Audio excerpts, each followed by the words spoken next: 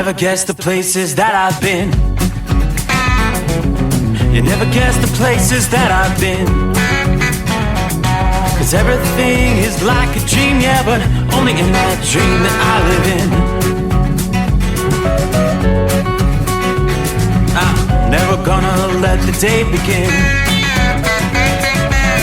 Never gonna let the day begin. 'Cause everything is like a dream, yeah, but only in that dream that I live in. Oh, don't wake me up before you go, and I'll just make this bed my home. Oh, darling, please just let me sleep. Give me my dreams.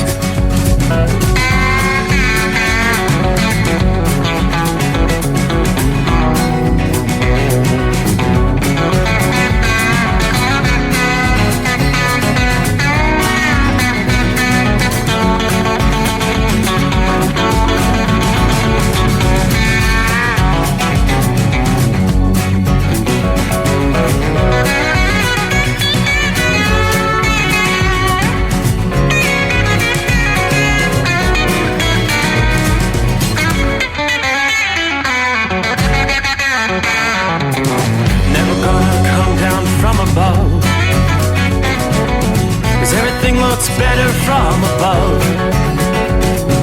Nothing's ever as it seems, yeah, except in that world that I dream of.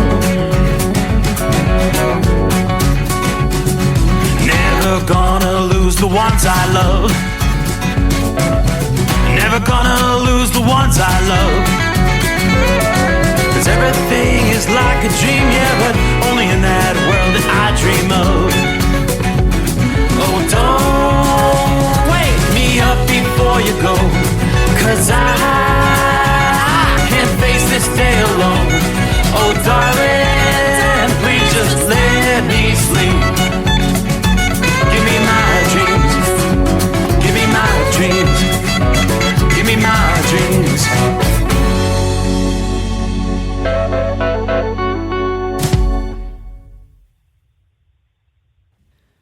From Feature Story News in Washington, I'm Caroline Malone. Iran is preparing to launch an imminent ballistic missile attack on Israel, according to a White House official. In a statement, the official says the US is preparing to defend Israel and that a direct military attack from Iran against Israel will carry severe consequences for Iran. Kate Fisher reports from Washington. Well, this comes hours after Israeli forces launched a ground invasion of southern Lebanon, targeting the Iranian-backed militia Hezbollah, and days after Israel killed Hezbollah's leader Hassan Nasrallah in an airstrike. Iran's supreme leader said that his death will not go unavenged. On Monday, the US announced it was sending a few thousand additional forces to the Middle East to bolster the 40,000 already in the region and to help to defend Israel. The United Nations chief, Antonio Guterres, is calling for an immediate ceasefire following Israel's ground offensive in Lebanon on Tuesday. The Secretary-General is extremely concerned with the escalation in the conflict, according to his spokesperson. It comes as a senior White House official told media the US has indications Iran is preparing to launch an imminent attack. Sally Patterson reports from New York, where the UN is headquartered. The United Nations Secretary-General says he's spoken with Lebanon's Prime Minister and promised him the entire UN system in Lebanon is mobilised to assist those in need. On Tuesday, the UN's peacekeeping force called for de-escalation and said its peacekeepers remain in position. The force condemned Israel's incursion, saying it violates the country's sovereignty and territorial integrity. Israel, meanwhile, is warning its citizens to listen to safety instructions from the military, saying it's in the midst of a campaign against, quote, Iran's axis of evil. The US embassy there told all government employees and their family members to shelter in place. Sally Patterson, New York. US vice presidential candidates J.D. Vance and Tim Walz will face off later on Tuesday for what's expected to be their first and only debate ahead of November's election. The presidential race remains extremely tight, with both Kamala Harris and Donald Trump looking to gain any edge they can in the battleground states that will decide the result of the election. Ira Spitzer reports. The 90-minute debate begins at 9 p.m. Eastern Time and takes place at the CBS Broadcast Center in New York City. Democrat Tim Walz and Republican J.D. Vance will field questions from CBS News journalists Norah O'Donnell and Margaret Brennan. And just like the presidential debate 3 weeks ago, there won't be a live audience. While the overall impact of vice presidential debates is unclear, any viral moments that come from the clash of the two Midwesterners on key topics like immigration and abortion could inject a new element into the presidential campaign. With just 5 weeks to go until Election Day, polling between Donald Trump and Kamala Harris suggests it could be a very close election. From bureaus worldwide, this is FSN. With FSN Spotlight, I'm Simon Marks, looking today at Israel's apparent decision to open up a third front, this time in Yemen. It launched weekend airstrikes on Houthi rebel positions. Reprisals, said the government of Prime Minister Benjamin Netanyahu, for missiles launched in the direction of Tel Aviv airport when the Israeli leader flew home over the weekend from the United Nations in New York.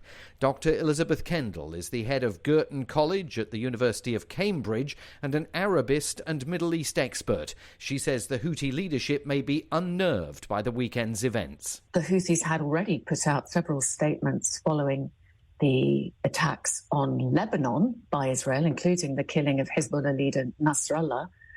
They are known for their bravado. They do follow up with their bravado, but I would imagine that behind the scenes, the Houthi leadership is also a little bit on edge and were probably taking measures to safeguard their leadership. If I were them and I'd just seen Israel going for Hamas in Gaza, then moving to the West Bank in very quick succession, decapitating the leadership of Hezbollah in Lebanon, I'd be thinking maybe we're next. And indeed, that seems to be the case. Israeli officials say they are not seeking to open up a third front in their ongoing military action, but said the strikes on the Houthis were driven by a determination to defend their own territory whenever it comes under attack.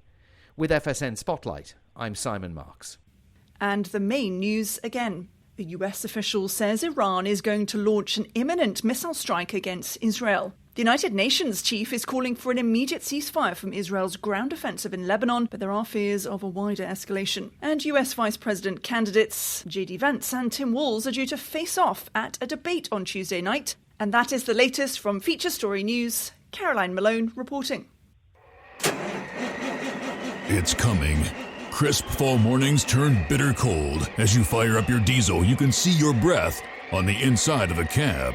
Imagine looking deep into your engine. Freezing temperatures impact your diesel's fluids, especially fuel. On a 23-degree morning, the paraffin wax in your untreated fuel starts to morph from fluid to large crystals. These crystals clump together and form a gel. At minus 10 degrees, your fuel hits the point where it no longer pours like a liquid. It's so dense that the flow through the fuel filter will slow, causing hard starts or no starts. Get prepared now for the cold that is coming. Hot Shot Secret Diesel Winter Anti-Gel is a premium fuel additive that lowers your fuel's pour point to minus 65 degrees. If it's that cold out, you shouldn't be on the road. You ought to be at home in front of the fireplace. Hot Shot Secret Diesel Winter Anti-Gel Premium Fuel Additive. Available now online at HotShotSecret.com. Hot Shot Secret.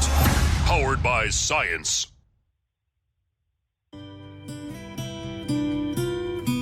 Another dark night on the interstate. Another 100 miles in the pouring rain. These are worth all the time I've spent away. Another dark night on the interstate.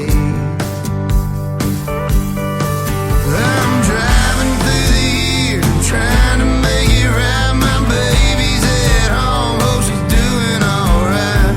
Miss my dogs and I miss my girls, I'm 1,000 miles away from my old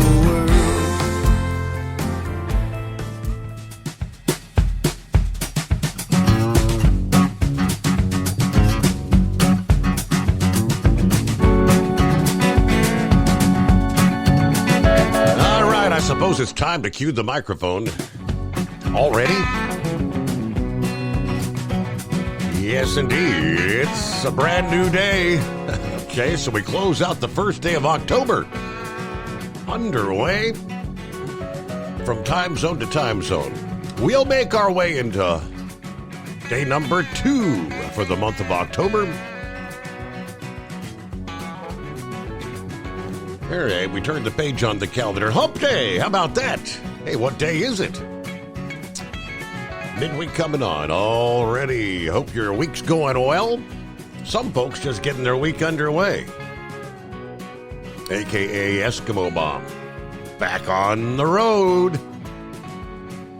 It is the Steve Summers Overnight Drive, live from the Hot Shot Secret Studio. Yes, a cool night. Yeah, you notice I got the long sleeve shirt. I came in prepared for the evening with the short sleeve shirt on. I said, man, it's kind of chilly. Let's get the long sleeve. It's the change of the seasons. Looks like 59 outside the secret bunker right now.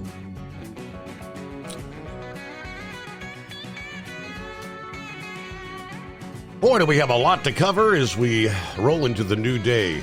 The very latest as the rescue, recovery, road closures, impacts on the freight in the Carolinas. We're now officially 24 hours into the East Coast Gulf Coast longshoremen's strike.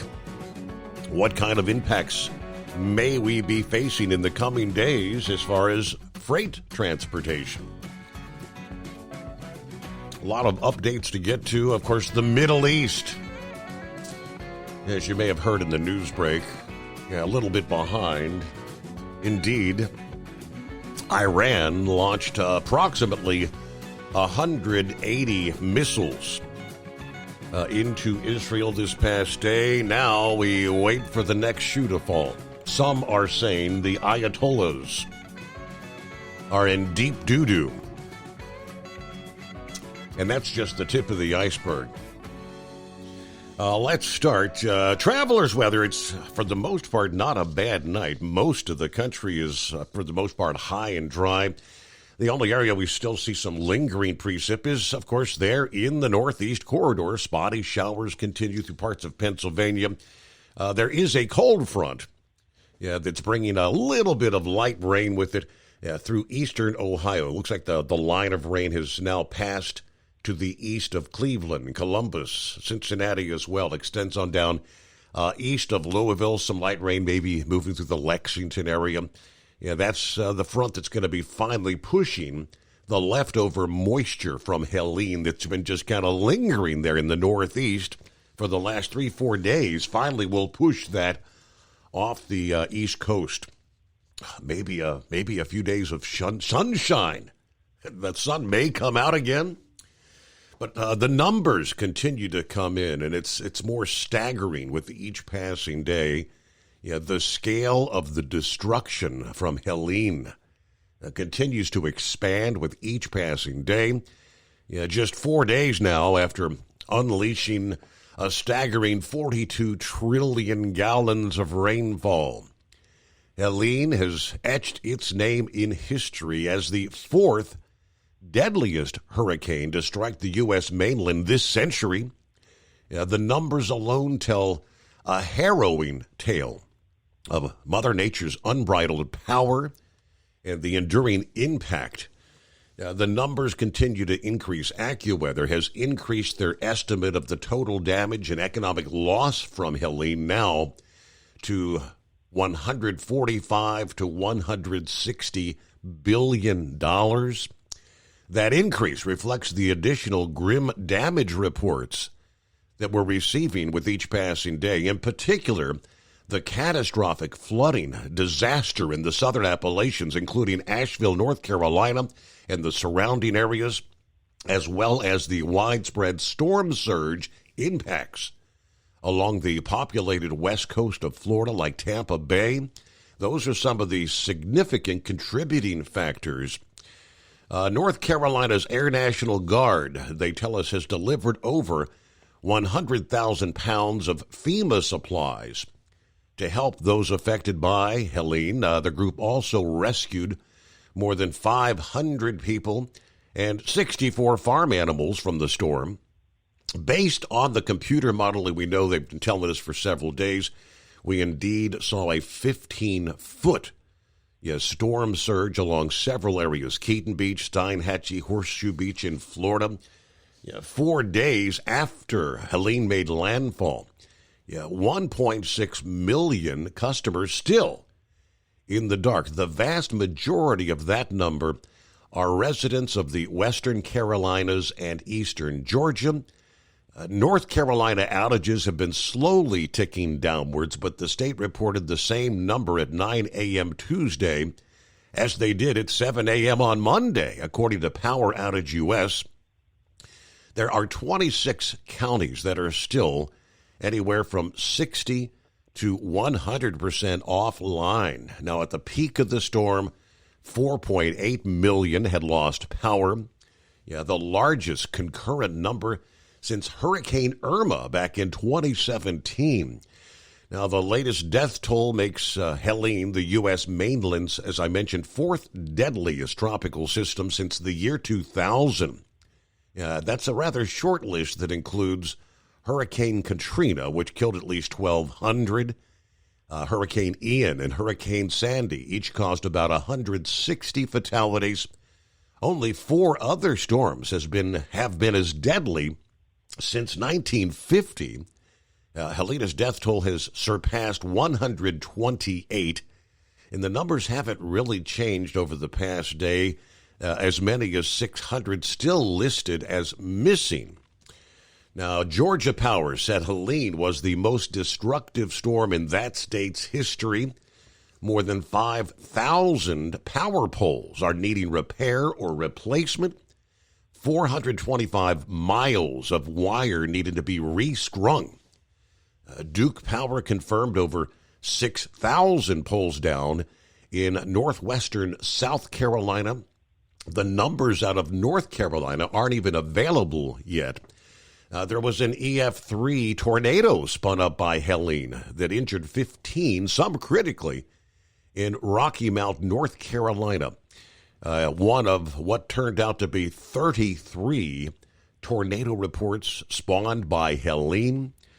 A total of 5,785 National Guardsmen have been deployed in the southeastern states. According to the Pentagon, this includes boots on the ground as well as helicopters, drones, search and rescue teams, and high water vehicles.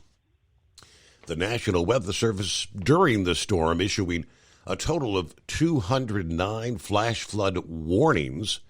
That number includes 36 flash flood emergency statements. 29 of those were issued on Friday alone. That's unprecedented. That smashes the previous record number of 12 flash flood emergencies in any given day. Now, there's a National Weather Service cooperative observer at Jonas Ridge, North Carolina, reported more than 3 feet of rain from Hurricane Helene. The ambient weather rain gauge at Jeter Mountain calculated 32.5 inches during the storm. The highest number official from the National Weather Service they have reported was 30.78 inches at Busick, North Carolina. Some of the river levels, the French Broad River near Asheville, recorded a level more than 10 feet higher than its previous record. The rain gauge has also been in operation for at least 23 years. There were at least 4 river gauges in the Asheville area that surpassed their previous record heights during Helene. And as far as winds, the second highest wind gust from Helene, believe it or not, was recorded on top of Mount Mitchell in North Carolina. We're talking 430 miles away from landfall. Now, that peak's unique height at 6,684 feet poked up into the storm's higher winds that were not observed at the ground or lower elevations, but the highest wind gust of 107 miles per hour, measured by a buoy offshore from Florida's west coast there. Coming up, we'll delve into the coming days as apparently, yes, the Gulf of Mexico remains the zone to watch for potential additional tropical development and impacts in the United States in the coming days. And this time, Florida, they tell us, may be the prime target for any budding system next week. Last week, even as Helene was moving inland, the long-range hurricane experts pointed out the next new threat to the U.S. would likely be from, again, the Gulf of Mexico and the Western Caribbean. Yeah, the development zone is being narrowed down to the southern Gulf, and the birth of a new storm could occur as early as this weekend or maybe early next week.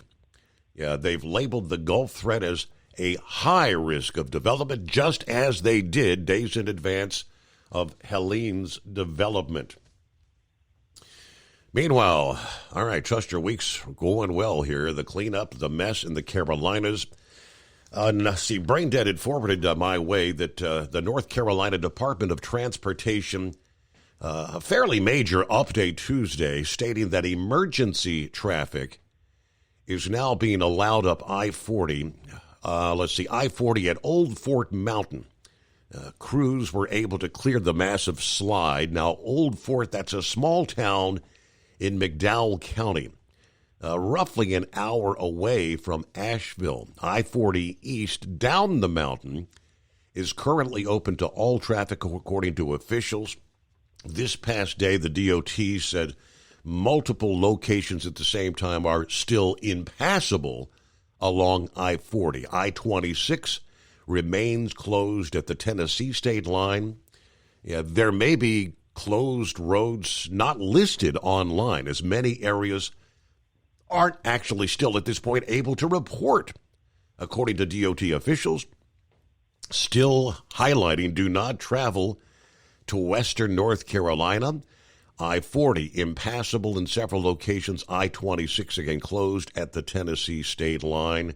They're still advising all roads in western North Carolina should be considered closed, and non-emergency travel is prohibited. Now, for those trying to get out, evacuating the Asheville area, they're having to use I-40 east or I-26 eastbound.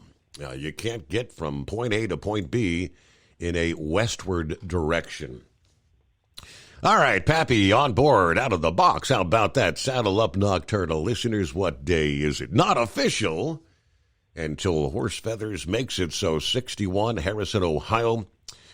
Well, fill me in. I fell asleep halfway through the debate. That's about how exciting that was. A lot of folks are saying, yeah, what a humdrum snoozer.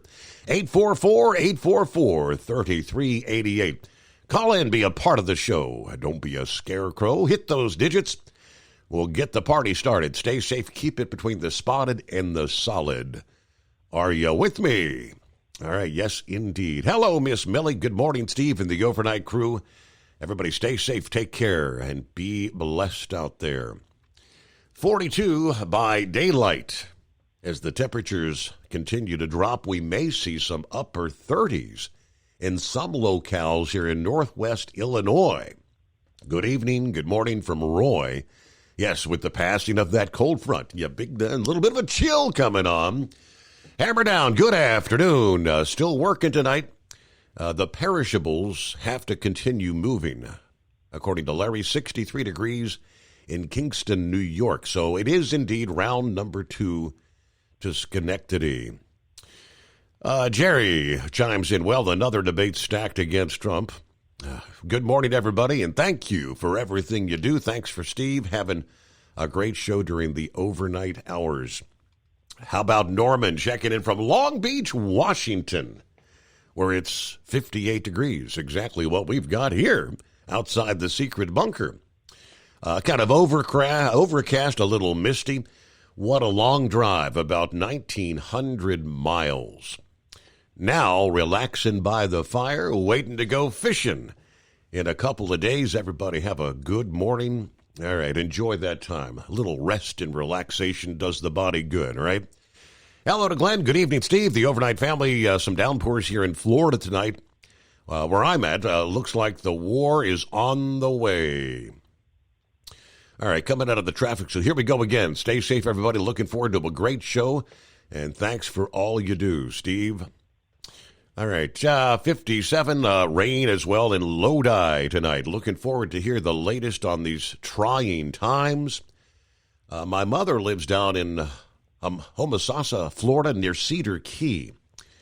Luckily, she made it through fine.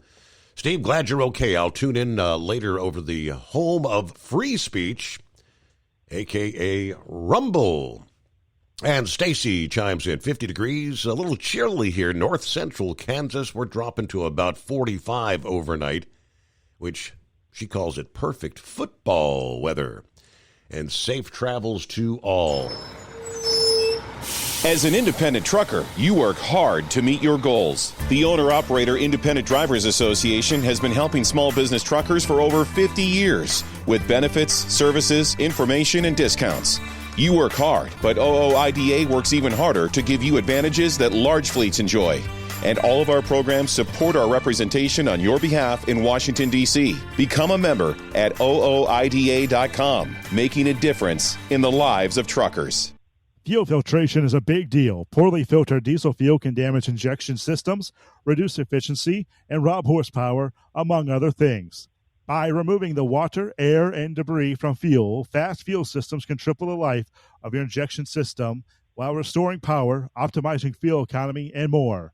Not sure what your truck needs? Give us a call at 636-433-5410 or learn more at fastride.com.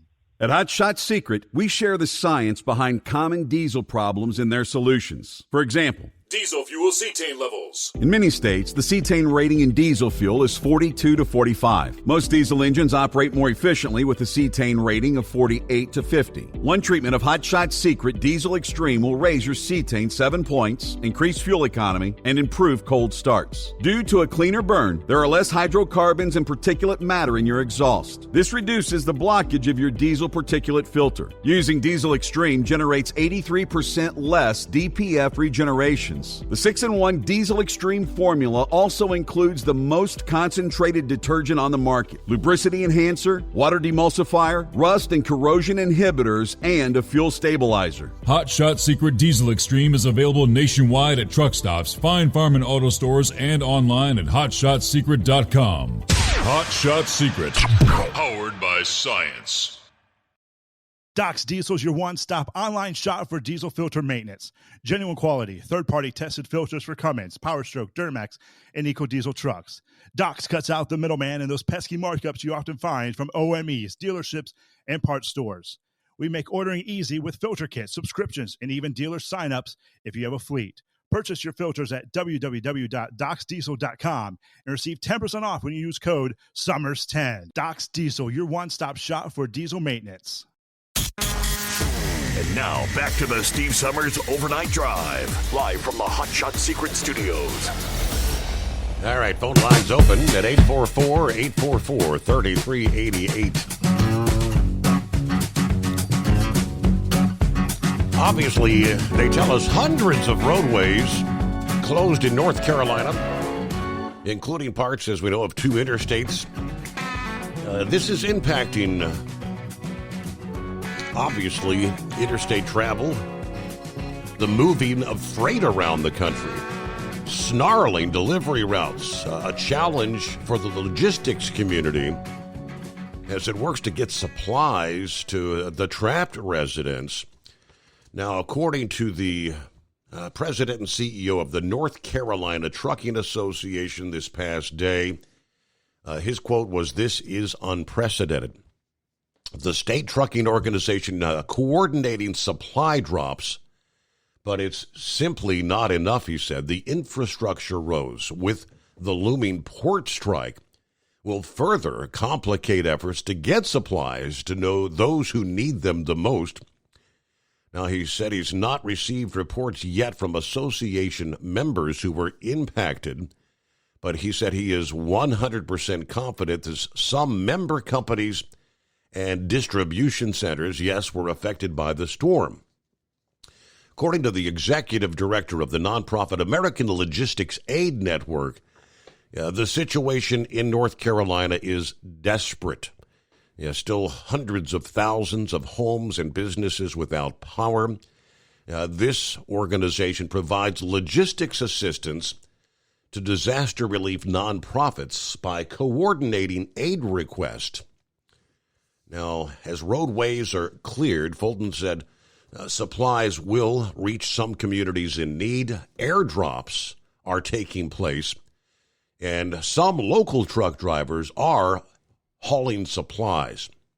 Access to clean water remains the biggest need. This particular disaster, very much like Hurricane Maria, in that we have immense loss of power. The people of North Carolina are cut off because we're on top of a mountain, on the side of a mountain, and the roads are washed away. According to a spokesperson for FEMA, they said infrastructure has indeed posed a challenge for the emergency responders trying to get supplies to residents as fast as possible. Flooding and loss of power are complicating those efforts. Food, water, and tarps are on standby and being trucked in as needed. According to the, again, FEMA spokesperson, they've deployed 25 trailer loads of food, 60 trailer loads of water to North Carolina. At this point, a C-17 cargo plane full of food, water, and other supplies arrived at the base in Asheville. From Feature Story News in Washington, I'm Caroline Malone.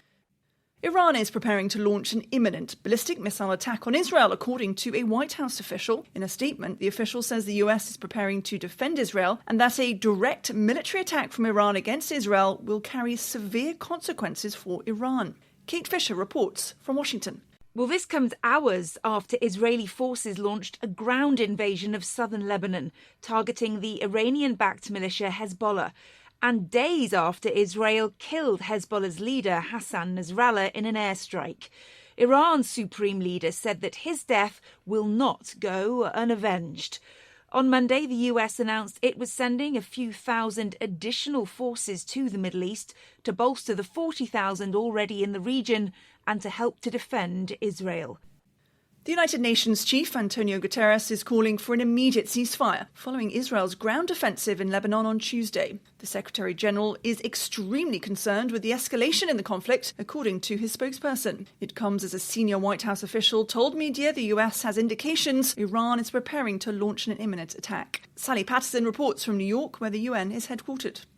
The United Nations Secretary General says he's spoken with Lebanon's Prime Minister and promised him the entire UN system in Lebanon is mobilized to assist those in need. On Tuesday, the UN's peacekeeping force called for de-escalation and said its peacekeepers remain in position. The force condemned Israel's incursion, saying it violates the country's sovereignty and territorial integrity. Israel, meanwhile, is warning its citizens to listen to safety instructions from the military, saying it's in the midst of a campaign against, quote, Iran's axis of evil. The US embassy there told all government employees and their family members to shelter in place. Sally Patterson, New York. US vice presidential candidates J.D. Vance and Tim Walz will face off later on Tuesday for what's expected to be their first and only debate ahead of November's election. The presidential race remains extremely tight, with both Kamala Harris and Donald Trump looking to gain any edge they can in the battleground states that will decide the result of the election. Ira Spitzer reports. The 90-minute debate begins at 9 p.m. Eastern Time and takes place at the CBS Broadcast Center in New York City. Democrat Tim Walz and Republican J.D. Vance will field questions from CBS News journalists Norah O'Donnell and Margaret Brennan. And just like the presidential debate 3 weeks ago, there won't be a live audience. While the overall impact of vice presidential debates is unclear, any viral moments that come from the clash of the two Midwesterners on key topics like immigration and abortion could inject a new element into the presidential campaign. With just 5 weeks to go until Election Day, polling between Donald Trump and Kamala Harris suggests it could be a very close election. Ultimate comfort on the road. That's the Bostrom difference. And why so many drivers are upgrading their seats to Bostrom seating.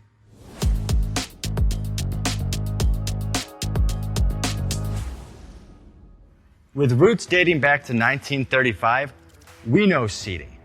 We've developed a full line of high-quality products with the right seat for your application. all made right here in the USA. From our top-of-the-line Wide Ride Plus Certa for the long-haul driver to our entry-level Baja series for the vocational driver, we provide you with the comfort you deserve at the price point you're looking for.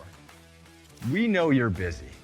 You don't have time to search every distributor and dealership for the right seat, only to find the one you want won't fit in your truck. That's why we created BostromSeating.com. It's a complete seating solution. You can build the perfect seat with the features and options you desire, and we'll help you be certain it'll fit in your cab. Once you've built the perfect seat and have the part number in hand, you can shop pricing and availability. Our Where to Buy feature allows you to pick up a seat right where you are or anywhere along the road you'll be traveling. When you install a Bostrom seat, you become part of the Bostrom family. A family that includes other drivers who recognize this is more than work. It's a ride, one that requires the next level comfort and support only Bostrom can provide. Go to BostromSeating.com to design your ride with ultimate comfort for the open road. Hands on the wheel, hands off invoicing. At Transcap, we're built for high speed and service, just like you. Our fast freight factoring helps you make more money, not chase it down, because we handle all the invoicing BS and back office work. Apply for fast funding at transcap.com/getcash. It takes just 60 seconds. Or call 888-250-TCAP. That's 888-250-TCAP. And mention Steve Summers Overnight Drive.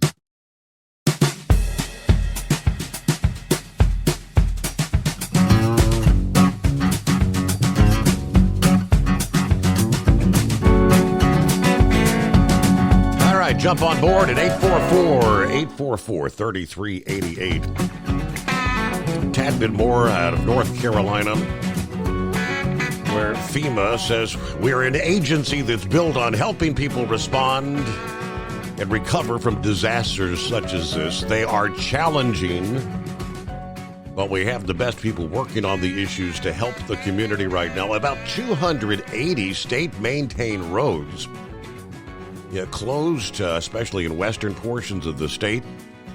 The Transportation Department said restoration will take months.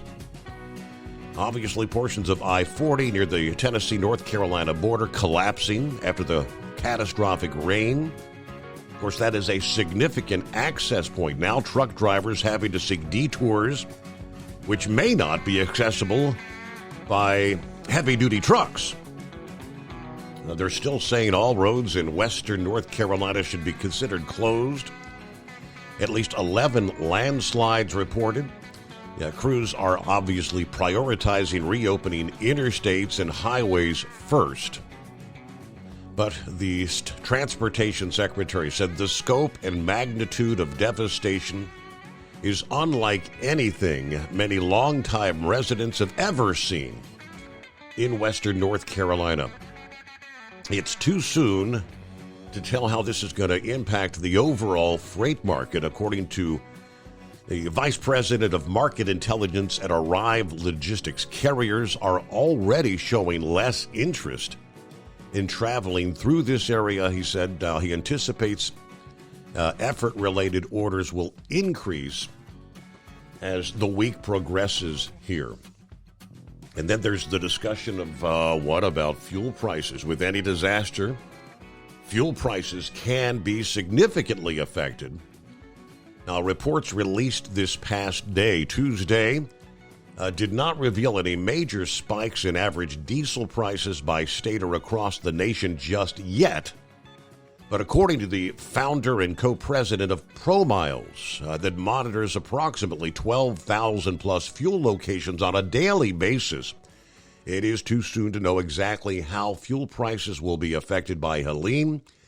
The major truck stop chains are doing pretty well keeping fuel prices as low as they can, he says. I think they've done a good job of keeping prices reasonable. The problem is they're going to run out of fuel. If they can't get those tankers safely back to those facilities and refill those tanks when they need it, these prices are going to increase. Part of that increase is not to try and price gouge anybody, but to slow to slow the amount of fuel that people are purchasing. If you don't, everybody and their brothers are going to go to the cheapest fueling location and fuel up. Several Pilot Flying J, Travel Centers of America, and Love's travel stops remained closed, affected by Helene. Some locations were open but not offering fuel services. A lot of the fuel distributors are also shut down or closed at the moment. The impact on fuel prices could come if they have to start pooling from other distributors to bring it in. Yeah, the biggest challenge that happens with most hurricanes is the cleanup. As always, supply is a major area of concern in the fuel market. In this instance, though, access adds another level of concern. It is a mess. It's one thing when you have one state that's been kind of devastated, but when you have this many states, this big of a path and this much destruction, it's terrible. We all need our communities. We all need our commodities, our medicine. And then these things get where they're going. It's kind of like, remember back in the COVID, during these hurricanes, it's even worse. And in this case, it's going to take years to rebuild.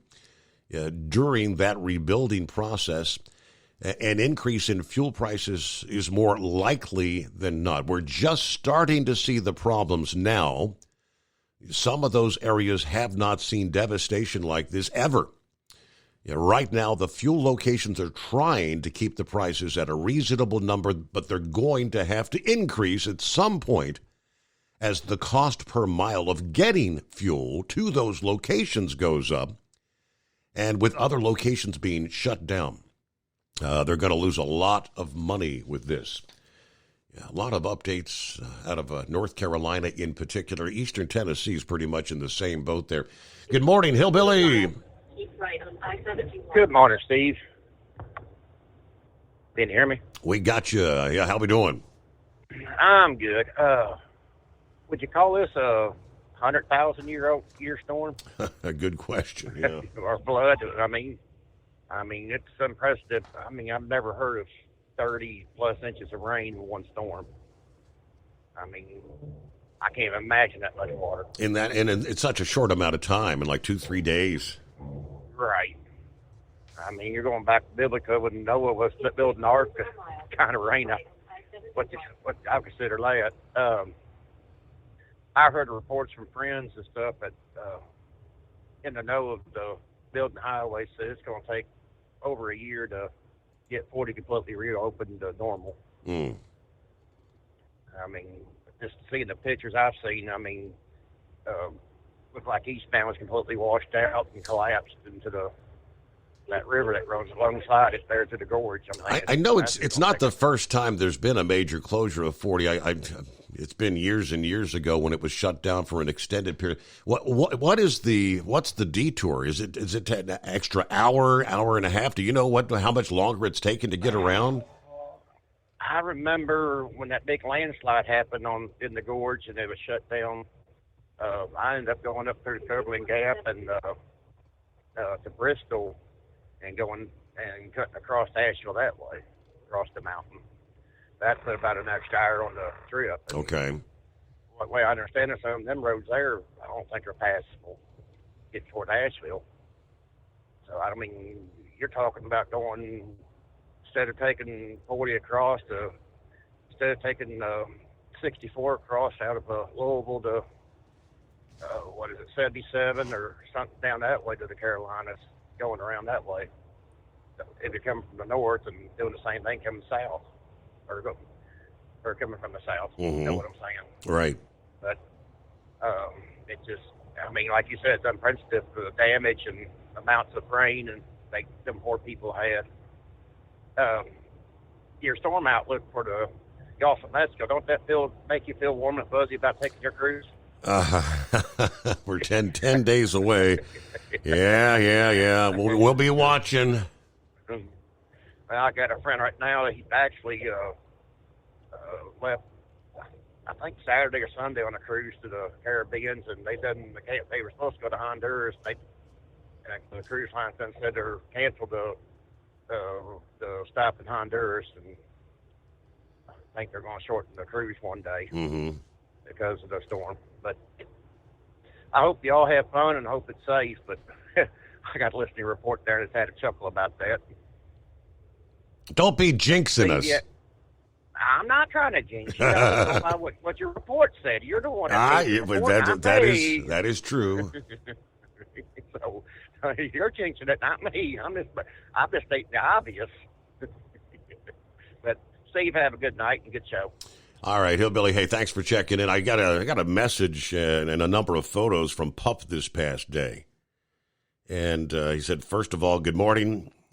Hope all went well with your procedure. And he's got a number of photos of their Asheville, North Carolina terminal. He's Estes, and that terminal pretty much destroyed, as he put it.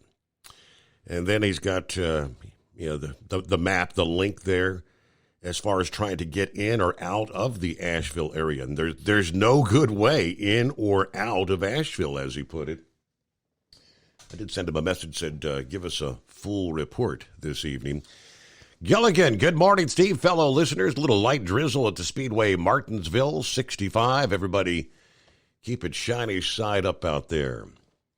Lord Weiss, two-time world champion bull hauler, 51 in Ellsworth, Iowa. Need to update the news, Steve.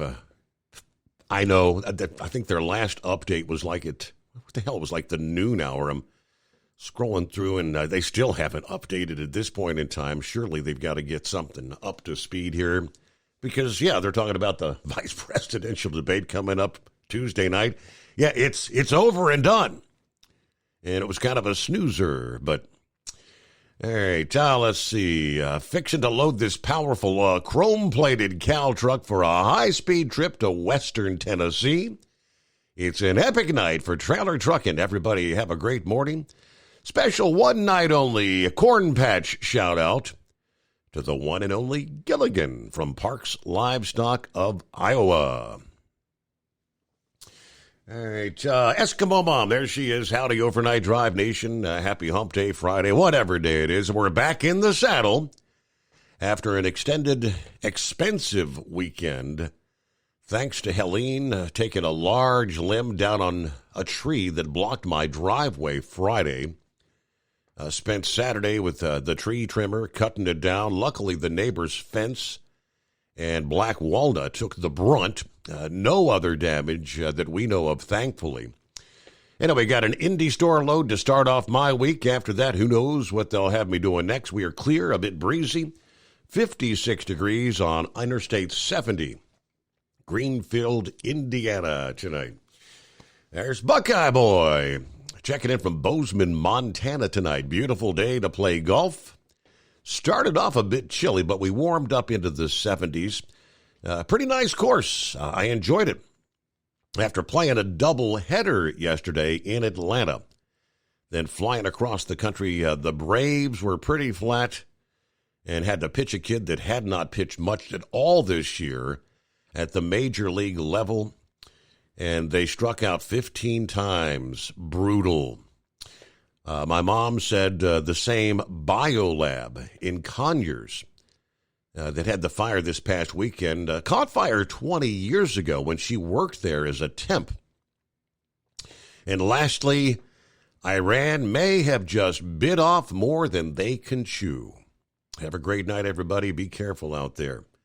Yeah, I do believe you may very well be correct as I just look at some of the headlines. Retired Lieutenant General Kellogg says Israel may target Khomeini, the Ayatollah.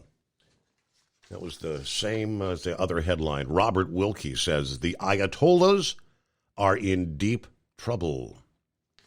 We'll get all the update from the Middle East where things really, really could explode here in the coming days. Someone did mention oil prices were up like $3 a barrel with the Iran strike on Israel this past day. We may see oil prices begin to move higher, fuel prices at the pump. Hello to Cripshot checking in. Hello, everybody from Newport, Kentucky. Hope you're feeling well, Steve, and truckers out there, be safe. Hello from the Ice Cream Man this Wednesday.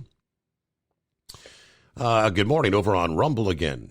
Hey, Pappy, Miss Millie, all the listeners out there, good to have you on board. It was Roy that said, I think oil was up $3 a barrel on the Iran-Israel attack. Let's give you the very latest there before we get to the port strike. Like I said, we got so much to cover. Iran launching missiles on Israel Tuesday evening local time as Israelis throughout the entire country were ordered to take cover in bomb shelters until further notice, was the statement at the time. The IDF said a short while ago missiles were launched from Iran toward the state of Israel.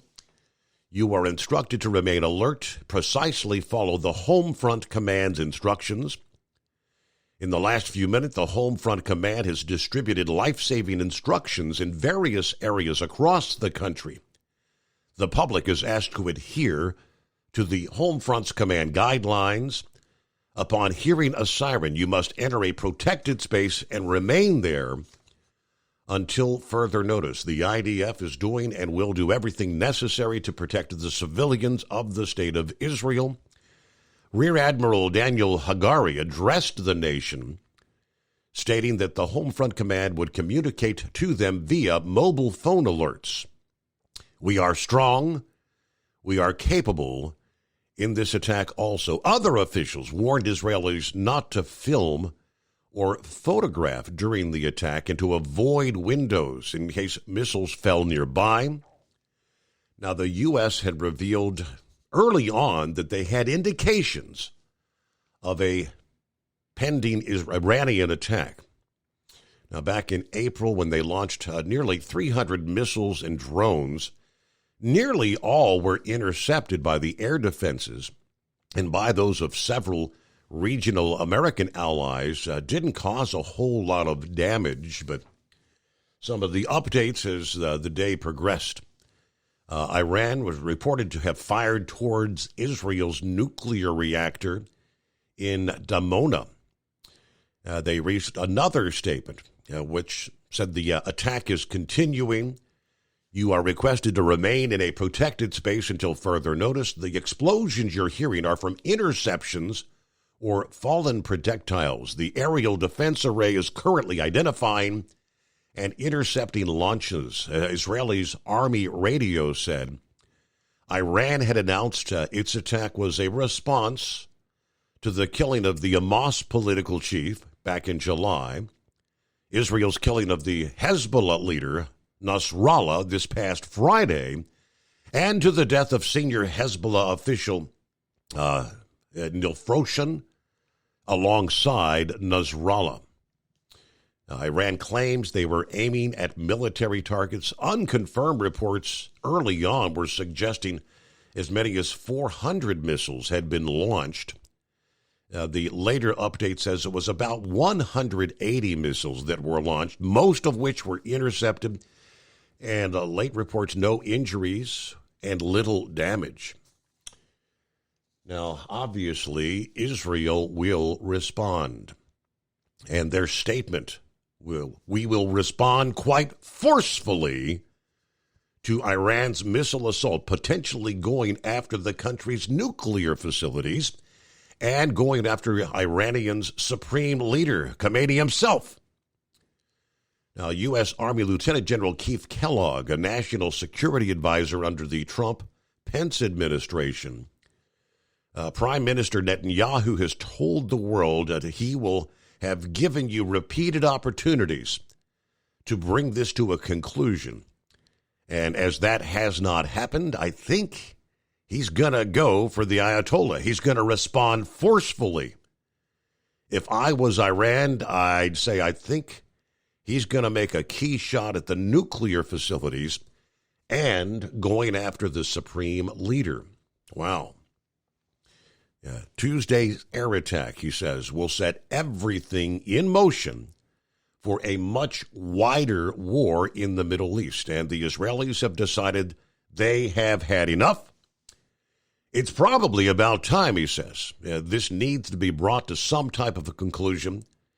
If we're not going to help them conclude it, they're going to have to do it on their own. And that's probably what they're trying to do by launching what could be as many as 200-plus missiles against Israel. Iran has contributed to a situation that is literally spinning out of control now.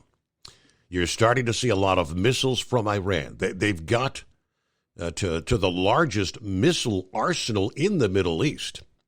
You're looking at the defense system, and they're trying to overwhelm that Israeli defense system. The Arrow 3 system and what they call David's Sling, defending Israel this past day, but the Israeli general policy is to make a disproportionate response to an attack. I think if you're looking at the supreme leader, he is a risk. The Israelis are going to come back hard. And they should. This is going to escalate more and more. This is not going to slow down. And the United States should remain full square behind Israel no matter what it decides. They are fighting our fight in the Middle East, and we should acknowledge that and know that and be on their side 100%. Meanwhile, Iran could be preparing yet another wave of attack. When they hit us at the Al-Assad air base in a situation with President Trump, we knew the attack was coming. It basically sat there for 5 or 6 minutes and said, okay, we're done.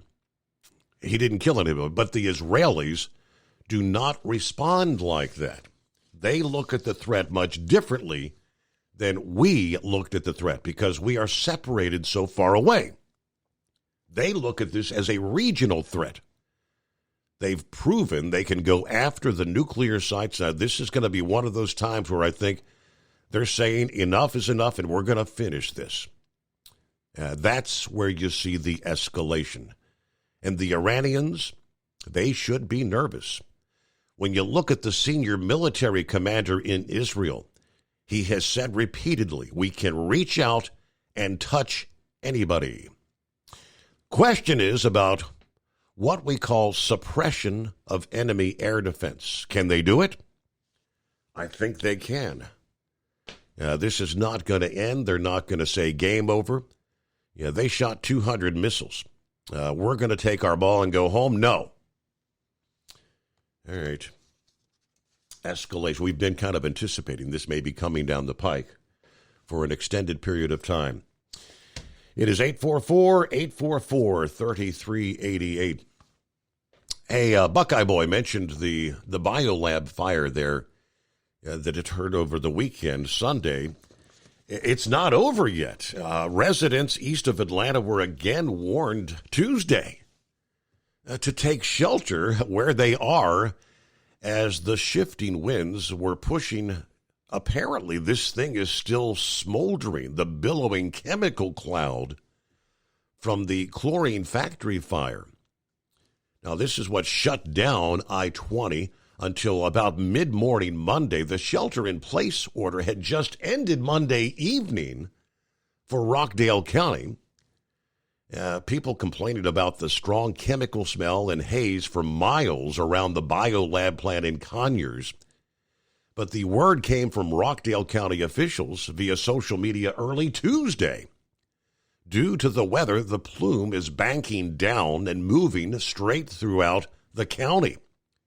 If the cloud moves over your vicinity, please shelter in place until the cloud moves out. The city of Atlanta said their firefighters continue to monitor the fallout and urged anyone with nose, throat, eye irritation, or difficulty breathing to call the Georgia Poison Control hotline.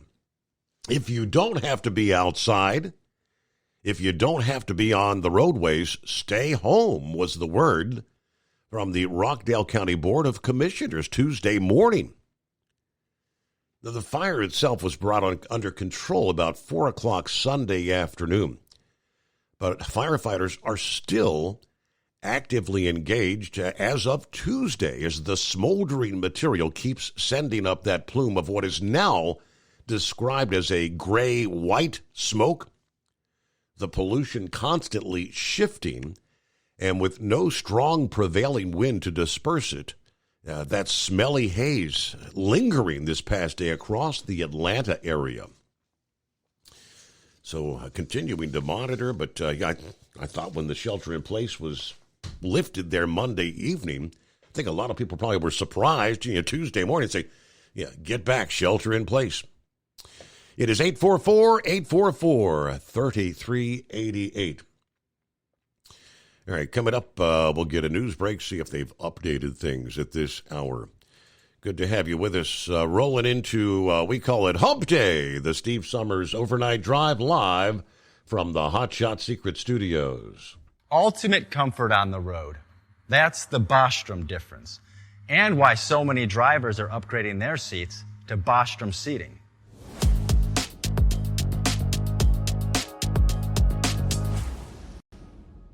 With roots dating back to 1935, we know seating. We've developed a full line of high-quality products with the right seat for your application, all made right here in the USA. From our top-of-the-line Wide Ride Plus Certa for the long-haul driver to our entry-level Baja series for the vocational driver, we provide you with the comfort you deserve at the price point you're looking for. We know you're busy. You don't have time to search every distributor and dealership for the right seat, only to find the one you want won't fit in your truck. That's why we created BostromSeating.com. It's a complete seating solution. You can build the perfect seat with the features and options you desire, and we'll help you be certain it'll fit in your cab. Once you've built the perfect seat and have the part number in hand, you can shop pricing and availability.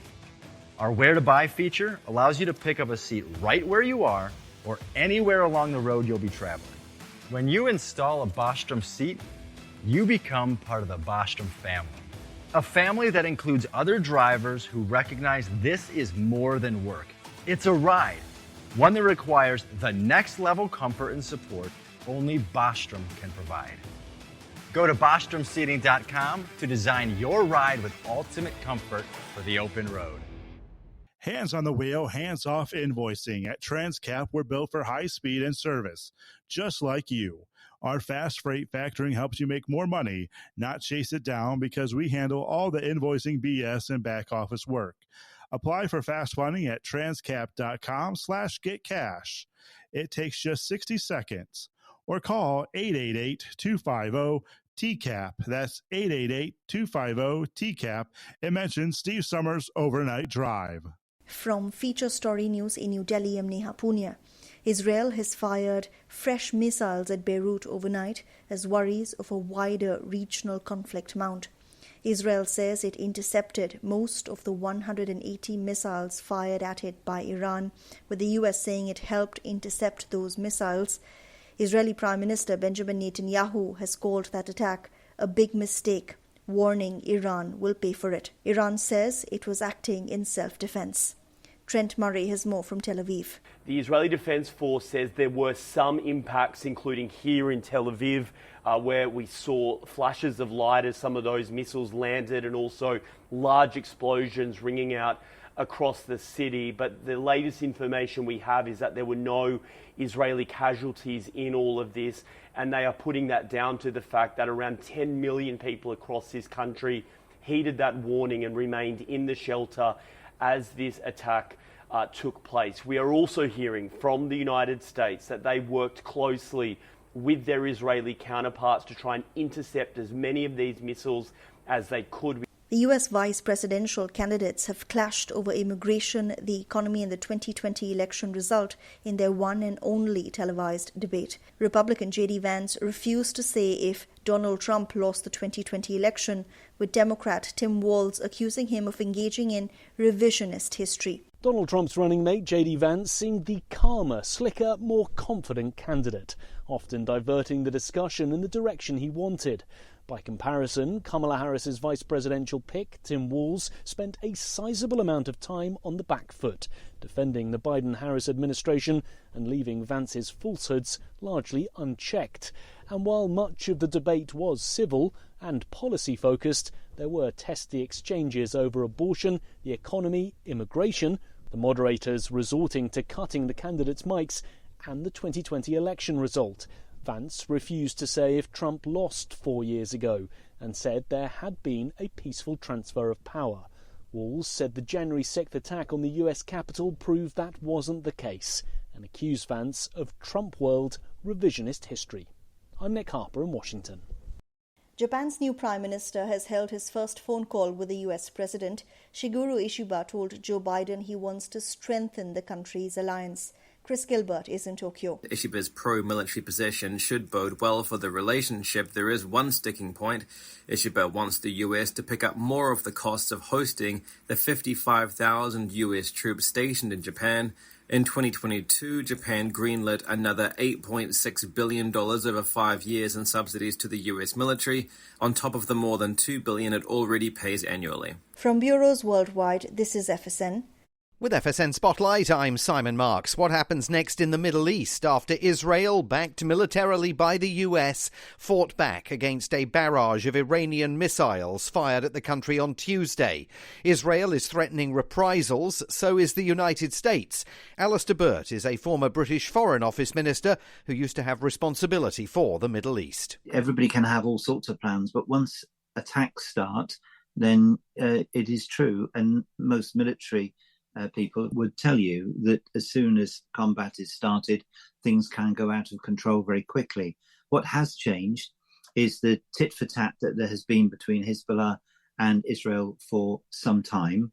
Israel has got tired of that, has escalated the situation to remove what it considers to be the danger to northern Israel and its maybe 60,000 displaced people to try and clear the danger. The risk for it is it may not be able to achieve this objective, and that Hezbollah may find its allies wanting to come in on its side. But that implies risks to all of them. So we may still be in a situation where people are not quite prepared to make a commitment to something which would genuinely be catastrophic. The US government says it's going to make it easier for American citizens in Lebanon to leave the country, booking more flights for them to get out of the country.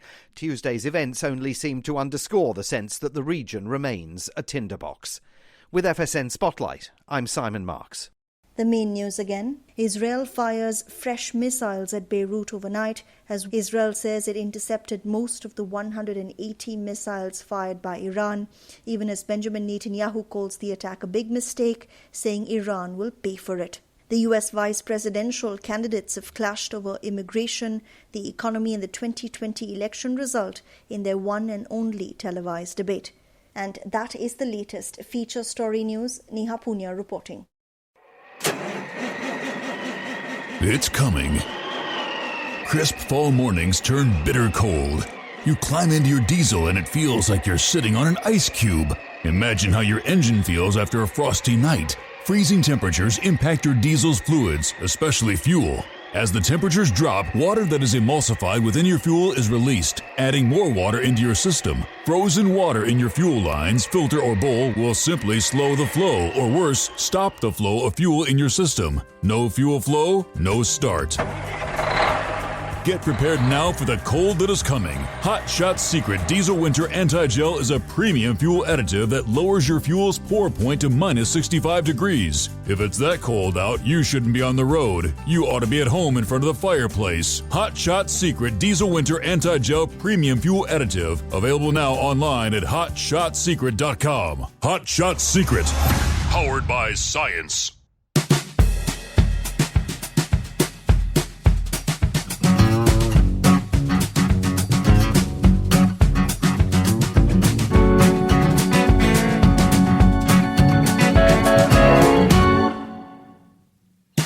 All right, as we kick off hour number 2, real quick, this is what I was able to find as far as where prices, oil prices.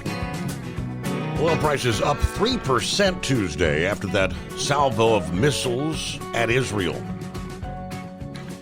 Brent futures up $1.86, settling at $73.56 a barrel. West Texas Intermediate up $1.66 per barrel at $69.83.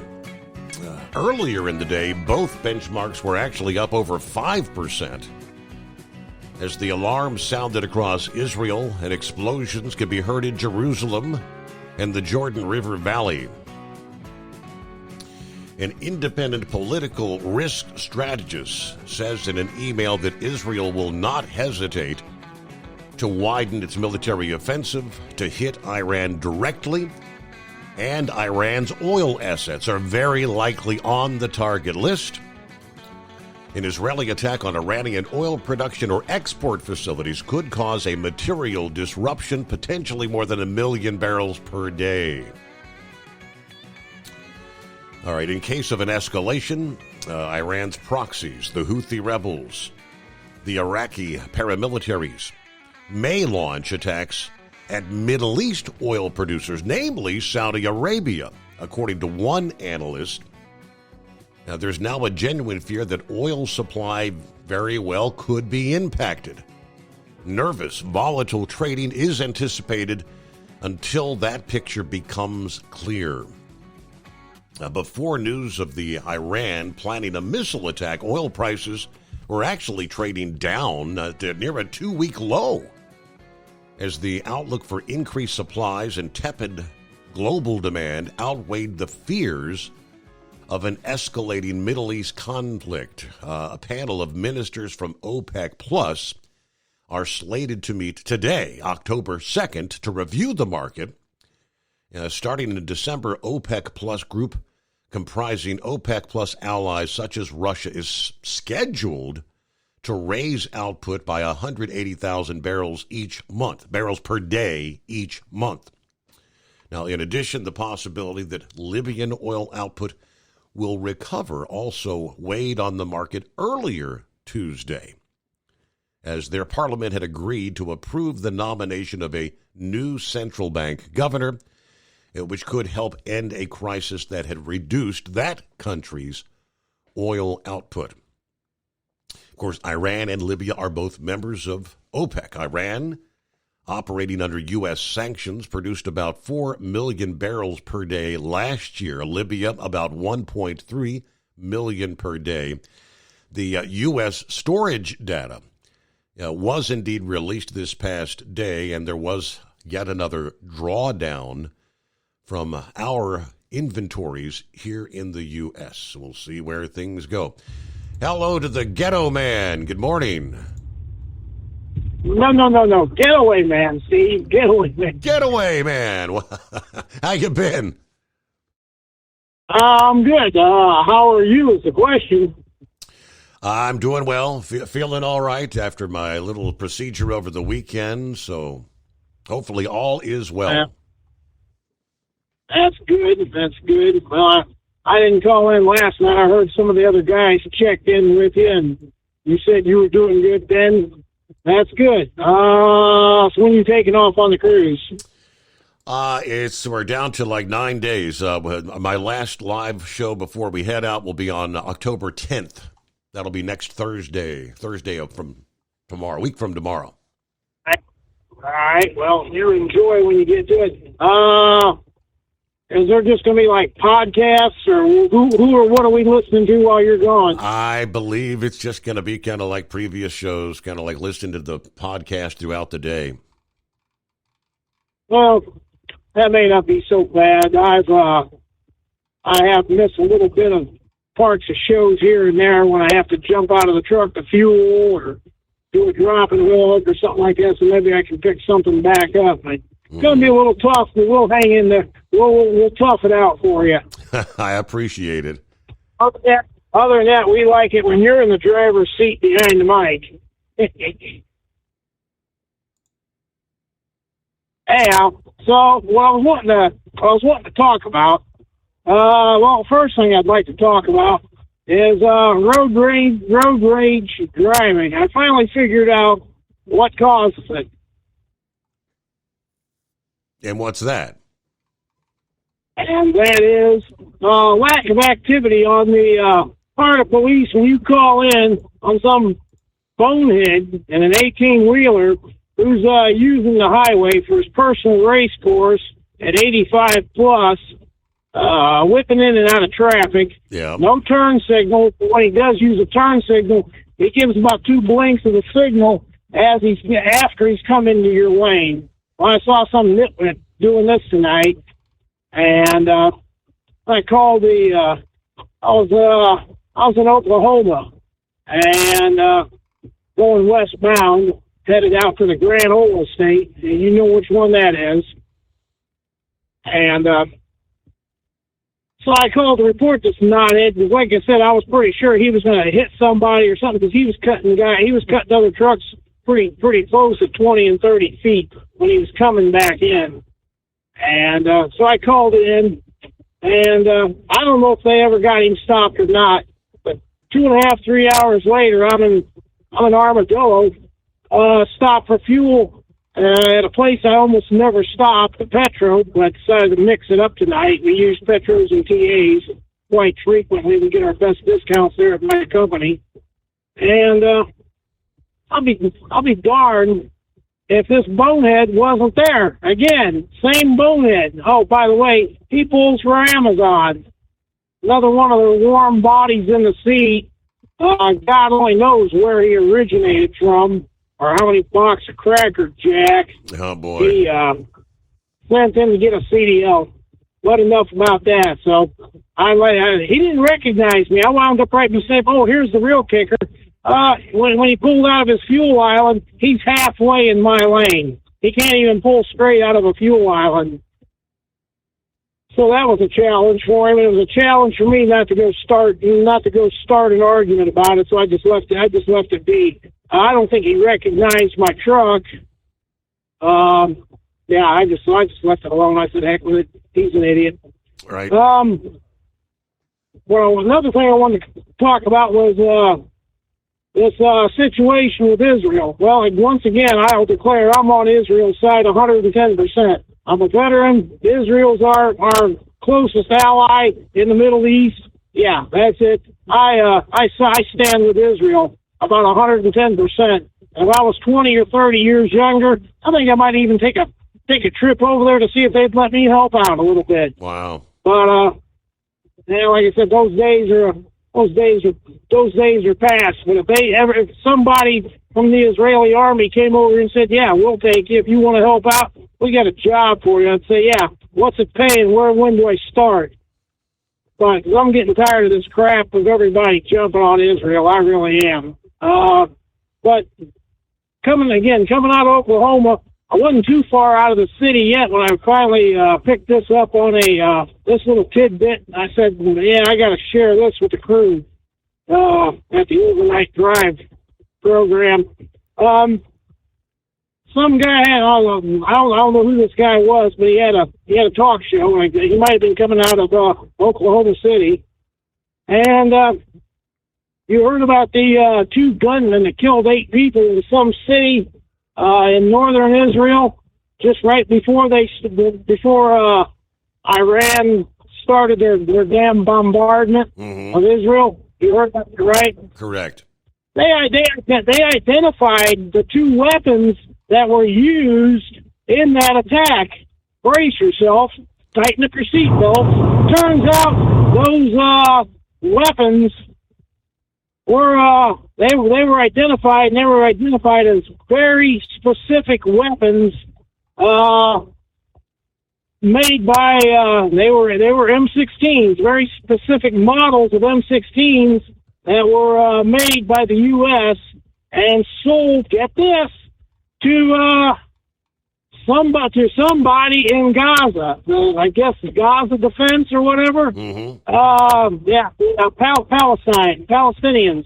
These 2 weapons were sold to the Palestinians, and they end up in northern Israel to kill 8 Israelis. Now, how's that grab? Who is running this damn country? We're supposed to be taking care of our allies, Israel. You got some pinhead by the name of Bernie Sanders doing everything he can to prevent the sale of arms to Israel while being a Jew himself. How stupid can you get? And now we find out 8 Israelis were killed with 2 American rifles that were sold to the Palestinians. If that doesn't beat all, I don't know what does. That just burned my butt up when, well, I guess you can tell that. And I had something else, but now I just forgot it. So I guess that's about all. Thanks for taking my call, Steve, and have a good night. Okay, all right. Yeah, tensions high. Look at some of the various headlines. Yeah, NBC News reporting about 4 hours ago, Israel Hezbollah live updates. Iran says it is concluded its attack on Israel. ABC News, Biden directed the U.S. military to help Israel shoot down the Iranian missiles. After Iran's attack on Israel, the Biden White House desperately trying to avert escalation in the Middle East.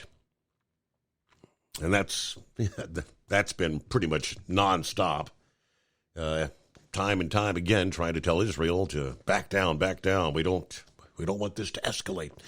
We'll return right after this. Hey, Kenworth owners, is your AC and heating performing poorly with little airflow in the cab? Soaring Eagle HD Truck Parts is here to solve your worries. Offering aftermarket replacement HVAC boxes and stainless steel with high output blowers receiving 50 to 100% better airflow, guaranteed. Not only that, but they also manufacture many other aluminum and stainless steel storage accessories. Check out their website at www.soaringeaglehd.com or call toll-free 1-833-455-2473. Serving you yesterday, today, and for the future. Keep your gas-powered engines running like new? Stable's proprietary formulas are proven by third-party testing to outperform the competition in keeping fuel fresh, preventing corrosion, and cleaning the entire fuel system. With Stable, you can have confidence you are doing the right thing for your engine's long-term health. Just pour into your gas can or fuel tank, then top off with fresh fuel. At every fill-up or when you store, start with Stable.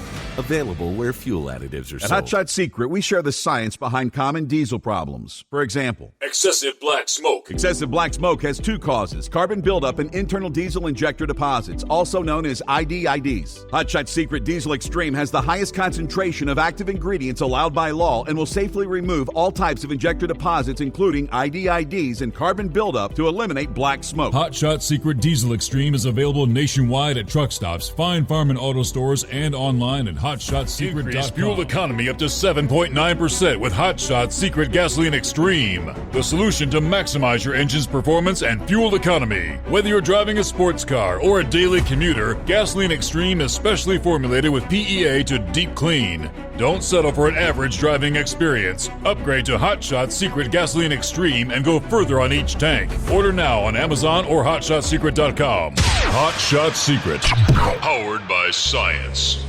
Hey truckers, this is Steve Darnell from the hit TV show Vegas Rat Rods. Check it out. Industrial Injection has been a leader in the diesel heavy-duty industry since 1985. Whether you are looking to keep your truck on the road, you are a hardworking farmer feeding America, an over-the-seas mariner, a miner, or a construction craftsman, Industrial Injection can help keep your heavy-duty rigs and equipment running so you can keep America thriving. Get all your turbochargers, injection pumps, injectors, and engine parts at industrialinjection.com. Industrial Injection, the place to go for all your diesel parts needs. The Overnight Drive with Steve Summers. Live from the Hot Shot Secret Studios. Call Steve now. 844-844-3388. That's 844-844-3388. All right, shout out to Casey. Sends me an email. They're in North Carolina. Updates from the affiliate WWNC out of Asheville, North Carolina. Stating that I-26 is open from just north of Asheville, south into South Carolina. I-40 east is open from Old Fort across North Carolina. I-40 west open across North Carolina to I-77 in Statesville. Will open to Old Fort tomorrow. US 421 is open to Boone and to the Tennessee line. And US 23 open from I-40 south to Silva, Franklin, Georgia. And lastly, US 74 is open to Cherokee. And tomorrow, NPS will open US 441 from Cherokee to Gatlinburg. Again, this from North Carolina officials via WWNC Radio. So as far as the longshore strike, now 24, 25 hours in, it's the heart of a labor protest, actually against the disastrous inflation bought by this administration's economic policies. The International Longshoremen's Association has asked for a $5 an hour increase in each year of the 6-year deal, which would raise what they call the upper limit of hourly pay from $39 an hour to $69 an hour. Well, that amounts to a 77% increase over the term of the contract. It really should be understood as making up for the lost real wages during the recent wave of inflation. They say when the union last negotiated their contract in 2018, it won for dock workers a $1 per hour increase per year on wages that started at $20 an hour for new workers and reached a maximum of $39 per hour. At the time, inflation had mostly run below the 2% target of the Federal Reserve for a decade, and it was running even lower that summer. The Federal Reserve's projections had inflation running at 2.1% over the next few years, so the union thought they would be getting the equivalent of a 2 to 3% real wage gain annually. Inflation upended that. The maximum of $39 is now worth $30.70 in 2018 dollars, and the starting wage is the equivalent of $15.75. Real wages, in other words, have declined dramatically as the cost of living increased. What the longshoremen are asking for is compensation for past inflation and some additional insurance against future inflation. Under the terms asked for by the union, workers will not even be back to where they thought they would be in real terms until sometime in 2026. In other words, the union's demand was so mild that it would not even make the workers whole until the second year of the contract. The longshore union leader, Harold Daggett, said this past morning that the Biden administration had suggested a $4 an hour increase per year as a compromise position. Now, Daggett has signaled that his union might have accepted that offer, which would have meant an even slower climb out of the hole dug by inflation. The negotiators for the management group representing the ship lines, terminal operators, and ports, however, came back with an offer of $3 an hour per year. At that rate of increase, it is possible the longshoremen would never recover their spending power. So management was proposing that the longshoremen would never recover from what they're calling the Biden-Harris inflation explosion. Cue Ball joins us. Good morning. Good morning, Steve. I was going to bring that up. I would want to talk about the debate real quick, though.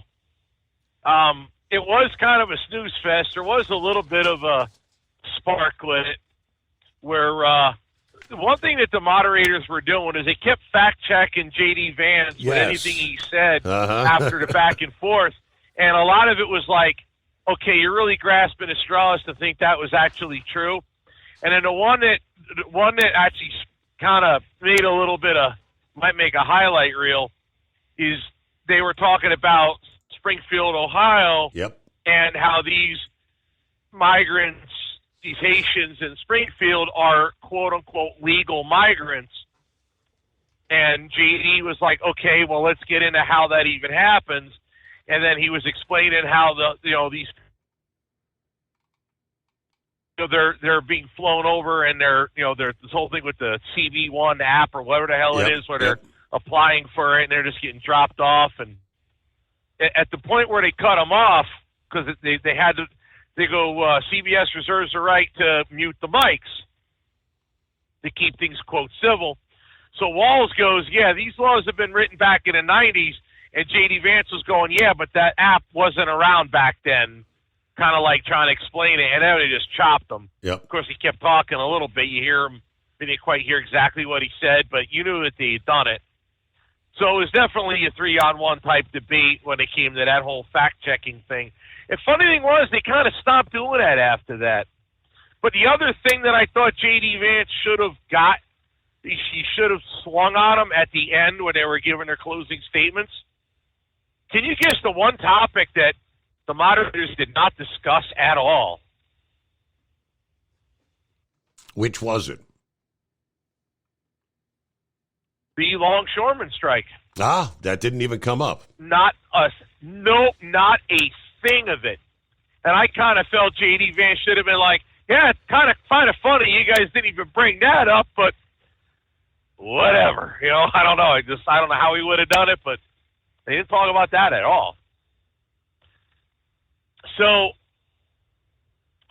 this is going to be. I don't really think people quite understand how big this actually is, and the amount of ports and the amount of problems that this is going to create. And I'm, to be honest, I'm on the fence with this. I didn't remember. I'm glad you brought that up. Their last contract was brought up in 2018. When that happened, nobody, if you had told me what the last 3-4 years was going to be, if you told me that back in 2018, I'd have thought you'd lost your mind. Right. Well, hold that thought there, Cue Ball. We got to get our news update here.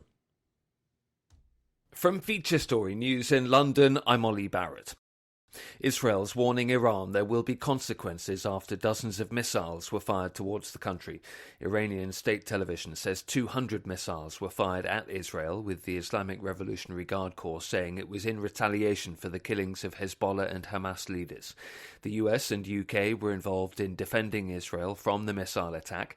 UK Prime Minister Keir Starmer is condemning Tehran's actions.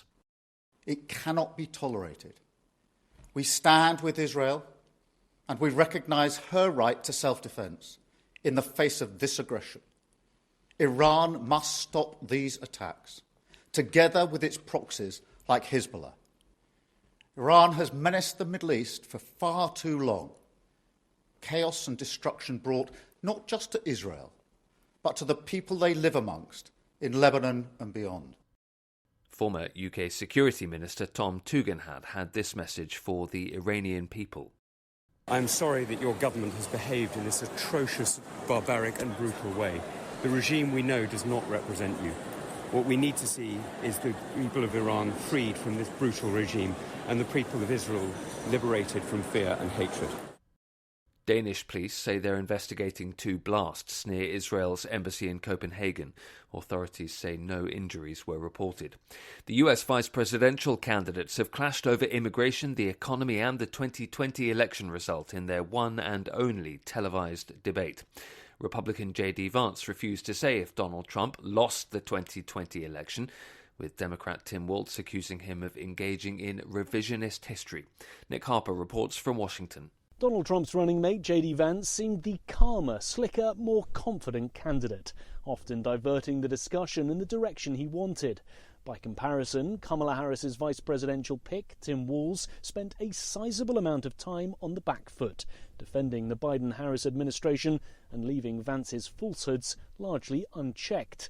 And while much of the debate was civil and policy-focused, there were testy exchanges over abortion, the economy, immigration, the moderators resorting to cutting the candidates' mics, and the 2020 election result. Vance refused to say if Trump lost 4 years ago and said there had been a peaceful transfer of power. Walz said the January 6th attack on the US Capitol proved that wasn't the case and accused Vance of Trump world revisionist history. I'm Nick Harper in Washington. More than 100 people are joining new legal action against US musician Sean Diddy Combs after claims of sexual assault, rape and sexual exploitation. He's already facing criminal charges of racketeering and sex trafficking, which he denies. From bureaus worldwide, this is FSN. Increase fuel economy up to 7.9% with Hot Shot Secret Gasoline Extreme, the solution to maximize your engine's performance and fuel economy. Whether you're driving a sports car or a daily commuter, Gasoline Extreme is specially formulated with PEA to deep clean. Don't settle for an average driving experience. Upgrade to Hot Shot Secret Gasoline Extreme and go further on each tank. Order now on Amazon or HotShotSecret.com. Hot Shot Secret, powered by science. At Hot Shot Secret, we share the science behind common diesel problems. For example, ultra-low sulfur fuels. Fuel has two purposes, combustion and lubrication. Ultra-low sulfur fuels have diminished the fuel's ability to lubricate. Hot Shot Secret Everyday Diesel Treatment with LX4 restores lubricity, protects your engine, and optimizes performance. Everyday diesel treatment is available at truck stops, Tractor Supply, O'Reilly's Auto Parts, and online at HotShotSecret.com. Hot Shot Secret, powered by science. Building relationships with their team drivers and customers still matter at IBI Security Transport. Since 1966, IBI and its team of drivers have been leaders and innovators in providing white glove service to its exclusive client base for transporting high-value freight safely and securely. Much of the IBI staff have driven trucks, so they understand both the customers' and drivers' needs. If you're seeking a career that values you as a person, not just a number, and offers great benefits and good home time, then IBI is the place for you. Call 800-582-5912 to discover why we are the leaders in team freight and start building a relationship with you. Attention all truckers, are you ready to own your own truck? Lone Mountain Truck Leasing makes it easy. Our lease-to-own program puts you in the driver's seat. Our inventory is always changing, and we have a variety of rigs, including Kenworths, Freightliners, automatics, and manuals. Once you make your last payment, the truck is yours. No interest, no balloons, and no buyouts. Take the first steps towards independence and financial freedom. Visit LoneMountainTruck.com or call 866-944-0383 to...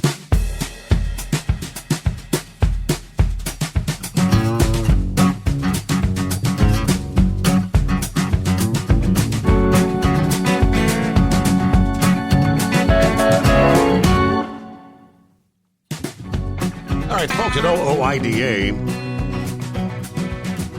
chiming in about the port strike. Yeah, what kind of effect is this going to have on freight in the economy?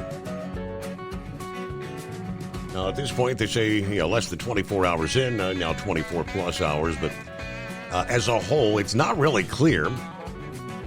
They say if a deal is struck within a few days, the impact could be minimal. Now, with the threat of a strike known for a few months, shippers had set up contingency plans. They knew this might be coming down the pike. In the month of July, we saw a 14% year-over-year increase in 20-foot equivalent units entering the U.S. And the port of Long Beach had its strongest month in its 113-year history in the month of August. According to market intelligence at Arrive Logistics, he said port truck capacity could be diverted to Hurricane Helene relief efforts in the short term. However, a prolonged port strike could severely disrupt supply chains for fresh food, auto parts, plastics, furniture. Ultimately, this strike could become one of the most disruptive freight market events since the COVID pandemic. While capacity is sufficient to service current demand, growing import backlogs may very well create tighter conditions once the strike ends. In their monthly U.S. Port Rail Ramp Freight Index report published on Tuesday, ITS Logistics also points out that some of the more significant impacts to freight companies will be felt in the immediate aftermath of the port strike rather than during. Congestion, lack of equipment, lack of yard space, capacity constrictions, vessel congestion will stress every supply chain. As was seen during the days leading up to the strike, driver productivity dropped significantly. Drivers that could pull 6 containers or more per day prior were only able to get, just say, 1 or 2 containers per day out of the port. Ultimately, shippers should be prepared to add a minimum of 3 to 5 times the number of drivers to their current network. And it should also be noted that for every 36 hours the ports are closed, port operations will be negatively impacted for 1 full week. OOIDA noted that truck drivers having a long history of sacrificing their time to make up for chronic supply chain inefficiencies, including those deriving from strikes, pandemics, and natural disasters. They also pointed out that the current port strike highlights that the truckers face down the supply chain. Drivers constantly face downward pressure on their earning potential because their time is not valued by anyone in the supply chain. We encourage a quick resolution to the latest dispute and emphasize the need for specific discussions about how supply chain deficiencies stifle driver compensation, increase loading and unloading delays, and impact negatively highway safety. According to the Conference Board, a research business organization consisting of more than 1,000 public and private corporations, a 1-week port strike could cost the U.S. economy nearly $4 billion or $540 million a day, as these East and Gulf Coast ports handle more than half the U.S. container volume and a quarter of annual international trade, about $3 trillion worth. Yeah, of course, a port strike would paralyze trade and raise prices at a time when consumers and businesses are just beginning to feel some relief from inflation. There is no easy plan B. While shippers have begun diverting some cargo to the West Coast, capacity for such alternative options is limited. I heard a discussion, they brought up a good point. If, say, the administration were to try and intervene and order these workers, longshoremen, back on the job, what would take place is, whereas they're on strike right now, things are shut down. You tell them they got to go back to work. Well, they're going to go back to work, and they're going to be shuffling their feet, right? There ain't nothing going to move. They're going to be moving at a snail's pace. So I thought that was a good point they brought up. All right, welcome back, Cue Ball. Yeah, appreciate you hanging me on, Steve. Like I said, their contract that just expired was written in 2018. If you had talked in 2018 what the future was going to be, knowing what it was going to be, you'd have been laughed off the stage. So I kind of look at it like this. We all have to deal with the rising costs, inflation, the whole bit, right? Most people don't realize that how it affected a lot of, trucking companies, owner-operators, what have you. But one thing that I have the ability to do that anybody that owns a business does is you have the ability to try to get more money for the work you do. So, okay, it costs more to operate the truck, but we could put upward pressure on the rates. I don't haul for cheap. I might haul sailboat fuel or motorcycle doors for free, like I'm doing right now, but I'm not going to haul your crap for peanuts. We're just not doing it. But there are people out there that don't have the ability to earn more money or even work harder or work more to get more money when the cost of rent, groceries, and everything else, fuel, go high. Anybody in the military, they're not making any more money than they were, but they're paying out more than they were. I don't think these longshoremen are much different when you talk about what they're actually making. And you got to watch the propaganda on the news. Yes, even right-leaning sided news spit out a good amount of propaganda. There was this clown I heard today, and I'll just call him an absolute clown. He was on Fox News this morning, and he's one of their, tech guys. So he's like one of those, tech gurus that talks like he knows a lot of crap, but he really doesn't know jack crap or nothing. Okay. He actually had to. This clown was on television this morning saying that if you look at the European ports, automation increased the amount of workers at the port. And I'm like, the only purpose of automation is to get rid of the labor. Why would you automate your port or any place for that matter? It's like, go to McDonald's. You been to McDonald's recently with those stupid kiosks? They didn't put those there to put more people to work. They put them there to make you work for free so they could get rid of the cashier. So this clown was on Fox News this morning talking about automation leads to more people working there. What kind of nonsense you... Right? Don't piss on me and tell me it's raining. So you got to watch his propaganda. He's from the tech side of the world. He's the guy that makes money on the automation. He's going to tell you whatever the hell he's got to tell you, lie straight to you to get you to believe it.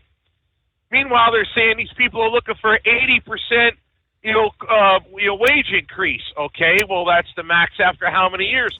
But how much has inflation been murdering these people? Not only that, Steve. Where are these ports?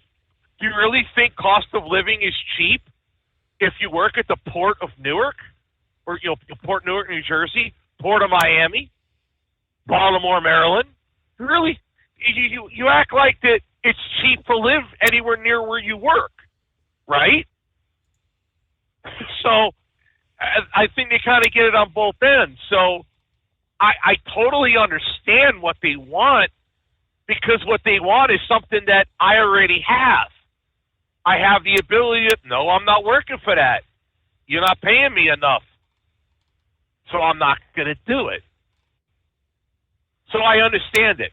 Mm-hmm. Believe me, it's affecting everybody, because let me be more specific. I mentioned I was hauling sailboat fuel for free, right? Mm-hmm. Well, I just unloaded in Connecticut to Tuesday morning. Monday afternoon, dispatch called me and said, we got a feeder mixer sitting down at Sparrows Point. You can pick it up tomorrow. I'm like, you don't watch the news much, do you? They're like, why? I go, could be a port strike. They ain't loading spit. S-P-I-T. I always feel like I need to explain that one. So anyway, he goes, yeah, they're not loading me down there on Tuesday. They'll be on strike Monday at midnight, Monday into Tuesday. He's like, oh, well, let me find out. I said, dude, that's Sparrows Point, bro. They ain't going to load none. Oh, guess what? I'm heading back to Wisconsin without the feeder mixer, because it's still sitting at Sparrows Point. So I'm sitting there thinking, oh, maybe I'll get a load, because I haul, every now and again, we'll get a load out of the Keene yard out of Carlisle. Now, what they do is they'll haul out of the ports, equipment, and then, excavators, tractors, all that kind of stuff, and leave it at their yard. And once it gets sold and distributed out from there, we'll haul it. Well, their port trucks that go from the port to their yard aren't doing anything. So to keep their guys working, they'll probably be moving from their yard to other places like they, hire outside carriers to do. Why would you hire an outside carrier if your guy's got nothing to do? So I'm probably not going to get one of those loads either.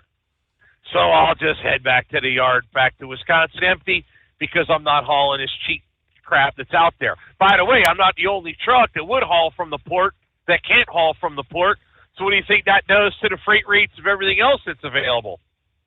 Puts a hard downward pressure, because now you got more empty trucks and the same amount of loads. Actually, you got less loads with more empty trucks. That'll put a downward force on the rates. Not me. I'm going home empty, because I'm not hauling for cheap. Even our outbound stuff, a lot of stuff we haul outbound goes to the ports. Well, it's either going to sit or it's going to have to be diverted to a West Coast port. That's just the way it's going to be. Mm-hmm. That affects everybody. Now, I'm sympathetic for the worker that has that. Now let's get onto it. Let's go beyond that. These these companies that they work for, the steamship lines, whichever. Do you really think the steamship lines didn't raise rates when fuel went crazy? Of course they did. It's different fuel than these ships are running, But the actual port operators themselves, they're charging more money. There's a place in Dundalk, Maryland, down there at the port that charges $25 to receive a fax. $25 to receive a fax because they want 3 copies of the same stupid thing. So if you show up with 1 copy, they're not allowed to just go to the Xerox machine and just make 2 copies and be done. That's $25 friggin' dollars. That ain't the Longshoreman Union doing that to you. Mm-hmm. That's the company they work for. So, you know what? I just don't have any pity for that. So, just like anything else, labor goes up, costs go up. That's just the way it goes. But you can't keep putting it on the worker. I'm the kind of guy where, I walk past the kiosk. I don't work at McDonald's. You do. Mm-hmm. If you don't want to work, McDonald's doesn't want to hire a cashier, I'll go somewhere else to buy my food. F you, I'm not doing it. I'm that kind of guy. But the same thing, you want to get these people working for what would be ridiculous wages for the work that they do. That ain't cool either. I get that. Now, here's the other side of the token. Is it smart for national security strategy, any of the for the economy, whichever? Is it smart that one union represents every port on the entire East Coast? Right. That union can shut down the entire East Coast? That doesn't seem too smart either. So while I understand where the workers are coming from, I don't think it's a good idea to be able to cripple a nation over it either. How do you solve this problem? That's above my pay grade, and the people in charge are far dumber than the dumbest person that I know. And believe me, that person's pretty friggin' stupid. So, dude, I don't know. You see what I'm saying? I mean, this could get real ugly real quick. So I don't know what the answers are. But someone's going to have to figure this out. And it wasn't discussed at the debates. And that was the thing that kind of threw me. I was like, wow, I can't believe they didn't even bring that up. Because I don't think it makes – and if it made Trump look bad, they would have brought it up, and that's all they would have talked about. So it certainly isn't looking good for the Biden administration, which, if you think about it, for Joe himself personally, he was a lame duck as soon as he got forced to sign that paper, if that was even his signature, and no longer run for president. He doesn't care about anything anymore. Yeah. He's been run out. He's been run out. He don't like Obama, and he don't like Kamala Harris. So if it hurts any of them, what does he care? He's going to go on the beach, show the world his ass, and lick his ice cream. He don't give a rip. If it don't affect him, that's the way of it. Look at this whole thing with the hurricane response and FEMA. It's so bad out there now, you literally got YouTubers flying helicopters out there to bring people water and medicine and supplies. Talking about Cletus McFarland. There's a group he goes with, it's kind of like the Cajun Navy. I forget what they call it, but they're trying to get private aviators to go in there with aircraft, specifically helicopters, to be able to get to where apparently FEMA doesn't know how to do any of this. So yeah, you literally have private aviators handling, and Cletus is one of them, handling this where the government can't. Our big illustrious government can't handle this at all. Doesn't it kind of harken back to all the negativity when the response to Hurricane Katrina, right? Didn't George W. took a lot of flack for that? Yeah, well, I don't really think the media is really focusing on it very much. I know Fox is a little bit more than they were, but it's like I just don't see much coverage of what's going on, because anytime they actually interview people, on the ground, it's like there's nothing. There's like very little, if anything, getting done. And I get it. Like, how do you get there and how do you get out? But man, they're just not being creative with their solutions. They're talking about, well, FEMA has warehouses and warehouses full of supplies. Okay, that's great if you're the warehouse, but if you're on the ground in North Carolina or Tennessee or Georgia or any other parts of South Carolina or wherever else is affected by this isn't doing you any good. When your water and food is sitting in a warehouse and in wherever Timbuktu, they're making a big deal of the C-47 or whatever lands in Asheville. Okay. How do you get it to the people now? I don't know. Yeah, we're using pack mules, which that was a legit story I shared last evening. All right, we'll be right back. As an independent trucker, you work hard to meet your goals. The Owner-Operator Independent Drivers Association has been helping small business truckers for over 50 years with benefits, services, information, and discounts. You work hard, but OOIDA works even harder to give you advantages that large fleets enjoy. And all of our programs support our representation on your behalf in Washington, D.C. Become a member at OOIDA.com, making a difference in the lives of truckers.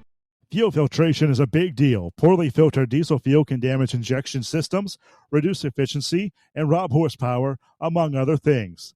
By removing the water, air, and debris from fuel, fast fuel systems can triple the life of your injection system while restoring power, optimizing fuel economy, and more.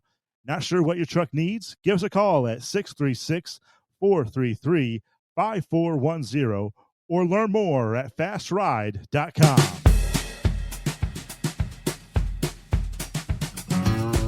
Hey, let's get at it here.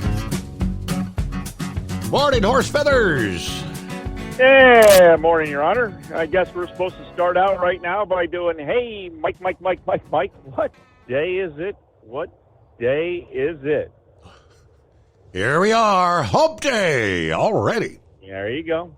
One more before the big ship. I was just going to say, the next time you say that, hey, Mike, we're going to be, we'll be rolling. I'll have one show left, and we'll be heading to Florida. Now, what do you think about all this tropical stuff they're talking about? Something over the weekend, early next week. What the? Yeah. Let it all come and blow out, and we'll have a good ride. There ain't no problem.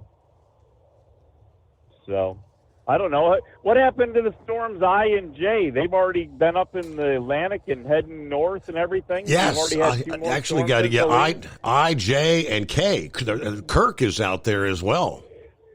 Is it? Okay. Way out there, and they're all just, they're like in the central Atlantic, and they're all headed, away from land. Wherever. No threats. Wherever, not near us, not bothering us. So that's a good thing. But yeah, we're racking up the storms. So I don't know. We'll see what happens. I mean, you got that other one possibly coming towards the Gulf again, and, which side of Florida, who knows, but Phillips a lot more up on that, and he's got a weather guy down there that's really, really good on that he keeps track of. But anyways, you talk about hurricanes and the response and everything, and that one that they had down there in Puerto Rico there that took the power away for a year there, it must have been like 2018, I think it was, possibly, because we were in Puerto Rico in 19, and the tour guide we had down there was talking about, he lived up in the country and he sent his family to the city, but he was without a power for over a year out there at his place. So anyways, do you remember there was a little bit of water that they'd taken to an airport and had there on the tarmac? What was it, like 1 million bottles of water they threw out? All under tarps, and it sat there for a year and a half, and then somebody found it and said, dump it. They found it, uncovered it, unwrapped it like a Christmas present, said, hey, look at all this water. Oh, it ain't no good. So sometimes our response isn't as good as what everybody wants it to be. So when these longshoremen, if they get this awarded to them what they want for their contractor, are they going to be donating a little bit of their money to me? Because if they get that kind of raise because of inflation, and it costs more to get products through the port, what's that going to do to inflation, Your Honor? I mean, what happened when the fast food workers had to have $20 an hour? What was the first thing that happened? Well, there was two things that happened when fast food workers got $20 an hour. Well, now they're expediting automation, like Cue Ball was just talking about. Well, okay, well there's well, I guess that's two. Yeah, they cut employment and they raise prices. Yes. So now you have less people working to pay more. So what does that do to inflation? It would obviously, I mean, whatever they're going to have to pay, whatever the port operators and employers, they're going to pass it on in some form or fashion, right? We'll be right back. Ultimate comfort on the road. That's the Bostrom difference. And why so many drivers are upgrading their seats to Bostrom seating.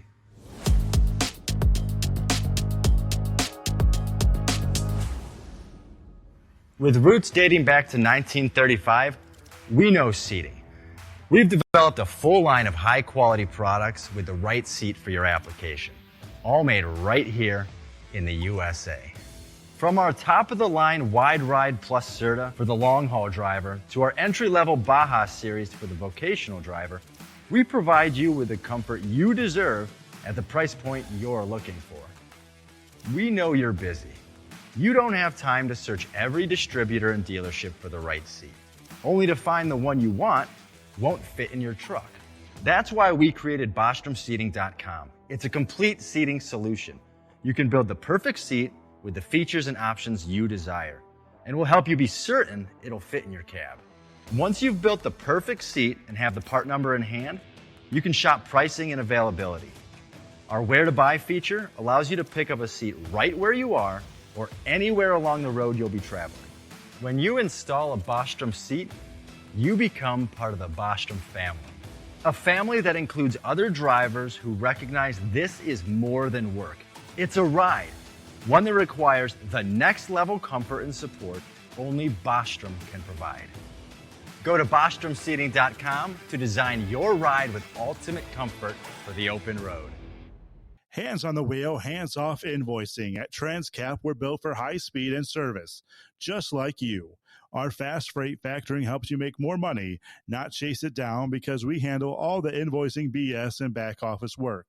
Apply for fast funding at transcap.com/getcash. It takes just 60 seconds. Or call 888-250-TCAP. That's 888-250-TCAP. And mention Steve Summers' Overnight Drive. From Feature Story News in London, I'm Ollie Barrett. Israel's warning Iran there will be consequences after dozens of missiles were fired towards the country. Iranian state television says 200 missiles were fired at Israel, with the Islamic Revolutionary Guard Corps saying it was in retaliation for the killings of Hezbollah and Hamas leaders. The US and UK were involved in defending Israel from the missile attack. UK Prime Minister Keir Starmer is condemning Tehran's actions. It cannot be tolerated. We stand with Israel, and we recognise her right to self-defence in the face of this aggression. Iran must stop these attacks, together with its proxies like Hezbollah. Iran has menaced the Middle East for far too long. Chaos and destruction brought not just to Israel, but to the people they live amongst in Lebanon and beyond. Former UK Security Minister Tom Tugendhat had this message for the Iranian people. I'm sorry that your government has behaved in this atrocious, barbaric and brutal way. The regime we know does not represent you.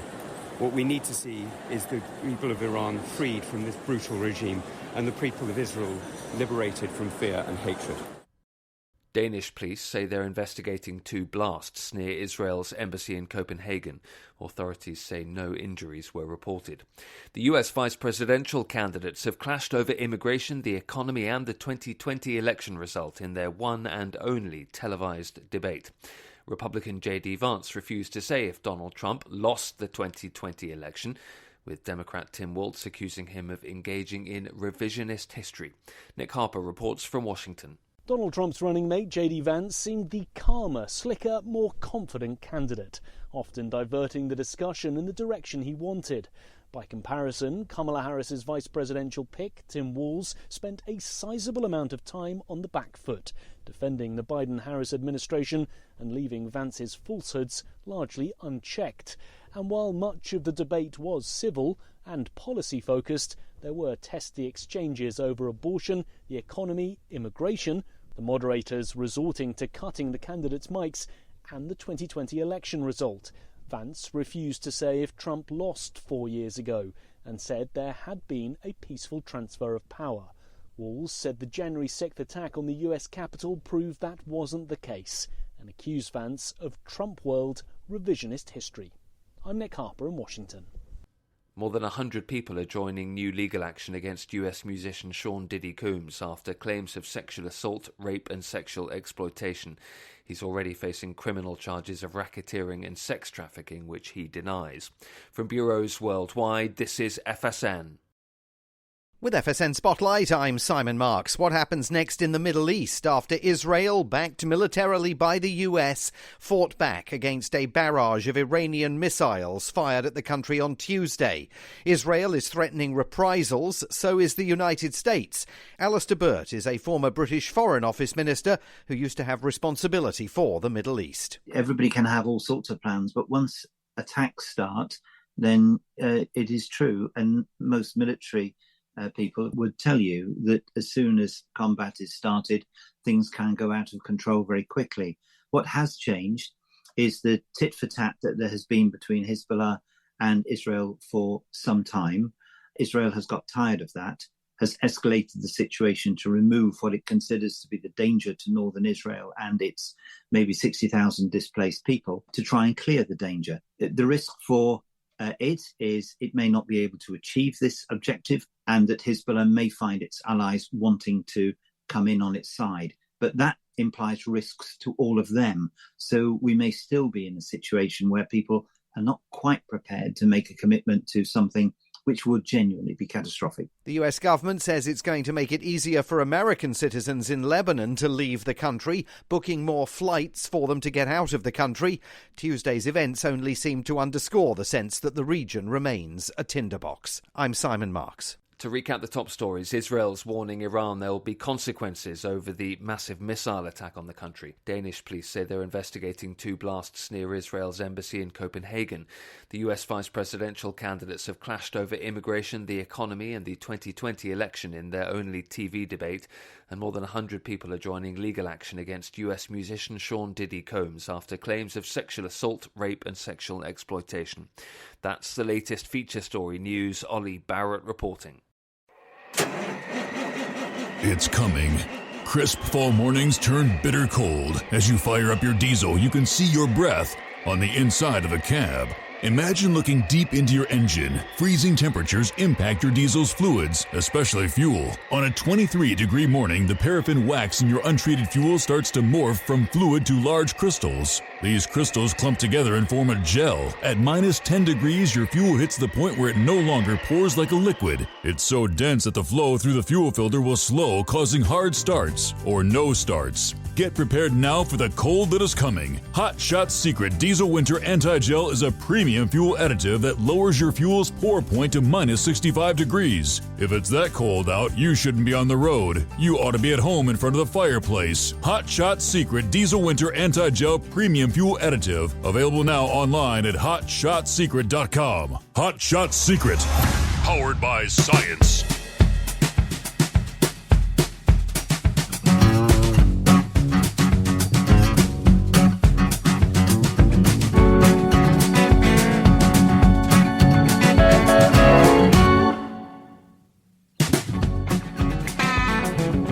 All right, welcome back. If you're just joining us, welcome aboard. Hey, we got a hump day midweek coming on. As we turn the page on the calendar, second day of, where are we? October? Yes. Hello to Jeffrey in Florida. Good morning, Steve, and all my overnight family. Football's going well there. Looks like Sylvester is on board. Morning, Sylvester. Kind of chimed in about the Middle East. Said, hey, buddy, great show. This has been expected. It was only a matter of time. There will be more happening in the coming weeks. All right, so the land down under, he said the 98 octane gas, the high test, I guess, went from $1.75 a liter, which translates to $3.55 a gallon, to $2.19 a liter, aka $5.63 a gallon. Has it jumped there? I honestly, I wasn't out and about checking prices at the pump this past day, so I don't know. I hadn't seen or heard anything about it. That's a significant jump. That's more than $2 a gallon jump, just like that. All right, I'll see what we got. Russell, good morning. Hope all's going well at the Secret Bunkers. 60 degrees, partly cloudy here in Dayton, Ohio.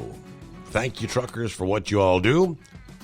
Watch your surroundings. Be safe out there. Have a good night. All right, we get back to, hey, Mike. Thanks for hanging in there. Yeah, thanks for holding me over through the break there. Boy, I tell you, it's a little rough listening to your newscast there. It sounds like they're a little rough there on the Republicans on their broadcasting side. Sounds like they're lean a little bit more towards being a little more supportive on the Democrat side. You think? But yeah, just a little.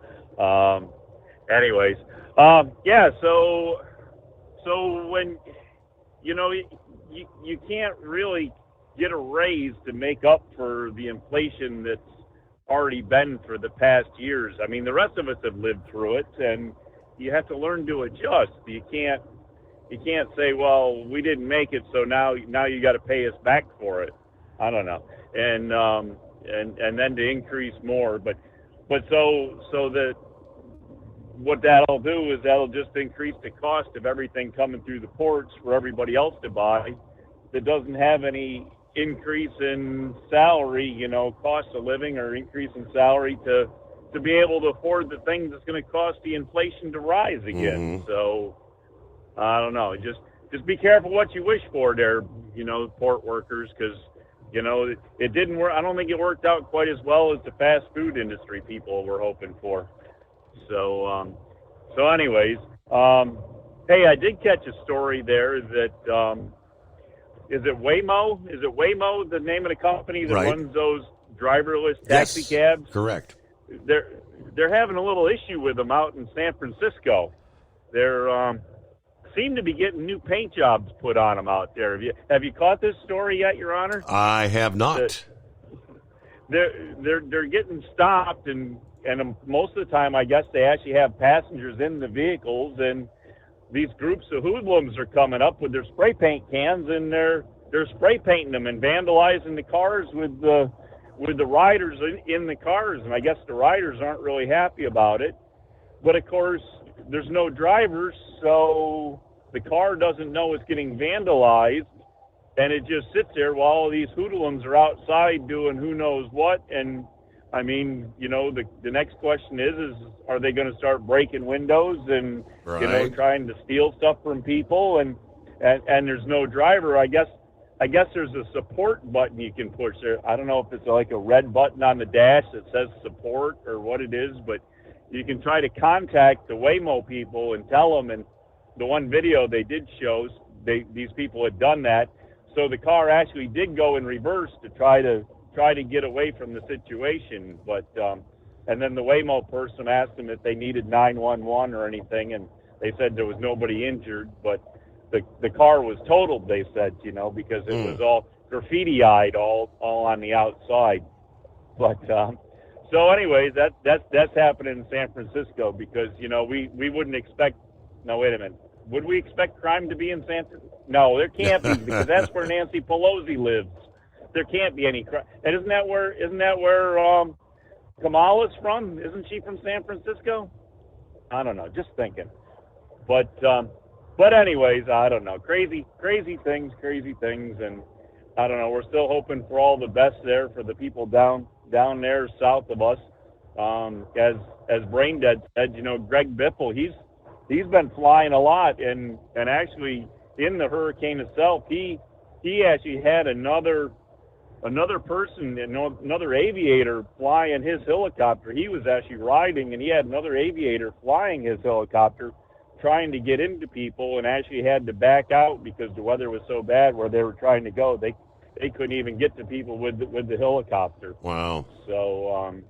So I know he's been doing a lot, and there's a lot of other ones down there, as was reported there, that the private industry has been, the private citizens have been doing a lot down there with their and companies with their own private use helicopters and stuff, and trying to get stuff in and out, and people out and stuff in, and so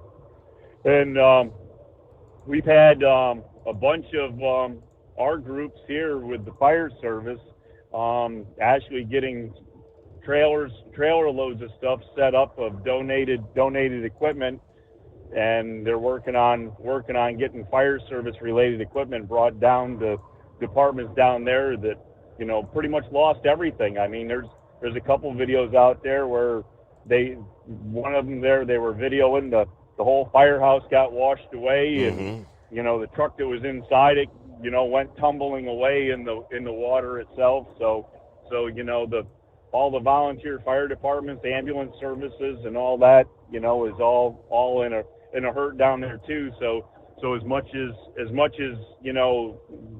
it's hard to get around, the resources they had down there are gone too. They're having to bring a lot of resources in from other parts of the country, and so if anybody that's got an extra ambulance or fire truck or something, they're trying to relocate down there to try to help them out with stuff. So wow.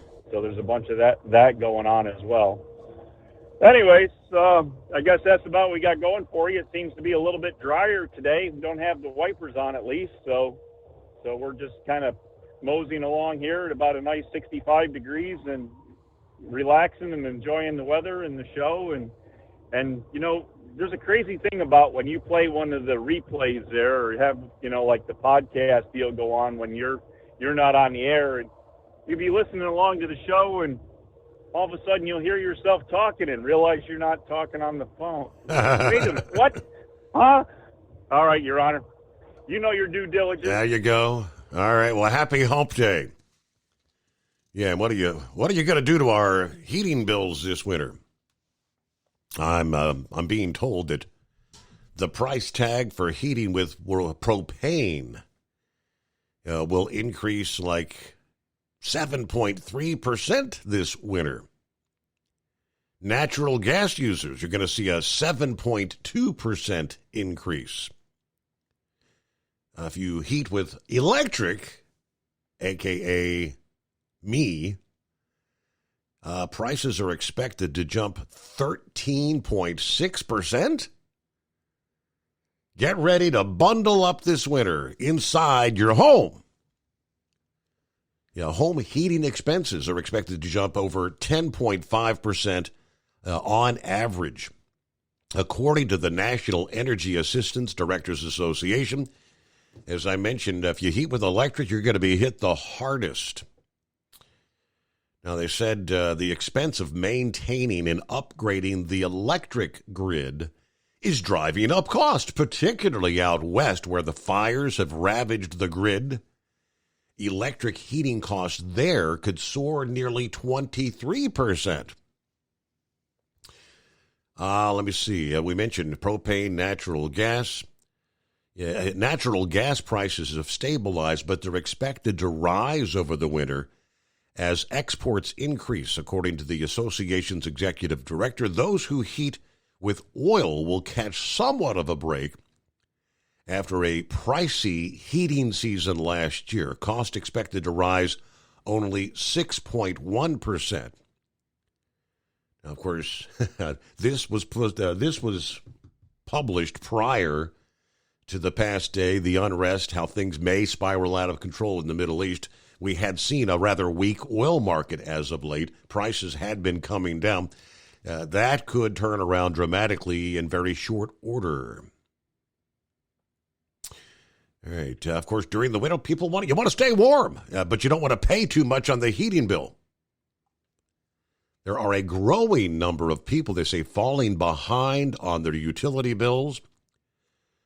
Some 21 million households owed a total of $13.5 billion on their electric bills in June, up from 20.4 million owing $12.5 billion a year ago. Falling behind. Things get pricier. Good morning, Philip. Morning, buddy. You guys were talking about raising up somebody's wages. We just passed they just had it here the other day. It's part of that package that we voted in a few years ago. They had a minimum wage raise in Florida from $12 to $13.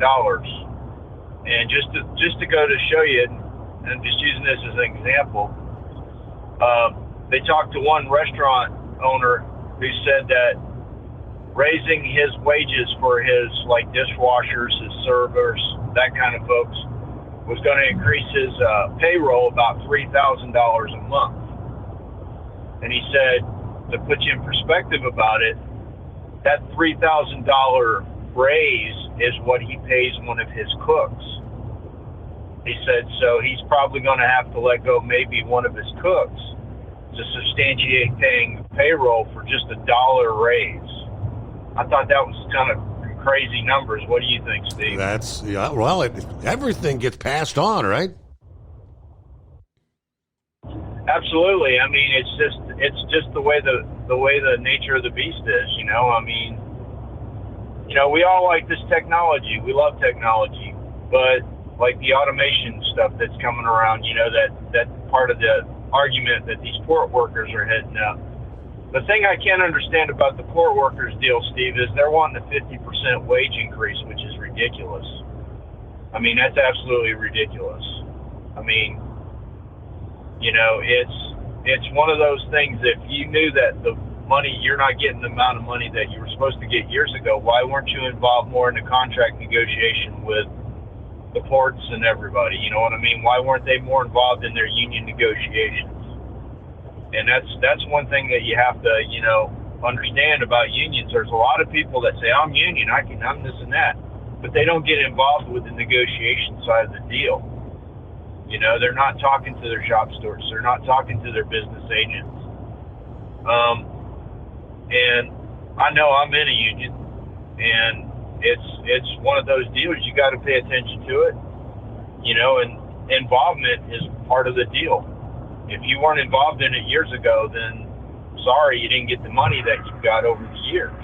It's just one of those things. You got to be involved with it. It's just like anything else. I don't know if you were with us when Q-Ball chimed in a little bit earlier, but the last contract was 2018, and he brought up the point that in 2018, if did anyone foresee we were going to see this kind of inflation and the increased cost of everything to where we are today? I mean, nobody saw these kind of prices coming.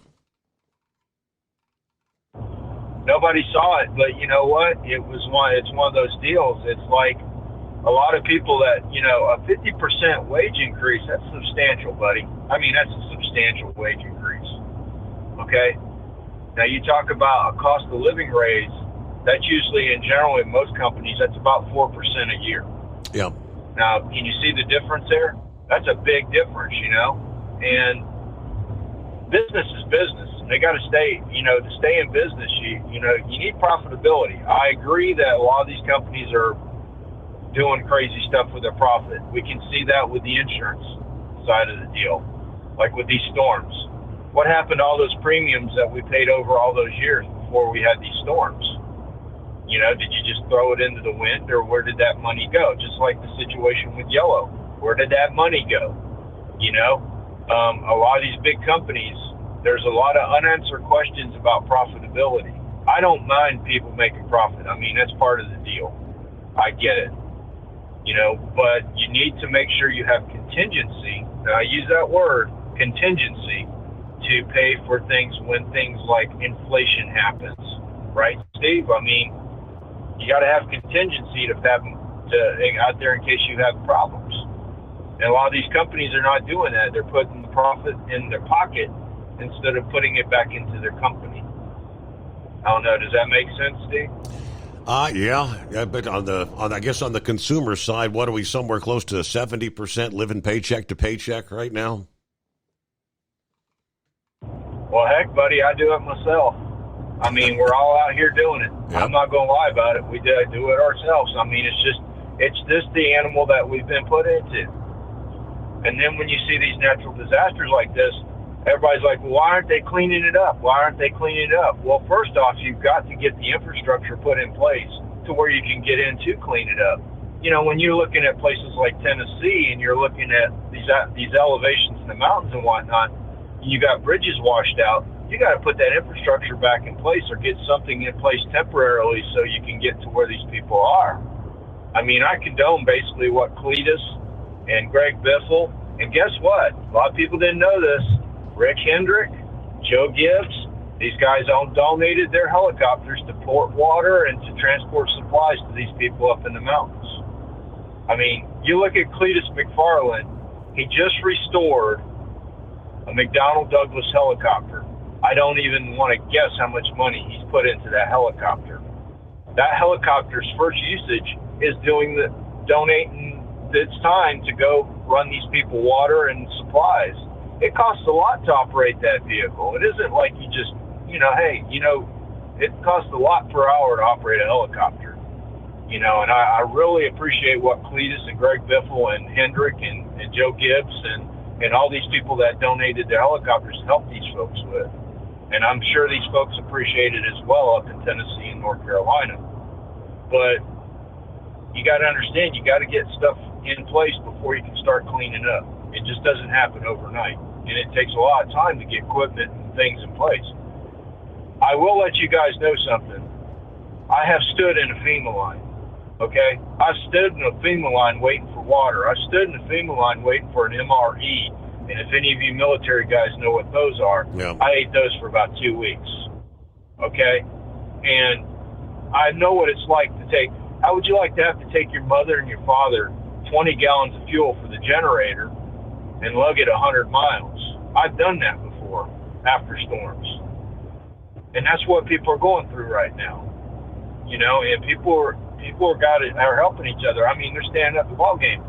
I mean, they're doing it down here. My cousin right now is up in the Panhandle helping out with the part up by Perry up in there. He's an Indian River County sheriff. He's helping right now, trying to get people where they can get in the right place. Mm-hmm. I mean, there's a lot of people who are stepping up with the storm. But the problem is with FEMA, and we're having this down here in Florida, if you're not in an emergency zone county and a tree falls on your house due to this storm, even though it was a tropical storm wind that took that tree down, FEMA is not going to help you out. You got to help yourself out and your insurance company. And they're having problems with that right now. I mean, big time problems with it. The storm has hit a lot of places that normally it don't hit. So, Steve, what's your thoughts on Iran attacking Israel? I would predict Iran made a big mistake. Well, that big mistake, I think, is going to draw us in. And you think this inflation and everything's crazy? Wait till we have to get into something like that, plus this inflation. And that's the big picture that we're not looking at. And by the way, guys, if this port strike goes on over a week and you want to go to Walmart and buy something, it's going to go up. I can tell you that right now. A week, you might get a week of this, might be okay. But let me tell you what, if you're going over a week with this port strike, it's going to be bad. Anything that's hauled on a container is going to cost a big ton of money. But you get a war involved with it as well, to where we're looking for folks. I mean, how is our military staffed right now, Steve? We're down a little bit, aren't we? Absolutely. So I know you're getting up on that top of the hour, or bottom of the hour here. I'll hang on if you want me to. Well, speaking of the Yeah, we can take care of that here. As the strike, now approaching 27 hours. And yeah, what goods can we expect to miss the most if this stoppage drags on? Among the top 10 import commodities, they tell us, 62% of all machinery shipments move through the East Coast ports, followed by apparel, textiles, and leather goods at 55%. 55% of motor vehicles. The top import through the port of New York, New Jersey, the second busiest container hub, are beverages. Non-alcoholic products, 28% of the port's total. 32% of all such beverages are imported into the U.S. by water. Beer is second at 9%. There's good news since 79% of beer sold in the U.S. last year was domestically produced. The port complex imported 403,000 vehicles last year. Yeah, that's about a total of 6.5 million imports overall. That's pale in comparison to the Port of Baltimore, which is the leading vehicle import gateway. Handled approximately 850,000 cars and trucks last year. The Port of Wilmington, Delaware, the top hub for banana imports, thanks to Dole and Chiquita. Ships call there twice weekly. Wilmington also leads in fresh fruit imports and annually handles 16 million cases of fruit from Chile alone. An extended stoppage could be disastrous for fresh produce that is moved on schedule from ship to market to our kitchen tables. From Feature Story News in London, I'm Ollie Barrett. Israel's warning Iran there will be consequences after dozens of missiles were fired towards the country. Iranian state television says 200 missiles were fired at Israel, with the Islamic Revolutionary Guard Corps saying it was in retaliation for the killings of Hezbollah and Hamas leaders. The US and UK were involved in defending Israel from the missile attack.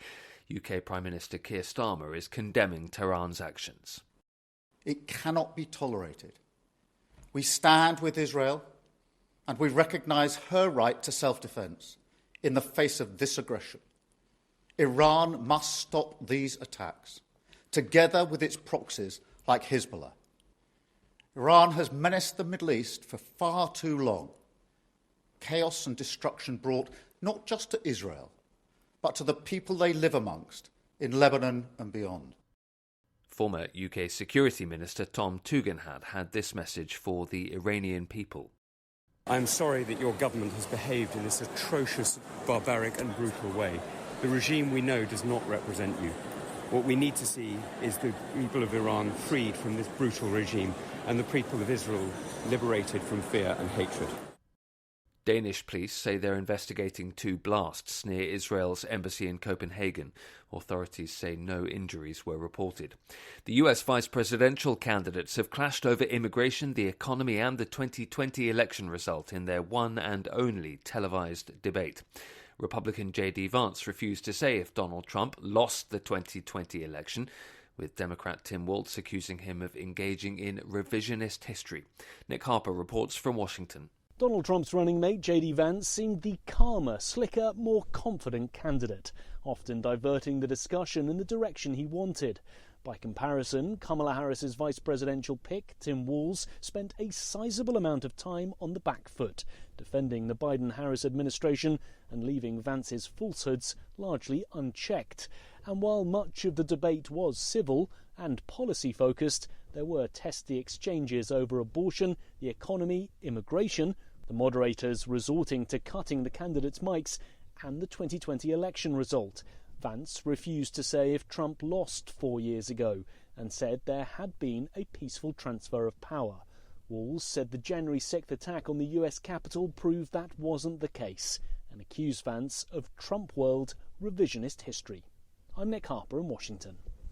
More than 100 people are joining new legal action against US musician Sean Diddy Combs after claims of sexual assault, rape and sexual exploitation. He's already facing criminal charges of racketeering and sex trafficking, which he denies. From bureaus worldwide, this is FSN. Increase fuel economy up to 7.9% with Hot Shot Secret Gasoline Extreme, the solution to maximize your engine's performance and fuel economy. Whether you're driving a sports car or a daily commuter, Gasoline Extreme is specially formulated with PEA to deep clean. Don't settle for an average driving experience. Upgrade to Hot Shot Secret Gasoline Extreme and go further on each tank. Order now on Amazon or HotShotSecret.com. Hot Shot Secret, powered by science.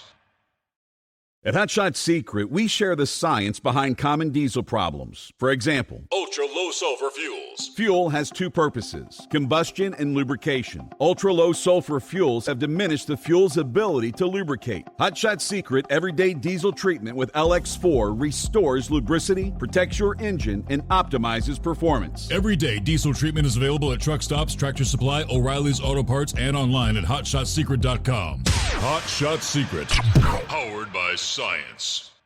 Building relationships with their team drivers and customers still matter at IBI Security Transport. Since 1966, IBI and its team of drivers have been leaders and innovators in providing white glove service to its exclusive client base for transporting high-value freight safely and securely. Much of the IBI staff have driven trucks, so they understand both the customers' and drivers' needs. If you're seeking a career that values you as a person, not just a number, and offers great benefits and good home time, then IBI is the place for you. Call 800-582-5912 to discover why we are the leaders in team freight and start building a relationship with you. Attention all truckers, are you ready to own your own truck? Lone Mountain Truck Leasing makes it easy. Our lease-to-own program puts you in the driver's seat. Our inventory is always changing, and we have a variety of rigs, including Kenworths, Freightliners, automatics, and manuals. Once you make your last payment, the truck is yours. No interest, no balloons, and no buyouts. Take the first steps towards independence and financial freedom. Visit LoneMountainTruck.com or call 866-944-0383.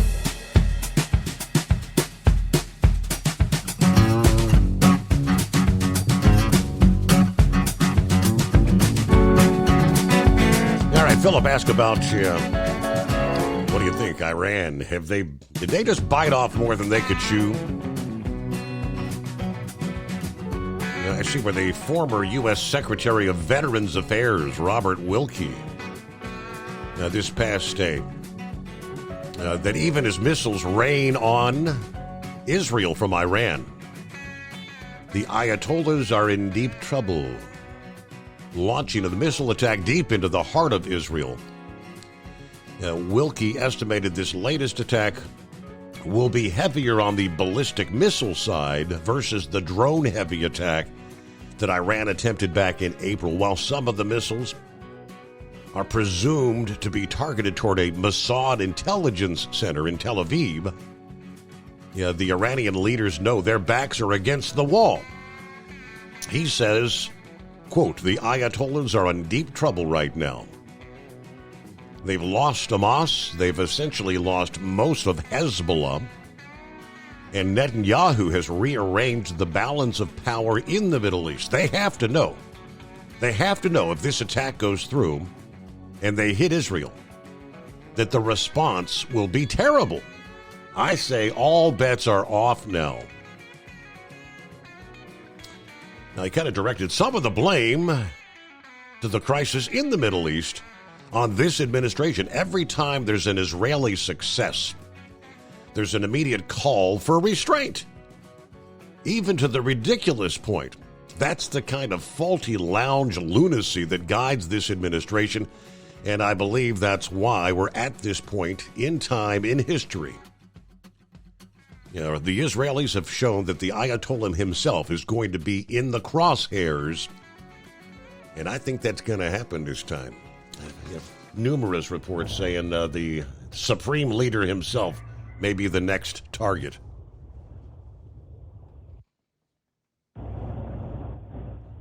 All right, welcome back, Philip. Yes, sir, welcome back.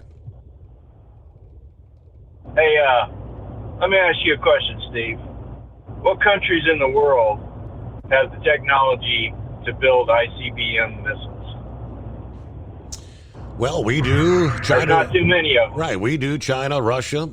I don't know. I guess, is North Korea? They've built some stuff, yes.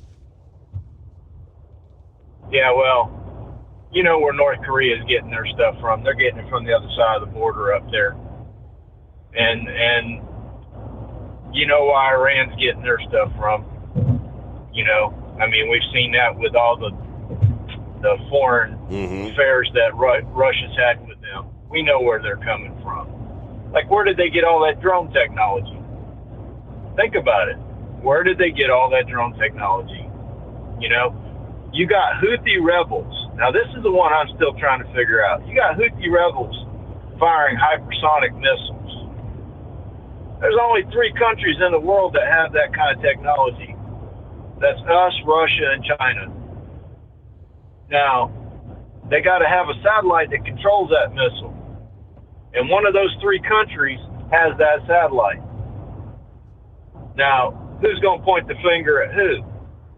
Now, once Iran gets into this business and they start getting down to the end, is their buddies going to step up like we're doing with Israel and go against us? That's the $1 million question. You know what I mean, Steve? Right. Whoever's backing Iran, are they going to step up to the plate like we're stepping up with Israel? And that's the scary part. The scary part ain't us fighting Iran. The scary part of us is fighting the guy that's backing Iran. And none of them want to show their cards. And it's something that we got to pay attention to. As far as we're talking back about the storms, think about it this way, Steve, with this longshoreman thing. Say, for instance, that they need a piece of machinery to help clear infrastructure, make infrastructure, rebuild things, and it comes in on a ship, and they can't get it because somebody's on strike. What are those people in those places that are trapped going to be doing? They're going to be still trapped. You know what I mean? Right. It's not going to happen. I mean, you can ask Cue Ball. How many times has Cue Ball been to Baltimore and pulled John Deere tractors out, and Caterpillar, excavators, and I mean, I seen a article the other day about a lady who owns a trucking business in the port of Baltimore, and she's getting back up on her feet after that deal with that ship hitting that bridge. And now she's going right back to where she was because of this port stops, the stoppage. She's going right back to where she was. She's having to go probably lay off her drivers again. She's got drivers that just transport stuff from the port, taking containers from the port to where they need to go. Well, she's going to have to lay them back off again because of this, So, I mean, it affects a lot of things. And as far as the weather down here goes, I know Horse Feathers was mentioning me in that little deal. I think we're going to get some moisture. We're going to get a lot of moisture.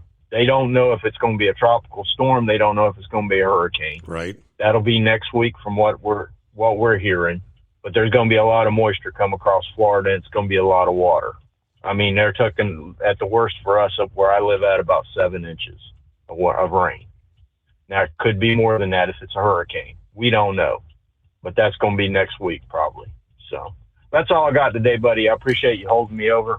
Y'all have a good day, and thank you. Absolutely, yeah. So, keeping an eye on let's give you the update there.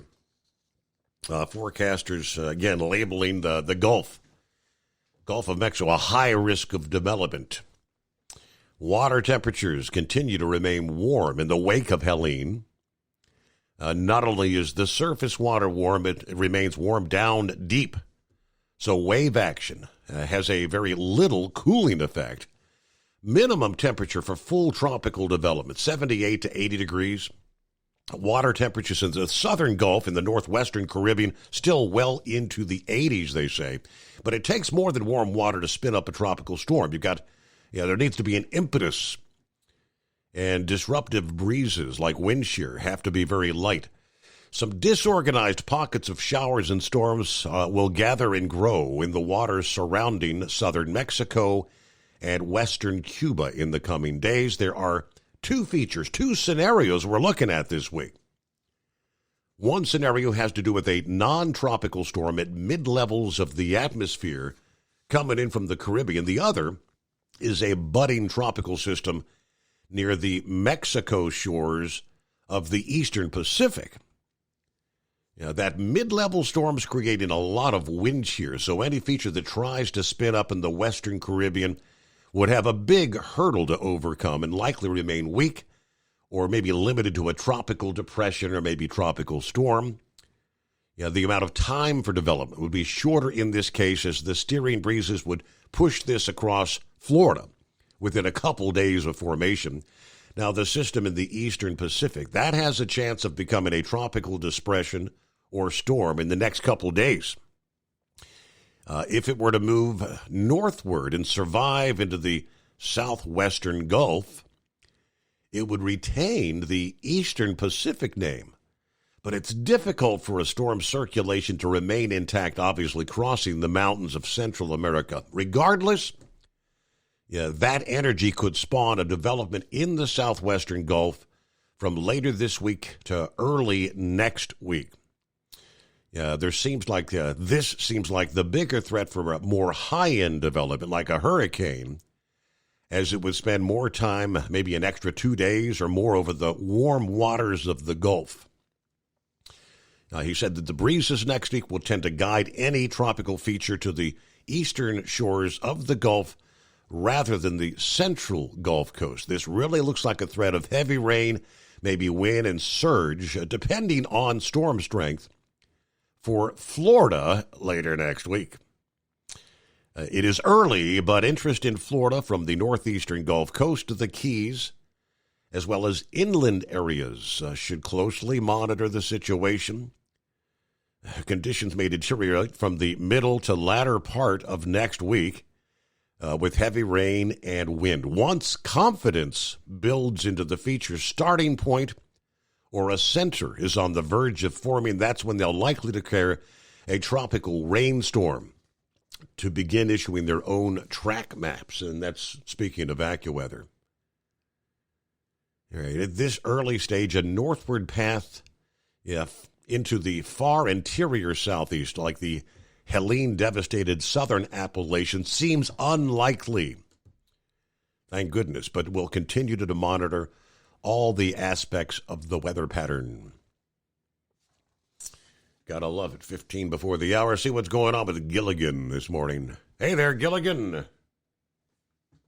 Yeah, good morning, Steve. I thank you for taking my call. The storm that hit there in the western North Carolina, East Tennessee, and all the way, up from Florida. Seems like that's what everybody's concentrating on, not Florida. But we know Florida got absolutely hammered there in the Big Bend area with this storm. Monkey Gouger was talking about South Carolina and Georgia and such. It's just amazing. I was talking to one of the people down in Greensboro there about an hour or so ago. Asheville got, 10 inches of rain or something like that, or was it more than that out of that storm, and just got hammered. There's places where I got over 30 inches of rain. Right. Greensboro is only 150 miles east of Asheville, and they got 1.5 inches of rain.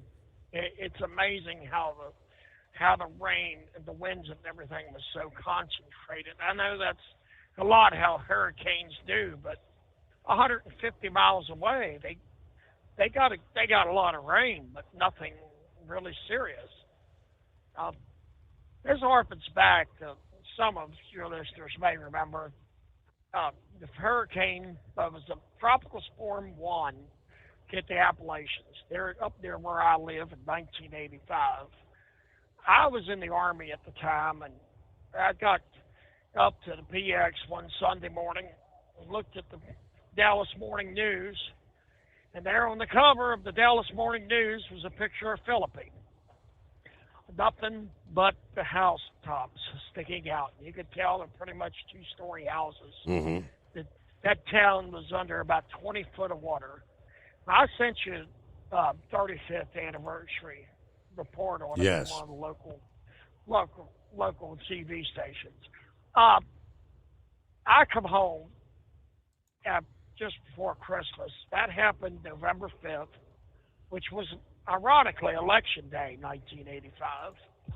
And towns had been completely wiped out in their area. Anybody know Moorfield, especially Petersburg, they were mostly underwater. What happened to Moorfield was there's an area called the Trough, and it's a narrow passage where the South Branch of the Potomac comes down through, and the South Branch is a decent-sized river, but it's not that big.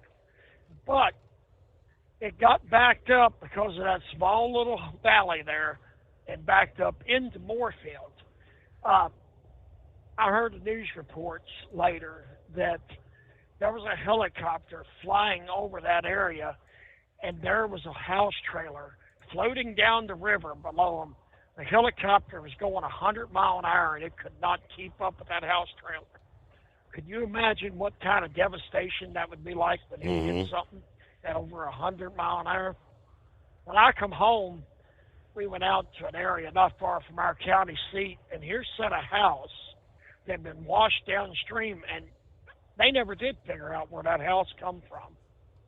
I think I read the report, it was 60 confirmed dead, but there was a lot of people missing. We don't know who all just disappeared and was never found. It was probably one of the more devastating the most devastating floods in my area in my lifetime, at least. It just kind of brings back memories of that, and I'm sure 5-7 will remember that too, because if I'm not mistaken, he was living on the other side of the mountains at the time, and he was on the other side of Elkins there, not too far off 33. If I'm not mistaken, if in that same time frame. It was amazing how it come through them mountains, much like it did in western North Carolina and East Tennessee. I did get a chance to talk to one of our Knoxville drivers this evening.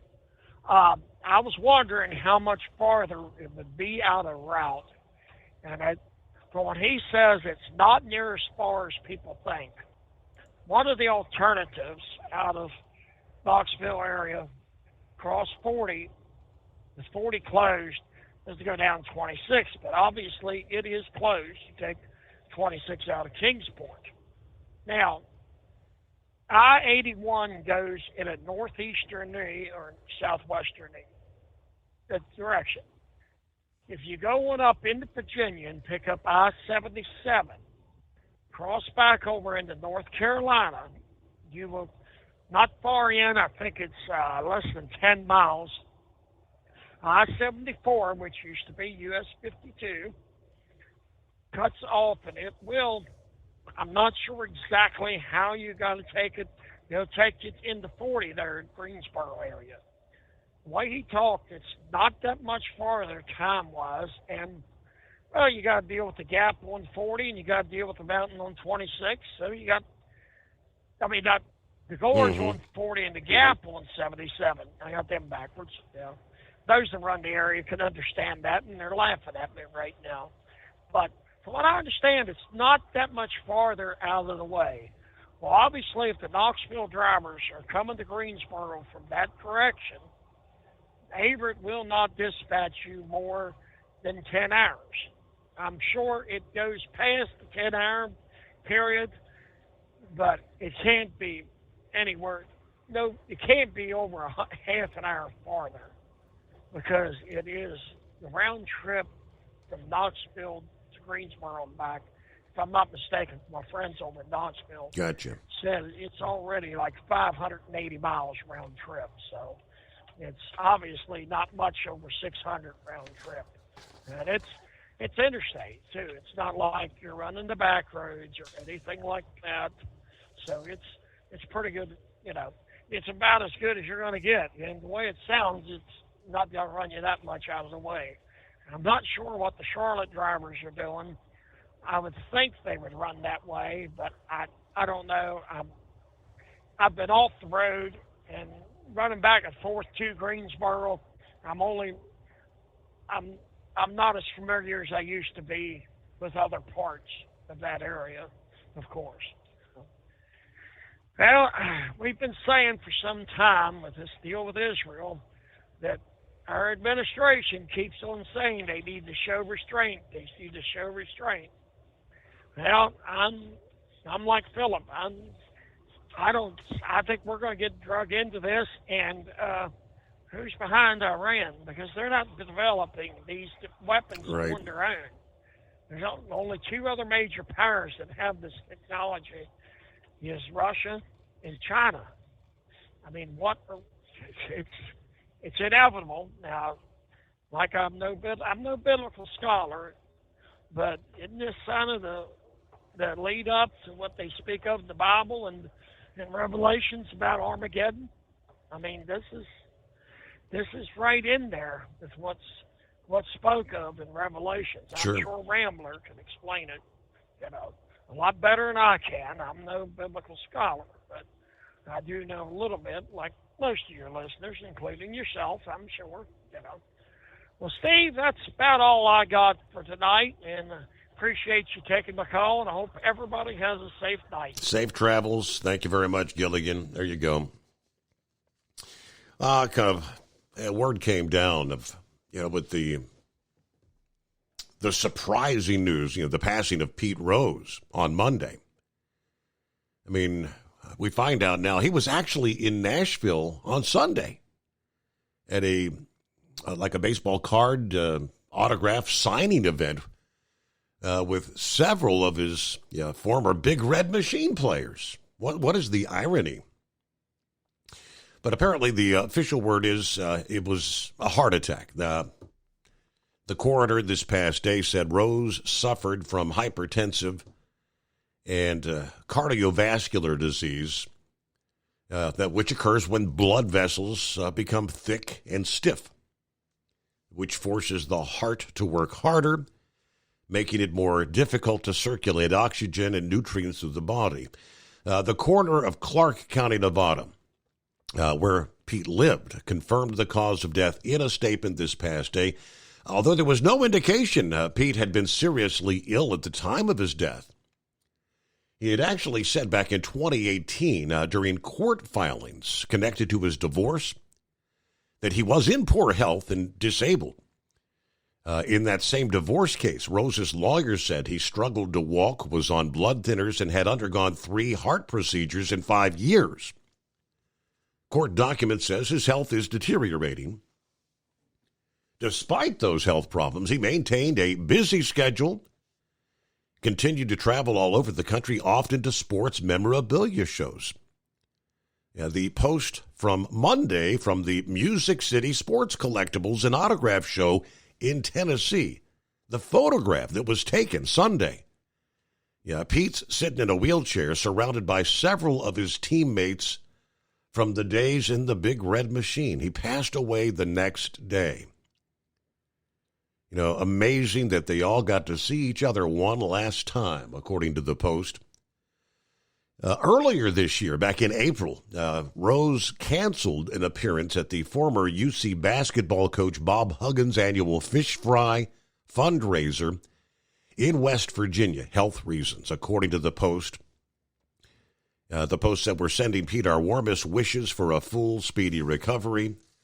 Of course, the Reds also issued a statement late Monday. "Our hearts deeply saddened by the news of Pete's passing." Reds owner Bob Castellini, he was one of the fiercest competitors the game has ever seen. And every team he played for was better because of him. Pete was a Red through and through. No one loved the game more than Pete, and no one loved Pete more than Reds country.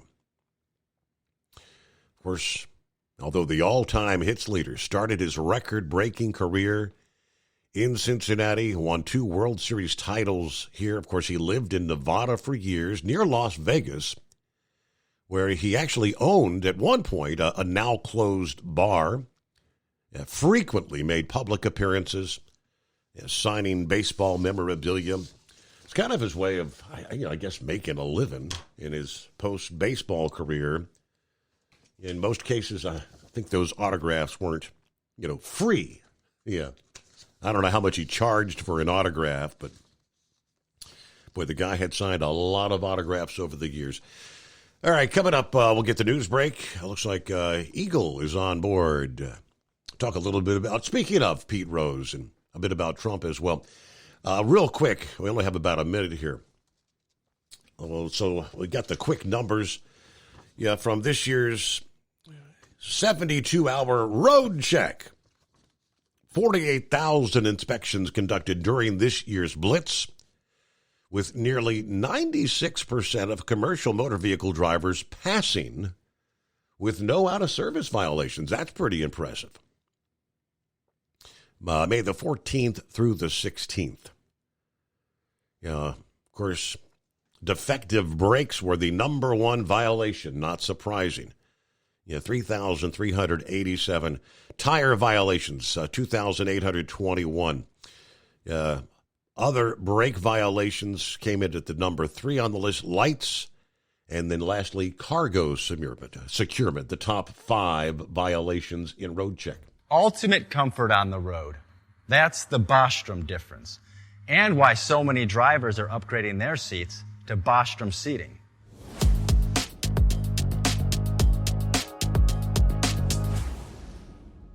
With roots dating back to 1935, we know seating.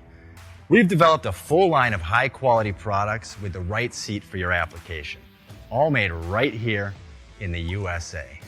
From our top-of-the-line Wide Ride Plus Certa for the long-haul driver to our entry-level Baja series for the vocational driver, we provide you with the comfort you deserve at the price point you're looking for.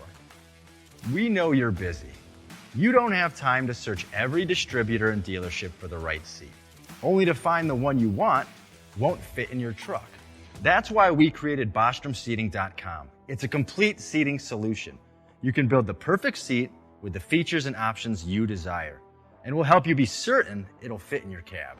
Once you've built the perfect seat and have the part number in hand, you can shop pricing and availability. Our Where to Buy feature allows you to pick up a seat right where you are or anywhere along the road you'll be traveling. When you install a Bostrom seat, you become part of the Bostrom family. A family that includes other drivers who recognize this is more than work. It's a ride, one that requires the next level comfort and support only Bostrom can provide. Go to BostromSeating.com to design your ride with ultimate comfort for the open road. Hands on the wheel, hands off invoicing. At Transcap, we're built for high speed and service, just like you.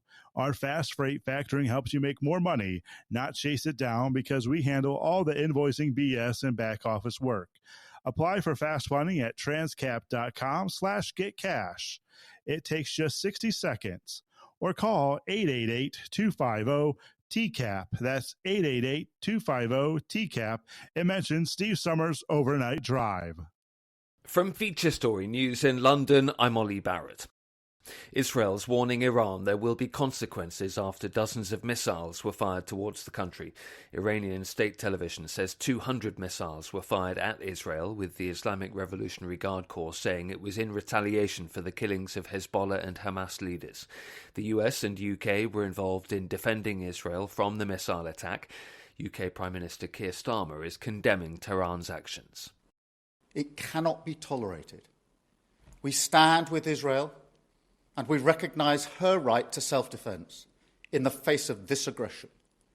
Iran must stop these attacks, together with its proxies like Hezbollah. Iran has menaced the Middle East for far too long. Chaos and destruction brought not just to Israel, but to the people they live amongst in Lebanon and beyond. Former UK Security Minister Tom Tugendhat had this message for the Iranian people. I'm sorry that your government has behaved in this atrocious, barbaric and brutal way. The regime we know does not represent you. What we need to see is the people of Iran freed from this brutal regime and the people of Israel liberated from fear and hatred. Danish police say they're investigating 2 blasts near Israel's embassy in Copenhagen. Authorities say no injuries were reported. The US vice presidential candidates have clashed over immigration, the economy and the 2020 election result in their one and only televised debate. Republican J.D. Vance refused to say if Donald Trump lost the 2020 election, with Democrat Tim Walz accusing him of engaging in revisionist history. Nick Harper reports from Washington. Donald Trump's running mate, J.D. Vance, seemed the calmer, slicker, more confident candidate, often diverting the discussion in the direction he wanted. By comparison, Kamala Harris's vice presidential pick, Tim Walz, spent a sizable amount of time on the back foot, defending the Biden-Harris administration and leaving Vance's falsehoods largely unchecked. And while much of the debate was civil and policy-focused, there were testy exchanges over abortion, the economy, immigration, the moderators resorting to cutting the candidates' mics, and the 2020 election result. Vance refused to say if Trump lost 4 years ago and said there had been a peaceful transfer of power. Walz said the January 6th attack on the US Capitol proved that wasn't the case and accused Vance of Trump world revisionist history. I'm Nick Harper in Washington. More than 100 people are joining new legal action against US musician Sean Diddy Combs after claims of sexual assault, rape and sexual exploitation. He's already facing criminal charges of racketeering and sex trafficking, which he denies. From bureaus worldwide, this is FSN. With FSN Spotlight, I'm Simon Marks. What happens next in the Middle East after Israel, backed militarily by the US, fought back against a barrage of Iranian missiles fired at the country on Tuesday? Israel is threatening reprisals, so is the United States.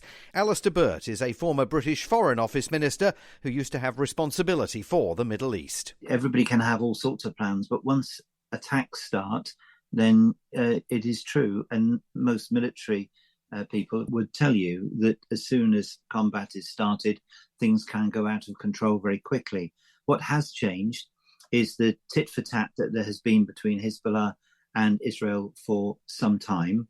Israel has got tired of that, has escalated the situation to remove what it considers to be the danger to northern Israel and its maybe 60,000 displaced people to try and clear the danger. The risk for it is it may not be able to achieve this objective, and that Hezbollah may find its allies wanting to come in on its side. But that implies risks to all of them. So we may still be in a situation where people are not quite prepared to make a commitment to something which would genuinely be catastrophic. The US government says it's going to make it easier for American citizens in Lebanon to leave the country, booking more flights for them to get out of the country.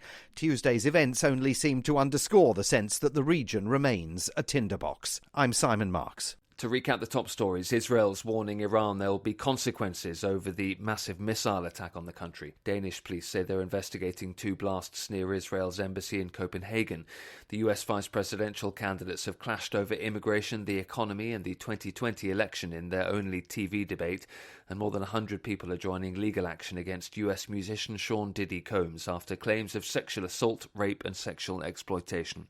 That's the latest feature story news. Ollie Barrett reporting. It's coming.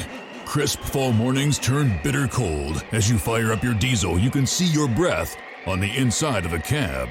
Imagine looking deep into your engine. Freezing temperatures impact your diesel's fluids, especially fuel. On a 23-degree morning, the paraffin wax in your untreated fuel starts to morph from fluid to large crystals. These crystals clump together and form a gel. At minus 10 degrees, your fuel hits the point where it no longer pours like a liquid. It's so dense that the flow through the fuel filter will slow, causing hard starts or no starts. Get prepared now for the cold that is coming. Hot Shot Secret Diesel Winter Anti-Gel is a premium fuel additive that lowers your fuel's pour point to minus 65 degrees. If it's that cold out, you shouldn't be on the road. You ought to be at home in front of the fireplace. Hot Shot Secret Diesel Winter Anti-Gel Premium Fuel Additive. Available now online at hotshotsecret.com. Hot Shot Secret.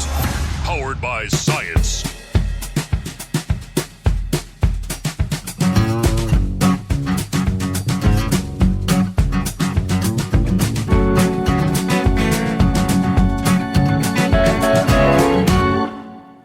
All right, we cross over the midnight hour on the West Coast. Welcome into a Wednesday, hump day. Yeah, what do we have here? It was one of the, I guess you'd call it one of the viral moments. There weren't many. In the early rounds of the vice presidential debate last evening, where J.D. Vance kind of fact-checked CBS News fact-check.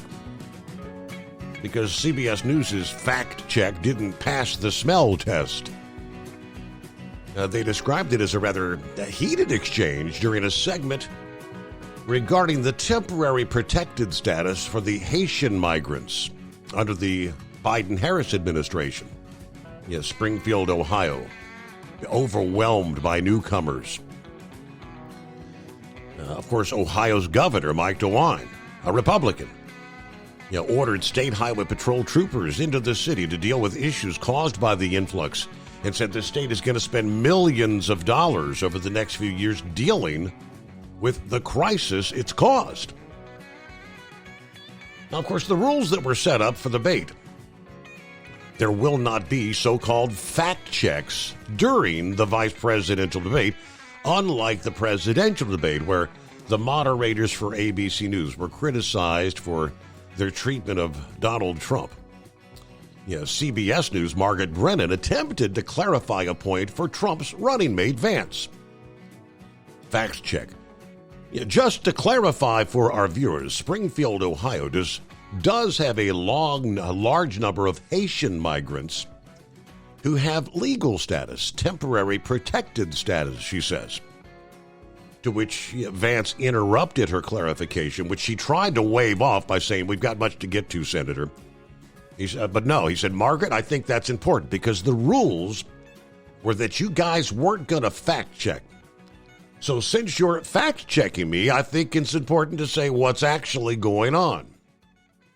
He then went on to note there's an application called the CBP One app. That's Customs and Border Protection One, where you can go on as an illegal migrant, apply for asylum or apply for parole, and be granted legal status at the wave of Kamala Harris' open border wand. That's not a person coming in applying for a green card and waiting for 10 years. That is a facilitation of illegal immigration, Margaret, by your own leadership. Margaret then again tried to talk over Vance. Thank you, Senator, for describing the legal process. And Vance went on. And Kamala Harris opened up that pathway. Both mics were eventually cut off so the moderators could talk, but JD had got his point across. The CBP One app, which is run by Customs and Border Protection, allows migrants, legal or illegal, to schedule appointments via smartphone. In August of this year, they updated the process for individuals to request and schedule appointments at one of the 8 Southwest land ports of entry that currently process individuals using that app, the mobile application.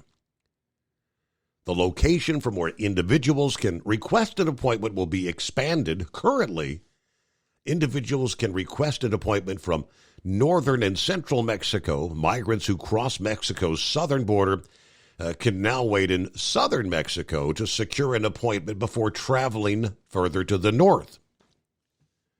As of Friday, August 23rd, non-Mexican migrants are able to request and schedule appointments from the southern Mexico states, in addition to the existing ability to request and schedule an appointment from northern and central Mexico, which pretty much enables them to make appointments without having to travel all the way north to do it. Some of the conservatives were hailing the move by JD to hit back on her attempt to fact-check. Brilliant work, JD. He fact-checks the moderators, and they're forced to cut his mic off to save face. Total implosion by the moderators. Masterful performance by Vance. That was Matt Walsh of the Daily Wire. Ben Shapiro. Brennan fact-checks Vance and neglects the entire context. Vance calls her on it. So she shuts off his mic. Wow. Let's see. One of the Fox News contributors said, this is as bad as the ABC debate. What a joke. All of that said, Vance is owning the stage. This isn't even close. And again, that was fairly early on in the debate. But all right, Eagle, thanks for hanging in there. What's happening this morning? Okay. Yeah, how you doing, Steve? Hey, listen, Steve. Before I get to the debate with Vance, I like what I seen. Well, I didn't watch it, but I listened to it on the radio. I want to go back. I want to go back to last night and what I talked to you about, and that's Mr. Pete Rose, one of my childhood idols as a kid growing up in Cincinnati before we moved to Texas, like I told you. Let me tell you, Steve, I listened to the rebroadcast of your show today because I missed the first half of it before I went on the air talking to you. And I want to give you credit, Steve. I'm not a person that cries. I've always, considered myself, be one of those people that don't shed tears. But as I was driving my truck today this morning, I was listening to the broadcast that you had last night, and you went over Pete Rose's career from when he got his first hit until he broke the record. You talked about his whole career, and as you was doing that, I broke down and cried. I had to pull my truck over to the side of the road, Steve, because it hurt me so bad, to hear this man's history. And when you had me on hold tonight, I was looking at Pete Rose's career, the way the man used to hustle the first base and run like a maniac to home plate, trying to score runs like it was the last player, like it was the last chance he would ever have a chance to score a run for the Reds. And then I watched the dedication ceremony when they had all of the players from the 75, 76 World Championship team in Cincinnati, like about 10 or 15 years ago. Like I said, it brought tears to my eyes, Steve. I'm very upset about this Pete Rose situation. I think you went over earlier about the cause of his death. I read something on Google while I was on hold. They said it could have been a massive heart attack. Yeah. They said something about you know about that because you just had an operation for your situation with your heart. So Pete Rose, apparently they say he didn't know he had problems. It would come as a surprise to everybody. He was, like you said, he was just at a baseball show the day before or something, and then next thing you know, they find him dead in his room. So it looks like he might have had some kind of a heart attack or heart failure. It breaks my heart that this man went out like this, Steve. And Pete Rose, that record, one thing that baseball, they might be able to take away the Hall of Fame from that man, but one thing they won't be able to take, Steve, is the all-time hit record. Nobody, and I do mean nobody, will ever break that record. Nobody in baseball. Nobody's playing right now, and nobody in the future. You gave a list. That means that a man has to have 200 hits for 20 or more than 20 years. Pete Rose did it for 24 years. Ain't that what you said last night, Steve? Correct. You have to average 200 hits for over 20 years. No man will ever break that record. So they can keep Pete Rose out of the Hall of Fame all they want, but one damn thing about it, they can't take that man's record away from him. And Pete Rose, God bless you, my man. You were the best player to ever step foot on a baseball field in any position as far as I'm concerned. The man was a true hero, Steve. And if baseball had any pride in themselves, and I don't care about Faye Vincent still holding a grudge against Pete Rose, if he had any class about himself, before they put Pete Rose, I don't know when they scheduled to put him in the grave, Steve, when they scheduled to bury Pete Rose. If Faye Vincent and baseball had any class about themselves, they would give that man his final wish and reward him with being in the Baseball Hall of Fame. Because if Pete Rose don't get in, nobody else deserves to get in. Like I heard a guy say on TV today, Steve, it's totally disgusting. Baseball need to do the right thing, and before they put that man in the ground for him to go meet his maker, they need to reward that man with the Hall of Fame that he truly deserves. And I'll be the first one in line to congratulate Pete Rose because he deserves it. He deserved it a long time ago. But Pete Rose made a comment a couple of years ago, Steve. He said that these losers of baseball probably wouldn't put him in the Hall of Fame until after he was dead. And it looks like he was right, and that's a damn shame. So I want to say one more time, Pete Rose, rest in peace, my friend. And you were in baseball heaven with Babe Ruth and Ty Cobb and all the other people that passed away. And you up here, so he's in baseball heaven right now. And I want to say God bless him, Steve. Now I want to go to the debate that happened tonight with J.D. Vance. Once again, like I call J.D. Vance Trump number 2 or Trump Jr. because he's just as tough as Trump is. He's like a trainee, when I first got into truck driving, you have to ride on a truck with a trainer, Steve, for a period of time before they hand you the keys to another truck. And I believe that J.D. Vance is like that. He's like a president in training with Donald. He's learning everything he knows about tariffs, about the border, about everything that's going on in the USA. J.D. Vance is a younger version of Trump. And hopefully Trump will get in the next 30 days, president, and then when Trump steps away in 4 years, J.D. Vance will be right there ready to take over the reins and run the White House for the next 4 to 8 years and continue making America great again, Steve, because J.D. Vance, he showed tonight what he's all about, and I knew he would, because they tried to pull the same trick on Vance, Steve, that they pulled on Trump. They said that the moderator, these two bogus individuals. I already knew CBS was a bogus organization, just like ABC and CNN and all the rest of them. But he went on ahead and did the deal, and the lady tried to interrupt him several times again, Steve. Same trick, same game that they played with Trump. And, where they tried to ask the man a question and they tried to cut the man off. And then they clearly told both individuals before the debate, Steve, there would be no fact checking during the debate. But yet CBS moderators still tried to fact check the man on live television like they did Trump. But guess what? Vance wasn't having it, and he called him out. He did exactly what he was supposed to do. He said, you asked me a question, and I'm going to answer the damn question. And that's what Vance is supposed to do, because Vance wasn't going to let these people scapegoat him right off of television. He clearly won the debate. There's no doubt who the best man is. The Democrats, they can lie all they want. They can come on CNN tomorrow morning and any other of these bogus channels and say that the Waltz won, and it's nothing but a complete lie. Vance walked right over that idiot and made him look like the idiot that he was, and showed that he's nothing but a Chinese plant. They asked the man a simple question about China. He said he misspoke. He know damn well what he said. That he lied about being involved in that situation. He's just a liar, just like Kamala is. All he could come up with all night long.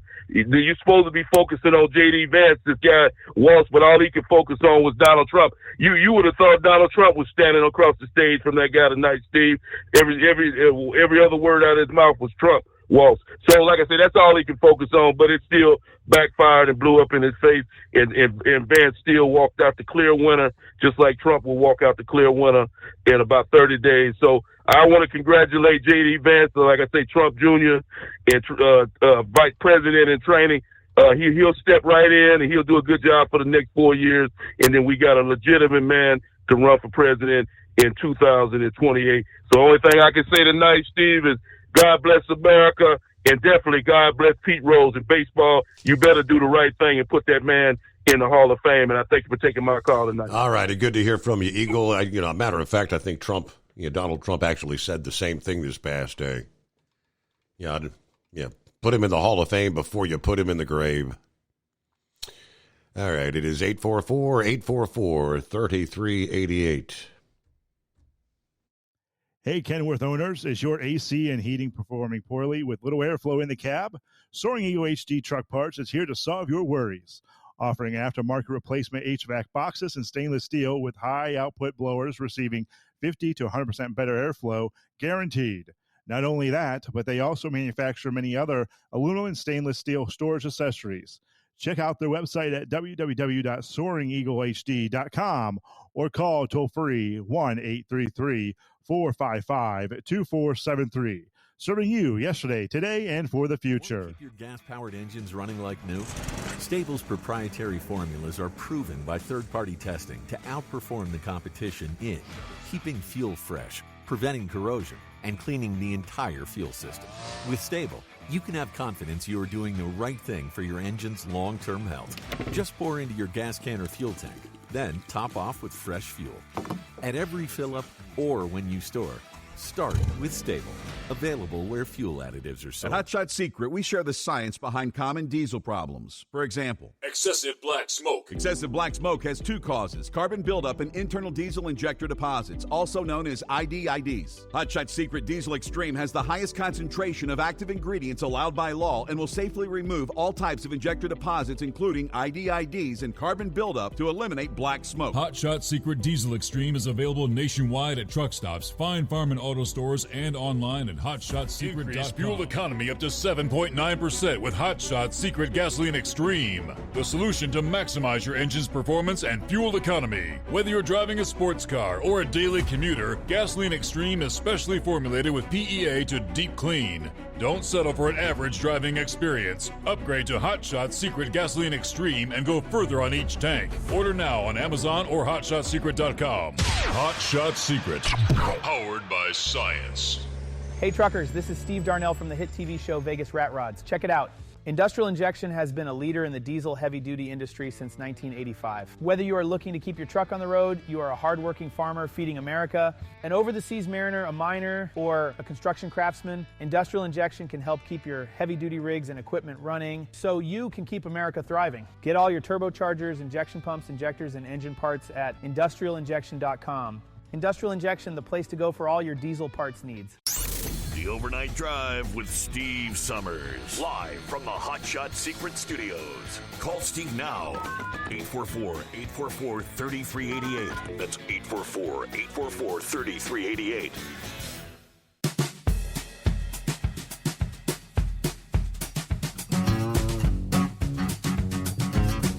Hi, good morning to Tracy. Check it in from Wilmington, Ohio, the R&L. He said, Facebook gave me a lifetime ban back before the spring. I created another Facebook using a different email. They caught up and banned me again. So this is attempt number 2. We'll see how long this one lasts. What did you do to get a lifetime ban? Must have been a doozy there, Tracy. What the? Dirty Harry. Oh, let me see. Hate to see that. All right, Steve, I got the official word. I have stage 3 cancer in my lung. Met with the radiation specialist Thursday. Coming up on Friday, I start chemo. It's a 6-hour drip, and my next appointment is in 3 weeks, and by then I'll know if I'll get radiation. If not, he's going to add immunotherapy, Keytruda.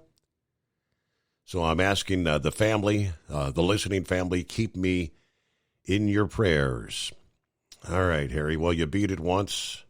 See if we can beat it again. Cancer. You never really beat it, right? You can get it in remission, but it's always going to be there. So prayers there, Dirty Harry. Eskimo Mom, good morning.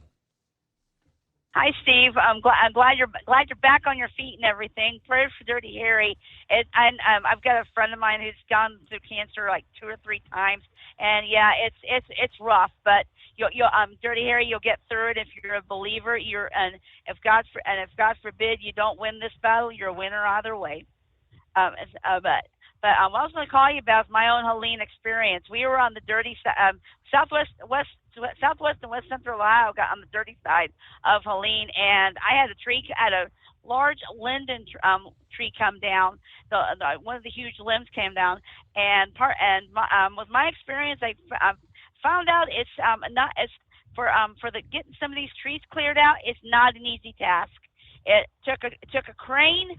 And also too, it's got just a whole bunch of equipment, and it took about 8 hours to get that tree from my property edge out to their dump truck to get it to a facility to where they take the wood, turn it into mulch and everything. Wow. And I was the second person they have taken care of today. They still had to go back to Huber Heights to take care of somebody who had a tree fall on their house.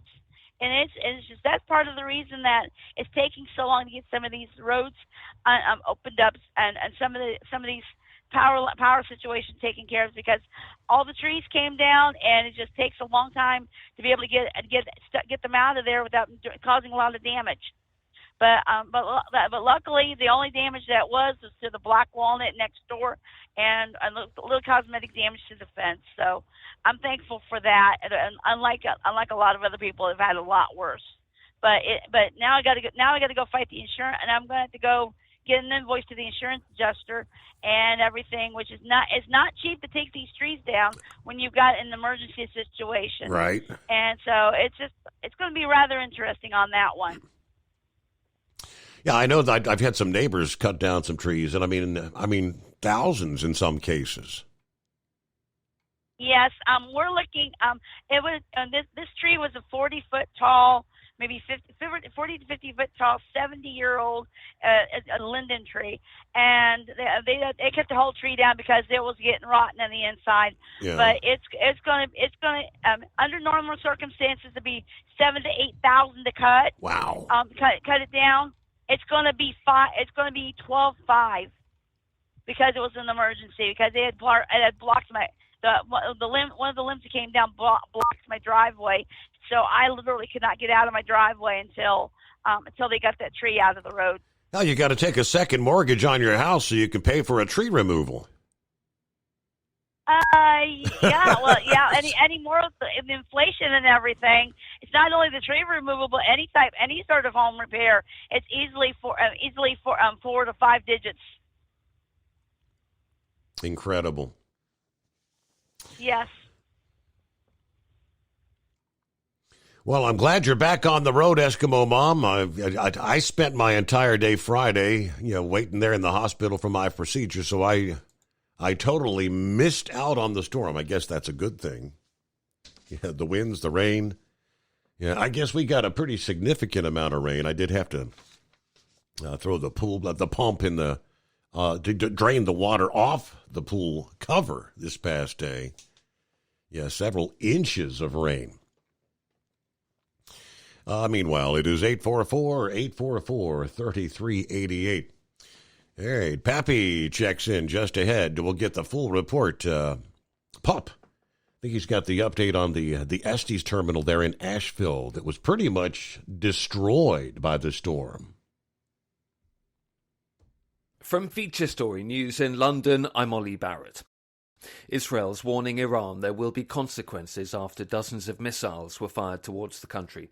Iranian state television says 200 missiles were fired at Israel, with the Islamic Revolutionary Guard Corps saying it was in retaliation for the killings of Hezbollah and Hamas leaders. The US and UK were involved in defending Israel from the missile attack. UK Prime Minister Keir Starmer is condemning Tehran's actions. It cannot be tolerated.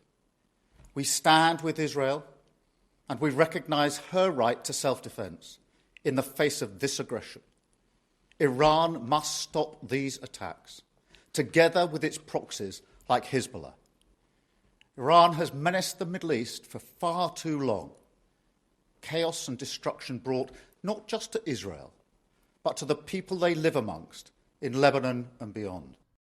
Former UK Security Minister Tom Tugendhat had this message for the Iranian people. I'm sorry that your government has behaved in this atrocious, barbaric and brutal way. The regime we know does not represent you. What we need to see is the people of Iran freed from this brutal regime and the people of Israel liberated from fear and hatred. Danish police say they're investigating 2 blasts near Israel's embassy in Copenhagen. Authorities say no injuries were reported. The US vice presidential candidates have clashed over immigration, the economy and the 2020 election result in their one and only televised debate. Republican J.D. Vance refused to say if Donald Trump lost the 2020 election, with Democrat Tim Walz accusing him of engaging in revisionist history. Nick Harper reports from Washington. Donald Trump's running mate, J.D. Vance, seemed the calmer, slicker, more confident candidate, often diverting the discussion in the direction he wanted. By comparison, Kamala Harris's vice presidential pick, Tim Walz, spent a sizable amount of time on the back foot, defending the Biden-Harris administration and leaving Vance's falsehoods largely unchecked. And while much of the debate was civil and policy-focused, there were testy exchanges over abortion, the economy, immigration, the moderators resorting to cutting the candidates' mics, and the 2020 election result.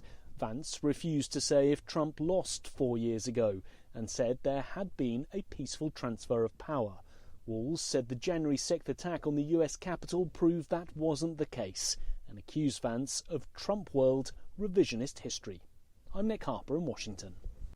More than 100 people are joining new legal action against US musician Sean Diddy Combs after claims of sexual assault, rape and sexual exploitation. He's already facing criminal charges of racketeering and sex trafficking, which he denies. From bureaus worldwide, this is FSN. Ultimate comfort on the road. That's the Bostrom difference. And why so many drivers are upgrading their seats to Bostrom seating.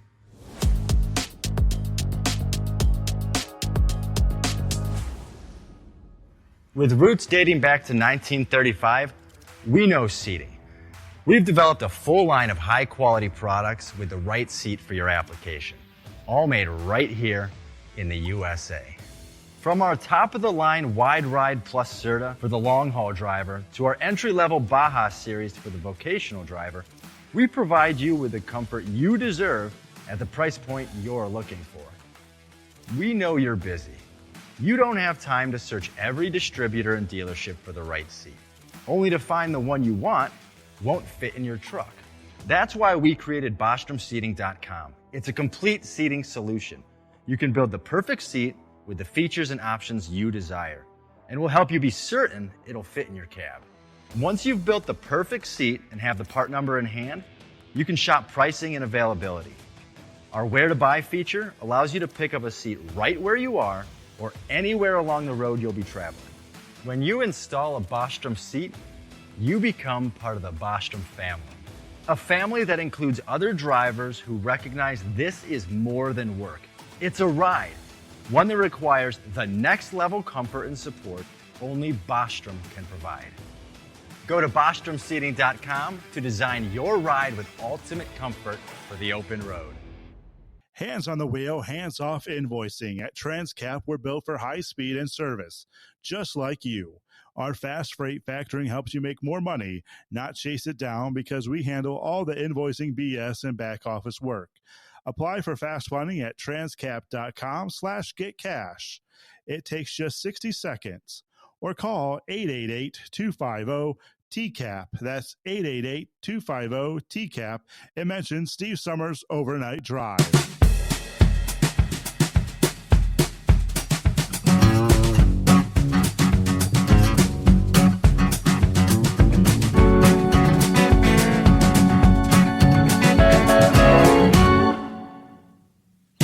We'll get to some of the other industry headlines coming up here. First, we'll get back to the calls. Hey, good morning, Pappy. What's happening? What's going on, Steve? How you doing tonight, man? Doing all right. Feeling better. Good deal. Outstanding. Steve, we lose this election, we're all going to have a lifetime ban.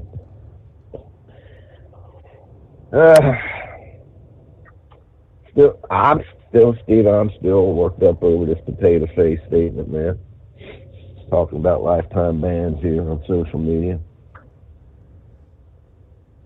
Steve, this man. Social media and other people are making it hard for them to govern, Steve. In other words, he means they're making it hard for us to lie. People out there are finding the truth, and we can't have that. Steve, this man was a former Democrat nominee for the President of the United States. Correct. And also Secretary of State, former Secretary of State. He's up here spewing this stuff. Now he's the climate czar, I believe. Is that his title, the climate czar? Yeah, Steve, I wish tonight, fans, they were talking, well, Trump says this climate thing's a hoax. I wish JD would have kind of followed down that path. because I believe it is a hoax, Steve. But, well, let me say this. Climate change is real. We ain't doing it. Yeah, I mean, it's all that we live on. The climate's changed constantly over thousands and thousands of years. It's just the way the earth is. But to say man has caused it when climate change has been happening since man never even walked this earth, I think it's a hoax, and they're using it to get rich. That's all it is. I wish you would have kind of came out more on that. It wasn't much of a debate tonight, Steve. The best point was what you guys were just talking about. Where, Steve, we talked about this when they first implemented this government app. What's it called? The CPT app or what? The CBP app, yeah, app 1. CBT. And anybody who comes in, anybody that logs in and uses that app is no longer considered an illegal immigrant, right? So that they're saying, the illegal numbers have dropped exponentially in recent months. Absolutely. And Steve, we brought this up, I don't know when, it seemed like a year ago. As soon as we heard about this, we talked about it on your show. Mm-hmm. All they got to do is sign up on that app and come right across that border, and they're not illegal. The thing about these Haitians in Ohio here, Steve, the government flew these people in and brought them here. The government brought them here, Steve. They flew them in and put them into that community. Yep.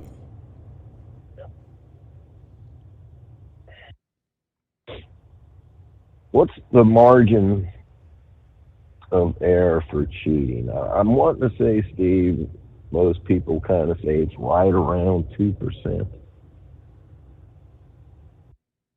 So if Trump's up in the polls, I mean, say you had a real legitimate poll here, and they were right on, and it was Trump 52 or Trump 50, up by 2%. I'm making myself clear here. Say he's up by 2%. He's not up by 2%. He's dead even, Steve. Because they are going to cheat. And make no mistake about it, they are going to cheat. So we need to overwhelm and overcome that margin of cheat. And it can be done. And if we do it, Trump will win. Watch Pennsylvania. Everybody's talking that Pennsylvania is the state to watch. She has to win Pennsylvania. And we're making good progress in Pennsylvania. Mm-hmm. Yeah, I remember it like yesterday because I was sitting behind the microphone, sharing the election results the night of the 2020 election. And it's about, like 2:30 in the morning. And they're counting. In Pennsylvania, Donald Trump's up 400, 500, 100,000 votes, somewhere, some incredible number. And, Joe Biden takes to the stage and says, "We've got Pennsylvania." And I remember I said at the time, I said, what the hell does Joe Biden know that we don't know? How can he say we've got Pennsylvania? Right. Definite shenanigans, Steve. And Steve, you got our government coming out telling people that beware of Election Day. There's going to be issues. There's going to be problems. They're telling us. Mm-hmm. That's why we say you got to get out and vote early.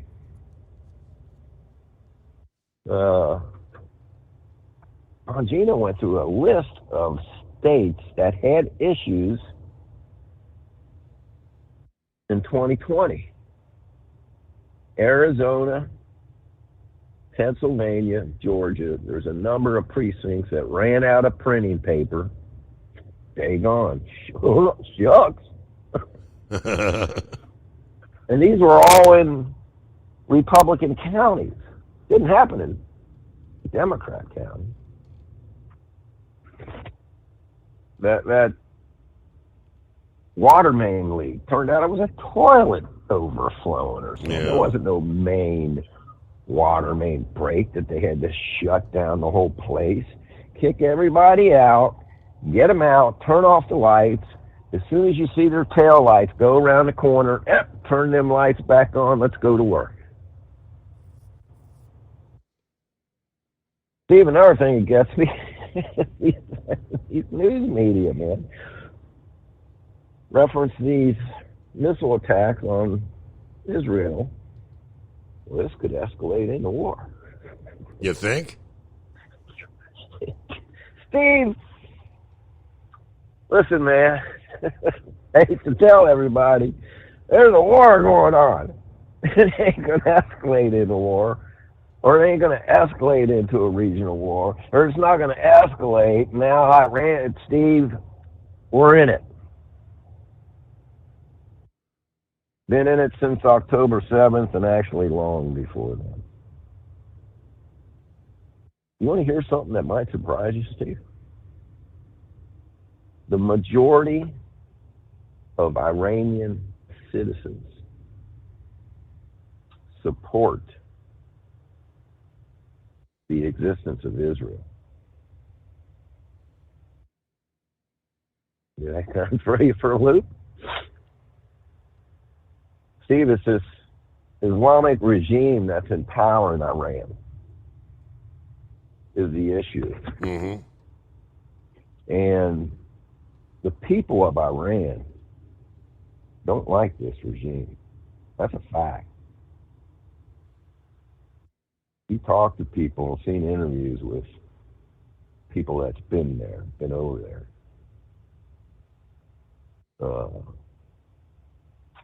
People's real not happy with it, Steve. I think, make no mistake about it, Israel, I think they know it's now or never. Because they had decimated Hezbollah up the north and Hamas. They are decimated. They have lost their ability to effectively try to coordinate any kind of attack against Israel.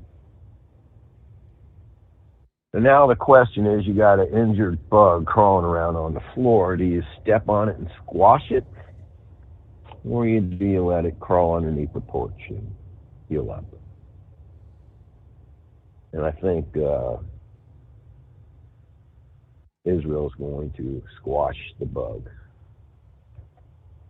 They're not playing around, Steve. They're not messing around. Yeah. What did the moderators say tonight?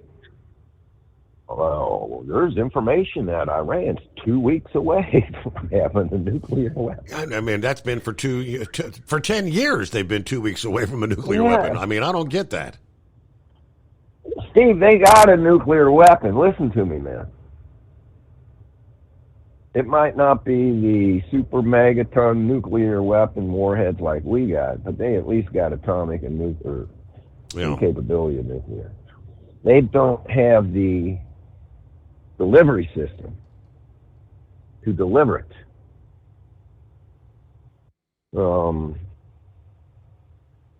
I think this is it, man. Steve, I think we're going to see the Islamic regime that runs Iran.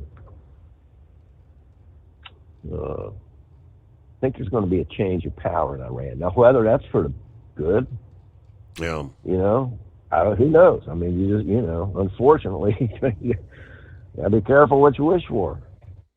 I mean, you take out Hitler, who else comes in? Hopefully the people of Iran will maybe not let that happen. Of course, they just had a presidential election here a few months ago, and they elected the more conservative of the choices. But the sad thing is the title of president really means nothing because the Ayatollahs are the ones that make all the decisions. I guess the president's more or less a figurehead, but the people elected the more conservative. Right. It wasn't that long ago, wasn't it? 70, when the heck did they take the hostages when they kicked the shop and ran out? 79? I believe it started in 79. Oh, that's one of the reasons to join the NATO. I thought we for sure would. I guess what really, from my understanding, what really pissed them off is when we allowed the Shah to come here into the United States, putting up a new one. Yeah. Anyway, it is what it is. We got issues around this world, man. And as of yesterday, Steve, it's October. And as Hillary Clinton said a couple weeks ago, October surprise. No mistake about it. There's going to be an October surprise. We just don't know exactly what it's going to be. But we're here, and it's coming. And what's coming? I don't know. We just got to hope that it doesn't create a hurricane-type chaos that we just experienced. All right, brother. I appreciate you taking the call, man.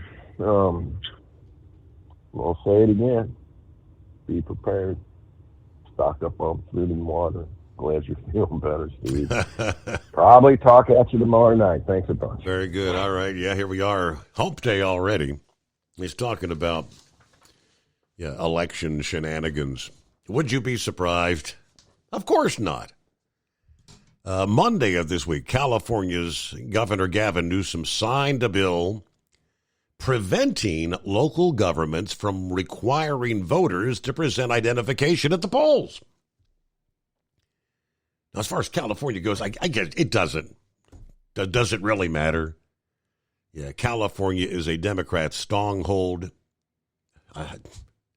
Monday evening, Elon Musk actually followed up after he signed that in response to the legislation, stating, quote, "Wow, it is now illegal to require voter ID in California. They just made preventing voter fraud against the law."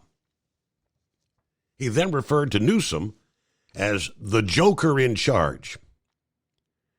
Earlier last month, he used that same insult when tearing into Newsom for outlawing political AI videos or deep fakes, saying at the time, the Joker is in charge. But this new legislation is in response to Huntington Beach residents passing a voter ID requirement in March. In April, the Democrat Attorney General and the Democrat Secretary of State sued the city to invalidate that law, claiming this violated state voting protections. That bill was then passed by the Democrat-controlled California Assembly and the Senate earlier this year after members claimed that voter ID laws disproportionately affect low-income, elderly, and minority voters.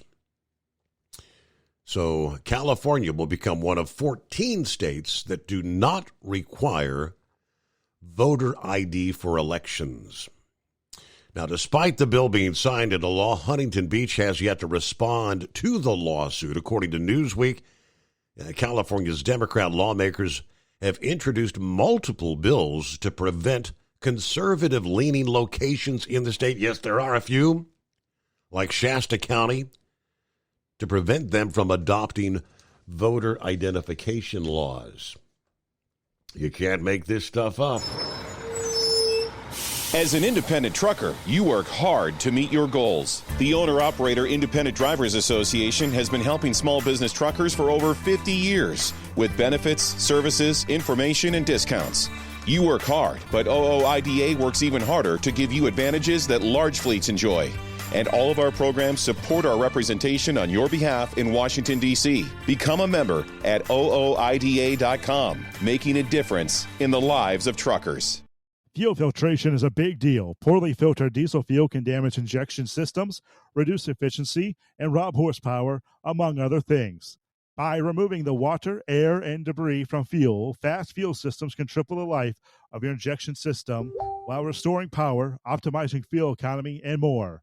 Not sure what your truck needs? Give us a call at 433-5410 or learn more at fastride.com. At Hot Shot Secret, we share the science behind common diesel problems and their solutions. For example, Diesel fuel cetane levels. in many states, the cetane rating in diesel fuel is 42 to 45. Most diesel engines operate more efficiently with a cetane rating of 48 to 50. One treatment of Hot Shot Secret Diesel Extreme will raise your cetane 7 points, increase fuel economy, and improve cold starts. Due to a cleaner burn, there are less hydrocarbons and particulate matter in your exhaust. This reduces the blockage of your diesel particulate filter. Using Diesel Extreme generates 83% less DPF regeneration. The 6-in-1 Diesel Extreme formula also includes the most concentrated detergent on the market, lubricity enhancer, water demulsifier, rust and corrosion inhibitors, and a fuel stabilizer. Hot Shot Secret Diesel Extreme is available nationwide at truck stops, fine farm and auto stores, and online at hotshotsecret.com. Hot Shot Secret. Powered by science.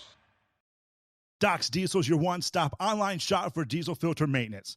Genuine quality, third-party tested filters for Cummins, PowerStroke, Duramax, and EcoDiesel trucks.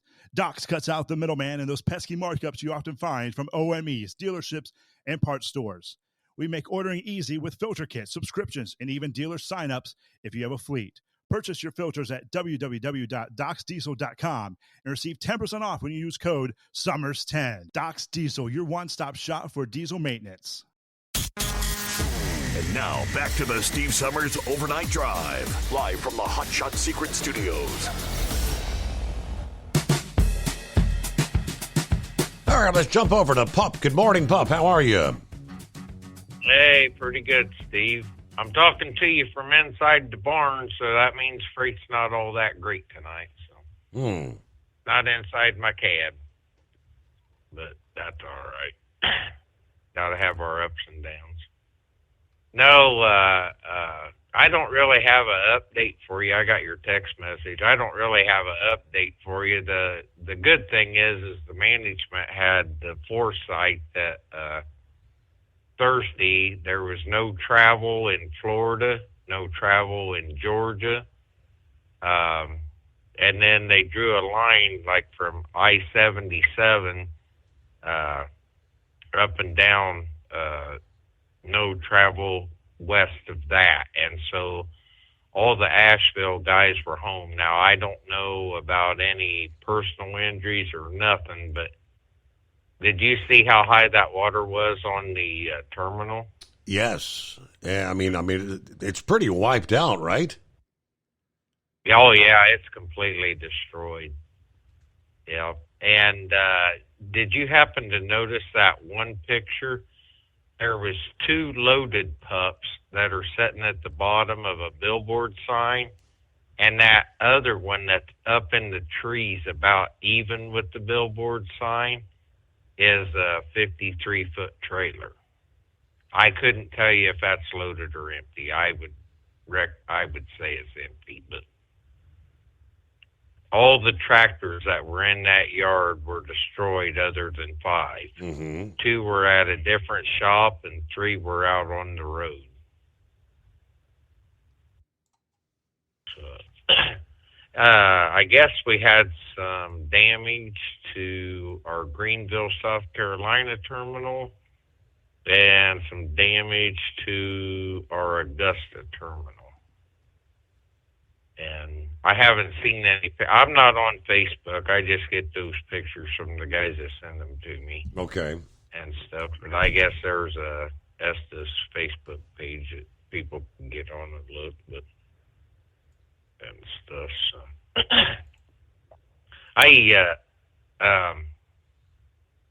you were pretty lucky that you were out of it there Friday night, man. I'll tell you what, that was a booger driving.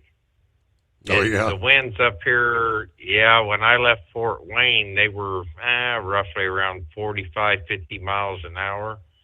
And I was headed to Lexington, and it was raining pretty good. And the further south I got, the stronger the winds got. And I had 35,000 in the van, and that was still blowing me around pretty good. But the trip home was a lot better, so it started clearing out, what have you. But I really don't have a huge update. I mean, I hope all the guys down there, you know, personally, I only know like 2 guys down there at Asheville. I've been to that terminal quite a few times, but I have met quite a few of them at our Lexington hub. And but I hope everybody's all right. Mm-hmm. I haven't heard anything different. On this Iran deal, Steve, that Iran just opened the invitation. I wish Trump was in there. But Iran just opened the invitation card to destroy their nuclear facilities and their oil facilities. Mm-hmm. And that may happen. That very well. Israel might do it. I hope I hope they do it. I mean, it might take 5 or 6 bunker busters to get down to their nuclear stuff, but I hope they do it. But I really didn't have too much of an update for you, so hopefully that new storm system coming in doesn't ruin your cruise. Thank you. You know, showers, thunderstorms, rain. I mean, we can deal with that. And, you know, the fact that where we're cruising to, Aruba, Curacao, but those are way, you know, south. I mean, when you have those tropical waves that come off Africa, it's very uncommon for them to develop and go. So, you know, if we can get the ship out there and we would head south and then head over there toward the east and stay away from. It's just a matter of, you know, what the conditions are at the port when we're trying to get in and out of there. Right, yeah. I wish I could have talked my wife into, what was it, a year and a half ago you guys started planning this? Yes. I wish I could have got her on board, but she was dead set against it. And I probably could have had fun by myself, but I'm a one-man party anyway. But anyhow, probably wouldn't behave myself, so. But that's all I got for you, Steve, and everything. I'm really, really glad you came through your stent thing okay. And feeling better, yes, with each passing day. Hey, we're right up to news break. We'll be right back. Ultimate comfort on the road. That's the Bostrom difference. And why so many drivers are upgrading their seats to Bostrom seating.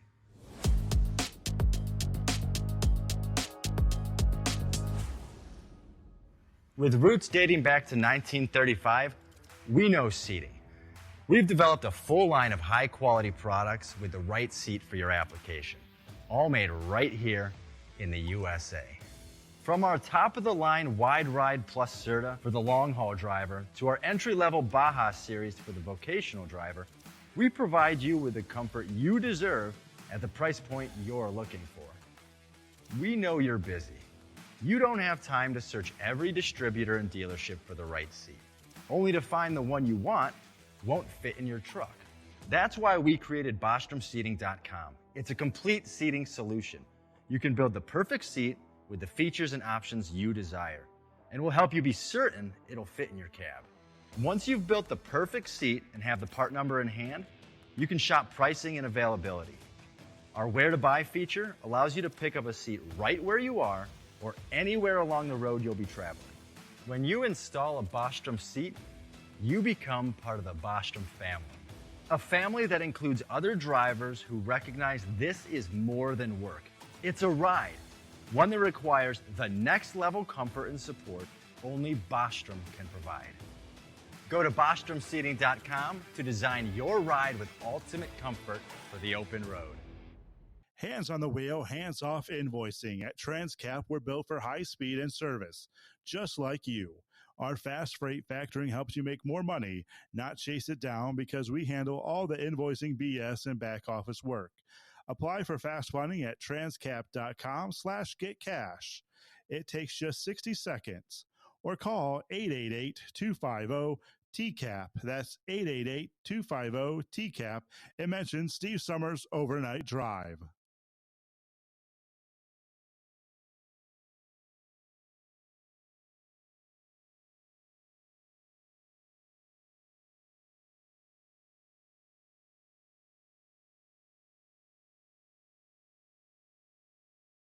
From Feature Story News in London, I'm Ollie Barrett. Israel's warning Iran there will be consequences after dozens of missiles were fired towards the country. Iranian state television says 200 missiles were fired at Israel, with the Islamic Revolutionary Guard Corps saying it was in retaliation for the killings of Hezbollah and Hamas leaders. The US and UK were involved in defending Israel from the missile attack. UK Prime Minister Keir Starmer is condemning Tehran's actions. It cannot be tolerated. We stand with Israel and we recognise her right to self-defence in the face of this aggression. Iran must stop these attacks, together with its proxies like Hezbollah. Iran has menaced the Middle East for far too long. Chaos and destruction brought not just to Israel, but to the people they live amongst in Lebanon and beyond. Former UK Security Minister Tom Tugendhat had this message for the Iranian people. I'm sorry that your government has behaved in this atrocious, barbaric and brutal way. The regime we know does not represent you. What we need to see is the people of Iran freed from this brutal regime and the people of Israel liberated from fear and hatred. Danish police say they're investigating 2 blasts near Israel's embassy in Copenhagen. Authorities say no injuries were reported. The US vice presidential candidates have clashed over immigration, the economy and the 2020 election result in their one and only televised debate. Republican J.D. Vance refused to say if Donald Trump lost the 2020 election, with Democrat Tim Walz accusing him of engaging in revisionist history. Nick Harper reports from Washington. Donald Trump's running mate, J.D. Vance, seemed the calmer, slicker, more confident candidate, often diverting the discussion in the direction he wanted. By comparison, Kamala Harris's vice presidential pick, Tim Walz, spent a sizable amount of time on the back foot, defending the Biden-Harris administration and leaving Vance's falsehoods largely unchecked. And while much of the debate was civil and policy-focused, there were testy exchanges over abortion, the economy, immigration, the moderators resorting to cutting the candidates' mics, and the 2020 election result. Vance refused to say if Trump lost 4 years ago and said there had been a peaceful transfer of power. Walz said the January 6th attack on the US Capitol proved that wasn't the case and accused Vance of Trump world revisionist history. I'm Nick Harper in Washington. More than 100 people are joining new legal action against US musician Sean Diddy Combs after claims of sexual assault, rape and sexual exploitation. He's already facing criminal charges of racketeering and sex trafficking, which he denies. From bureaus worldwide, this is FSN. With FSN Spotlight, I'm Simon Marks. What happens next in the Middle East after Israel, backed militarily by the US, fought back against a barrage of Iranian missiles fired at the country on Tuesday? Israel is threatening reprisals, so is the United States. Alistair Burt is a former British Foreign Office minister who used to have responsibility for the Middle East. Everybody can have all sorts of plans, but once attacks start, then it is true, and most military people would tell you that as soon as combat is started, things can go out of control very quickly. What has changed is the tit-for-tat that there has been between Hezbollah and Israel for some time.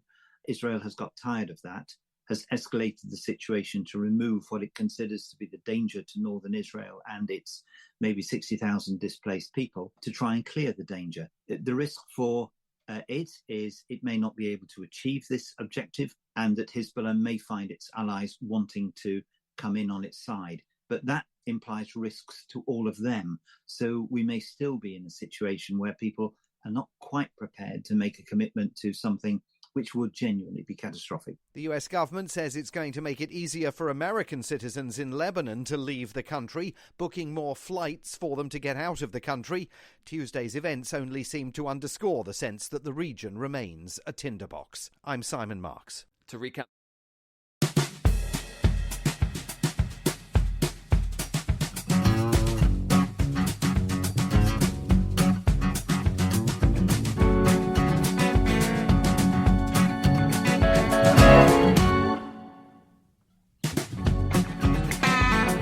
All right, good morning to Rick in Columbus.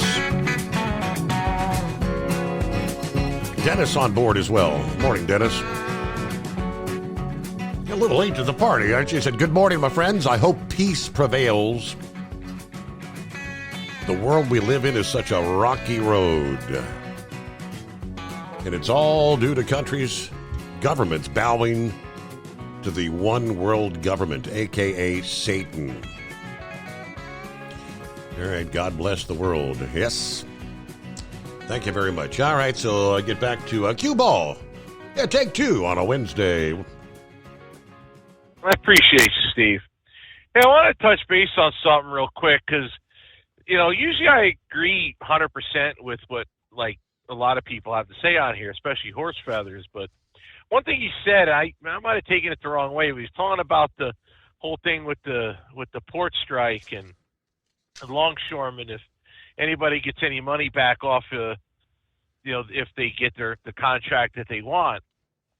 Well, I want to bring up something here because a lot of people, and I'm amazed at how many people that I believe to be intelligent to figure things out that they just don't get it, or they're not thinking all the way through. So I want to bring up something here.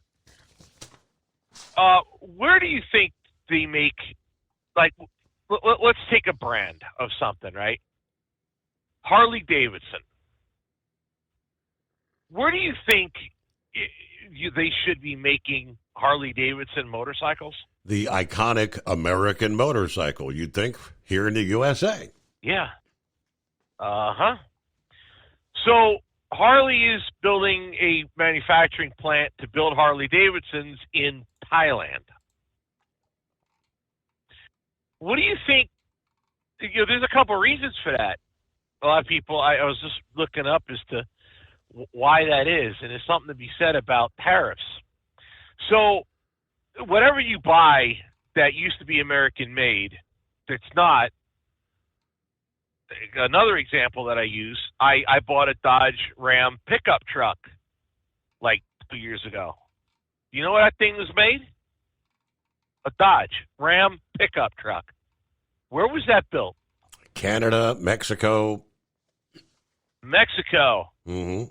My American Dodge truck built in Mexico. Not by UAW, guys. So the UAW is screaming and hollering. They got a great contract by, especially with the company like Stellantis. Meanwhile, Stellantis is getting rid of guys left, right, and sideways. That's such a good contract they got. And they're building heavy trucks in Mexico by non-UAW guys. The reason why they're doing it? It's cheaper. So you still sell a truck for $74,000, but you pay these guys peanuts to build it. So when people are talking about tariffs, yeah, because you're not paying an American worker, you're going to pay America. So any savings you made by making it in Mexico, we're going to make sure that savings disappears. So you're either going to pay America or you're going to pay American workers. Either way, you're paying. Harley Davidson's in Thailand. Obviously, they're not going to pay UAW wages in Thailand. So your Sportsters and whatever other motorcycles they're going to make down there are going to be made by probably slave labor wages. The other reason they're making Harleys in Thailand is because I had an article pulled up real quick. I'm parked so I can look this up quick. Thailand puts on motorcycles a tariff on motorcycles. So if you want to import motorcycles to Thailand, you have to pay the tariff. So why is it that if other countries tariff our stuff for their protection, for their workers, it's okay? But if we want to do it, that's a problem. Now, Harley Davidson is iconic American brand. As far as I'm concerned, they're built here in the United States. And if Thailand don't want to ride Harleys, they don't got to ride Harleys. I got no problem with that.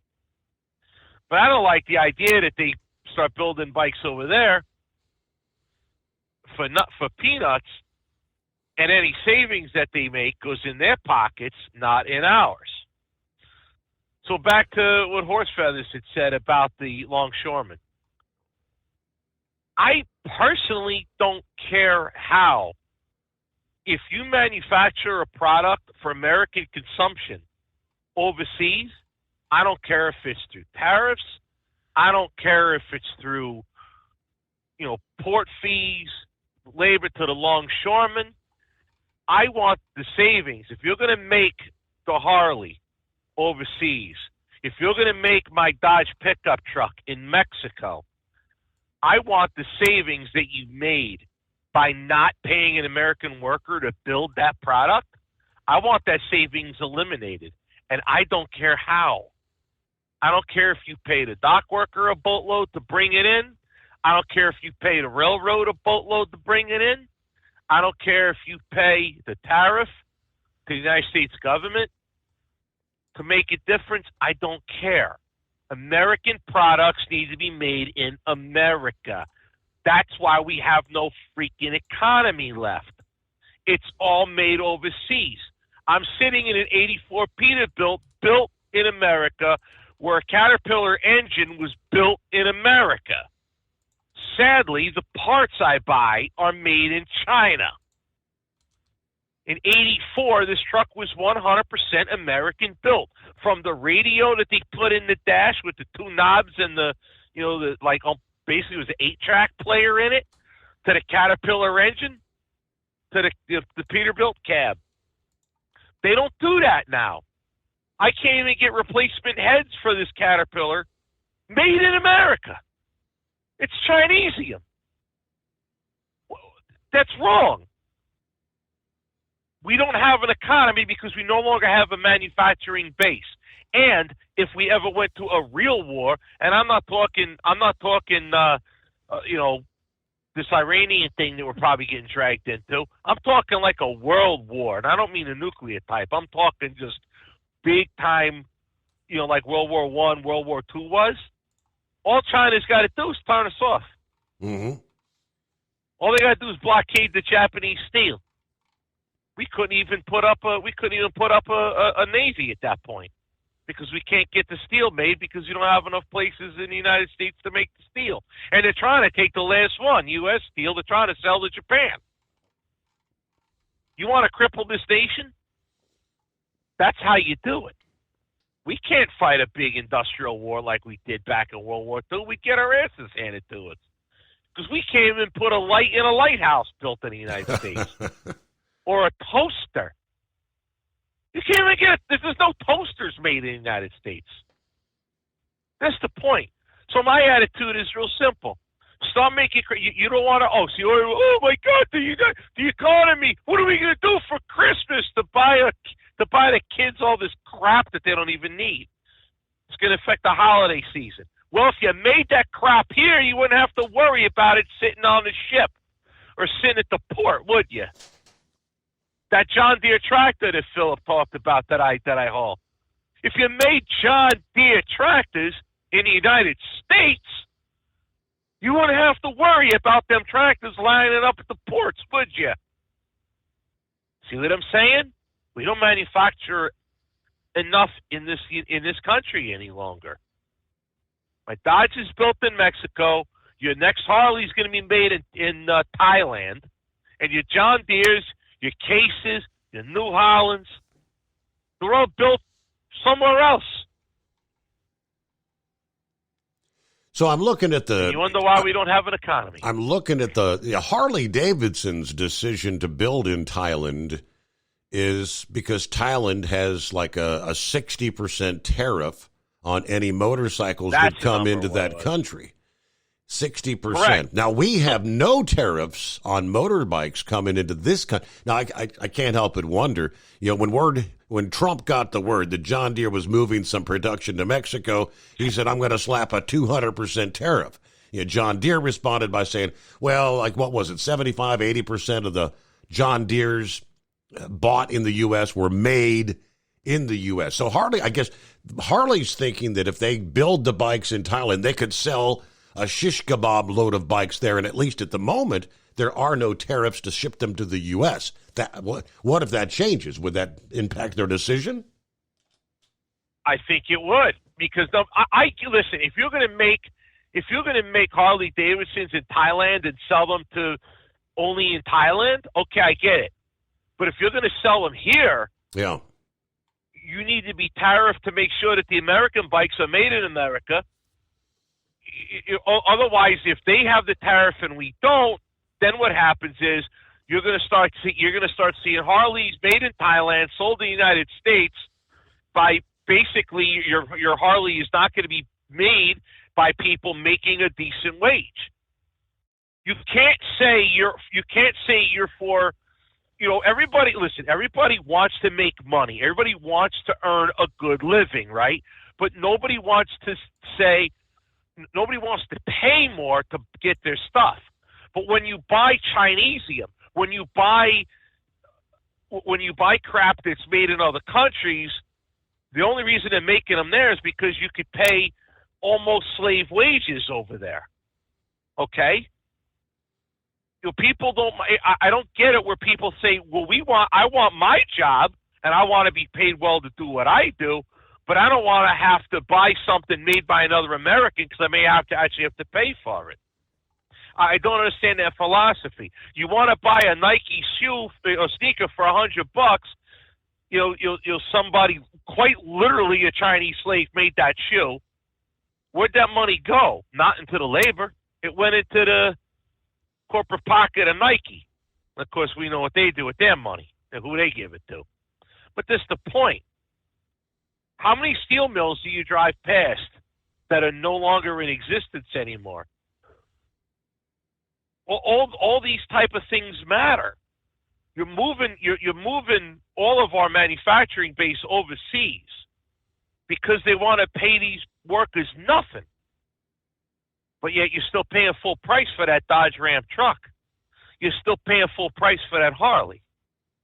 That's what I'm saying. So I don't care how we get that money, whether it's tariffs.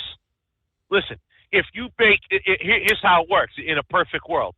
You pay them dock workers what they're wanting. What's the worst thing they'd go do?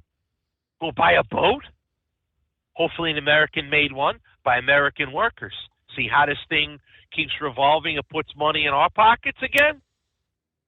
Why is it bad if they own a toy like we do? That's the difference. They need to make their money.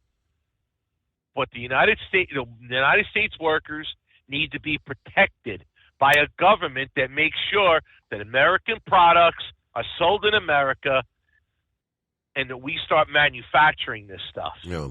Again. Well, for 4 years difference. when Trump was in office, I mean, he was in the process of bringing manufacturing jobs back. He brought up Harley Davidson. I guess the announcement was made in August, right? I'm not sure if we even touched on that. They announced the decision they're going to move a substantial part of their production overseas again. For us, the U.S., it's a bad move, bad news. They're going to relocate the production of their Pan American, the Sportster, and the Nightster models from the U.S. to their existing facility in Thailand. This is evidence that industrial policy, including tariffs and tax breaks, can work to build an industry and create jobs. Thailand has become the world's 5th largest producer of motorcycles, thanks to intelligent industrial policy and their highly competitive costs. Thailand's policy is a testament to what we have called tariff jumping investment. Harley claims the decision to move production out of the U.S. is to save cost for them, but the real cost is for the American work and the American production. The International Association of Machinists and Aerospace Workers says Harley claims that this decision to move production is to save cost for the company, but the real cost will be in American work in production. It's a kick in the teeth to American workers and a betrayal of their legacy as an American icon. It's not the first time they've made a move like this. In 2019, the closure of the Kansas City factory, 572 jobs lost, coincided with a shift in production to its then brand new Thailand facility. At that time, they blamed that production shift on the European Union's 31% tariff on U.S.-made bikes. That was supposedly a move against President Trump's steel and aluminum tariffs. But in November of 21, the European Union allowed motorbike tariffs to revert back to the standard 6% as a result of a U.S.-European Union agreement replacing U.S. metal tariffs with a quota. With the planned shift of Harley models based on the Revolution engine, it's jobs in Wisconsin and Pennsylvania that are most at risk. Harley's York, Pennsylvania facility, their main bike manufacturing location with about 1,000 union employees. The Menominee Falls, Wisconsin facility, the main engine producing center, about 600 union employees. Now, they keep saying this will not have an impact on American jobs. It's not clear how they're going to manage that. All right, going back to 1976? Thailand incentivized the development of a domestic motorbike industry with an outright ban on imports of complete motorcycles.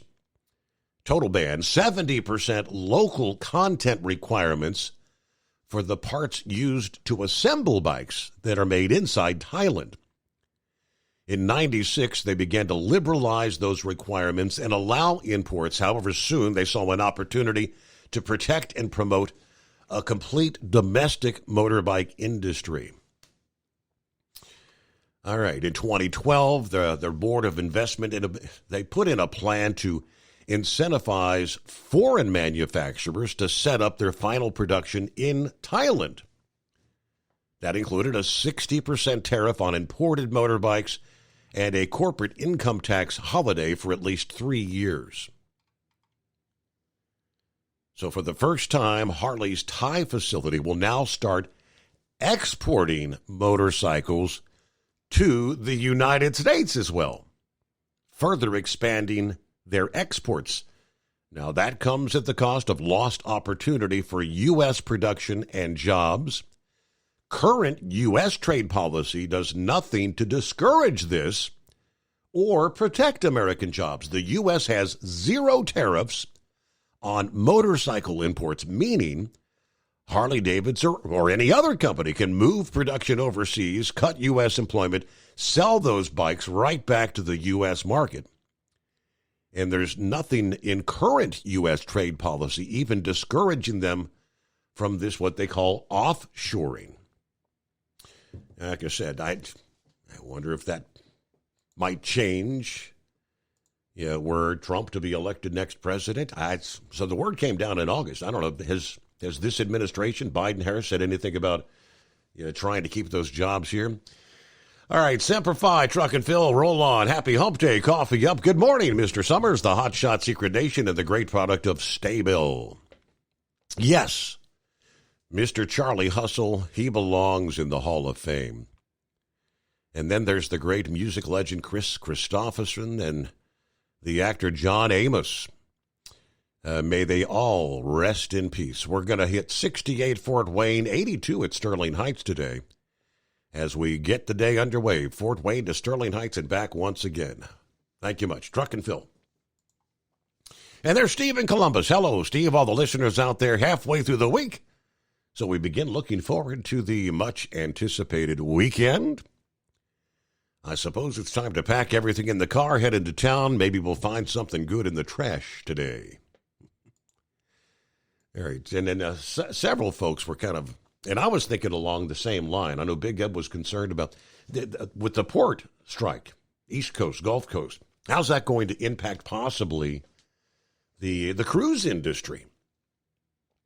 According to the Miami Herald, I believe it was, dock workers at the ports of Miami, from Maine to Texas, are officially on strike. 36 East and Gulf Coast ports shut down as they walked off the job at the midnight hour there Tuesday morning. Now, this only exacerbates some temporary port closures in places like Florida, the Carolinas, and Georgia in the wake of Hurricane Helene. This is the first at these ports since 1977. The potential to cost the economy up to $5 billion a day, upend holiday shopping for millions, and dictate whether many small and medium-sized businesses and farmers turn a profit or lose money this year. Every idle day that a ship does not get into the ports costs money, sometimes a lot. That ultimately gets passed on to consumers, according to the chairman and chief executive of the shipper Synergy Maritime and United Maritime. At Port Miami, the biggest commodities going in and out of the port are fruits and vegetables, apparel, and machinery. According to the CBS story from this past day, Port Everglades said a strike would impact 41% of containerized cargo. Gasoline shipments at Port Everglades and South Florida's huge cruise industry will not, they say, be affected. All right. The strike by longshore workers will affect cargo operations across the eastern U.S., but I guess the cruise ports, the Port Canaveral, will not be directly affected because the port's cargo operations use non-union labor to load and unload cargo vessels docked there, not members of the striking International Longshoremen's Association. But apparently, I guess the word is for the cruise industry operations and obviously military vessel operations. This will not affect them. It is 844-844-3388. All right, get a quick time out. News break coming up here. Who we got? Eagle checks back in. What's going on with Knucklebuster?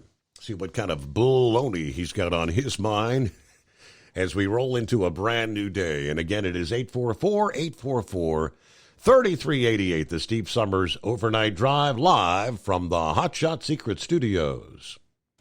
From Feature Story News in London, I'm Ollie Barrett. Israel's warning Iran there will be consequences after dozens of missiles were fired towards the country.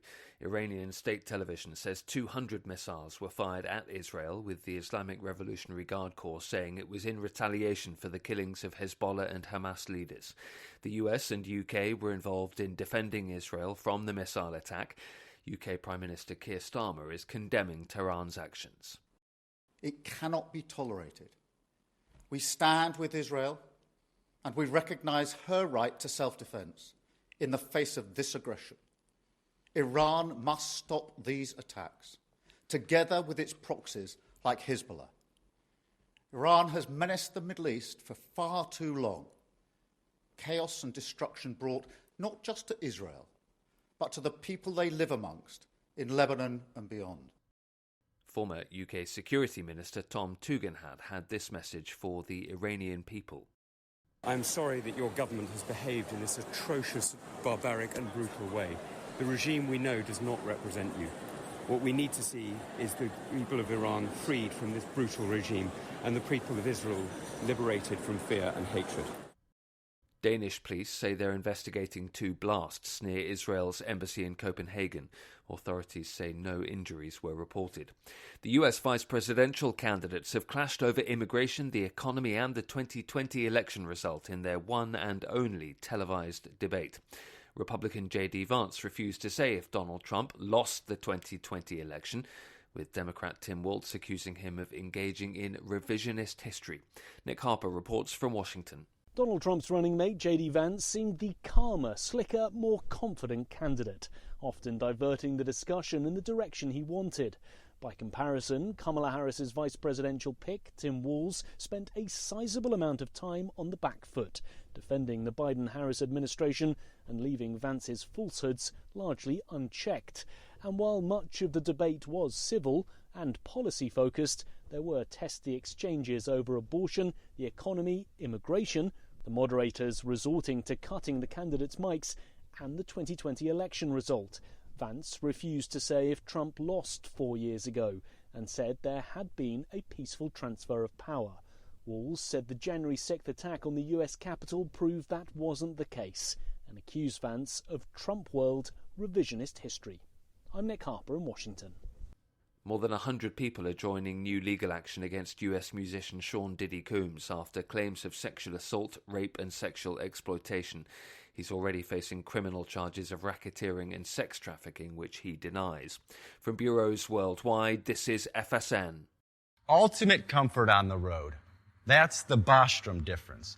And why so many drivers are upgrading their seats to Bostrom seating.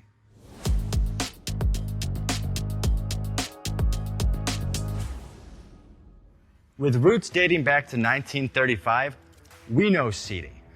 We've developed a full line of high-quality products with the right seat for your application, all made right here in the USA. From our top-of-the-line Wide Ride Plus Certa for the long-haul driver to our entry-level Baja series for the vocational driver, we provide you with the comfort you deserve at the price point you're looking for. We know you're busy. You don't have time to search every distributor and dealership for the right seat, only to find the one you want won't fit in your truck. That's why we created BostromSeating.com. It's a complete seating solution. You can build the perfect seat with the features and options you desire, and we'll help you be certain it'll fit in your cab. Once you've built the perfect seat and have the part number in hand, you can shop pricing and availability. Our Where to Buy feature allows you to pick up a seat right where you are or anywhere along the road you'll be traveling. When you install a Bostrom seat, you become part of the Bostrom family. A family that includes other drivers who recognize this is more than work. It's a ride, one that requires the next level comfort and support only Bostrom can provide. Go to BostromSeating.com to design your ride with ultimate comfort for the open road. Hands on the wheel, hands off invoicing. At Transcap, we're built for high speed and service, just like you. Our fast freight factoring helps you make more money, not chase it down, because we handle all the invoicing BS and back office work. Apply for fast funding at transcap.com/getcash. It takes just 60 seconds. Or call 888-250-TCAP. That's 888-250-TCAP. And mention Steve Summers Overnight Drive.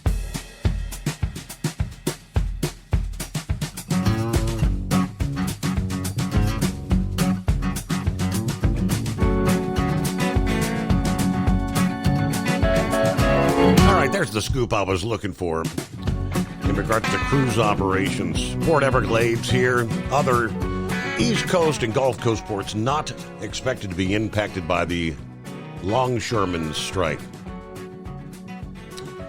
ILA President Harold Daggett promised that military cargo and cruise ships will be unaffected. Cruise operations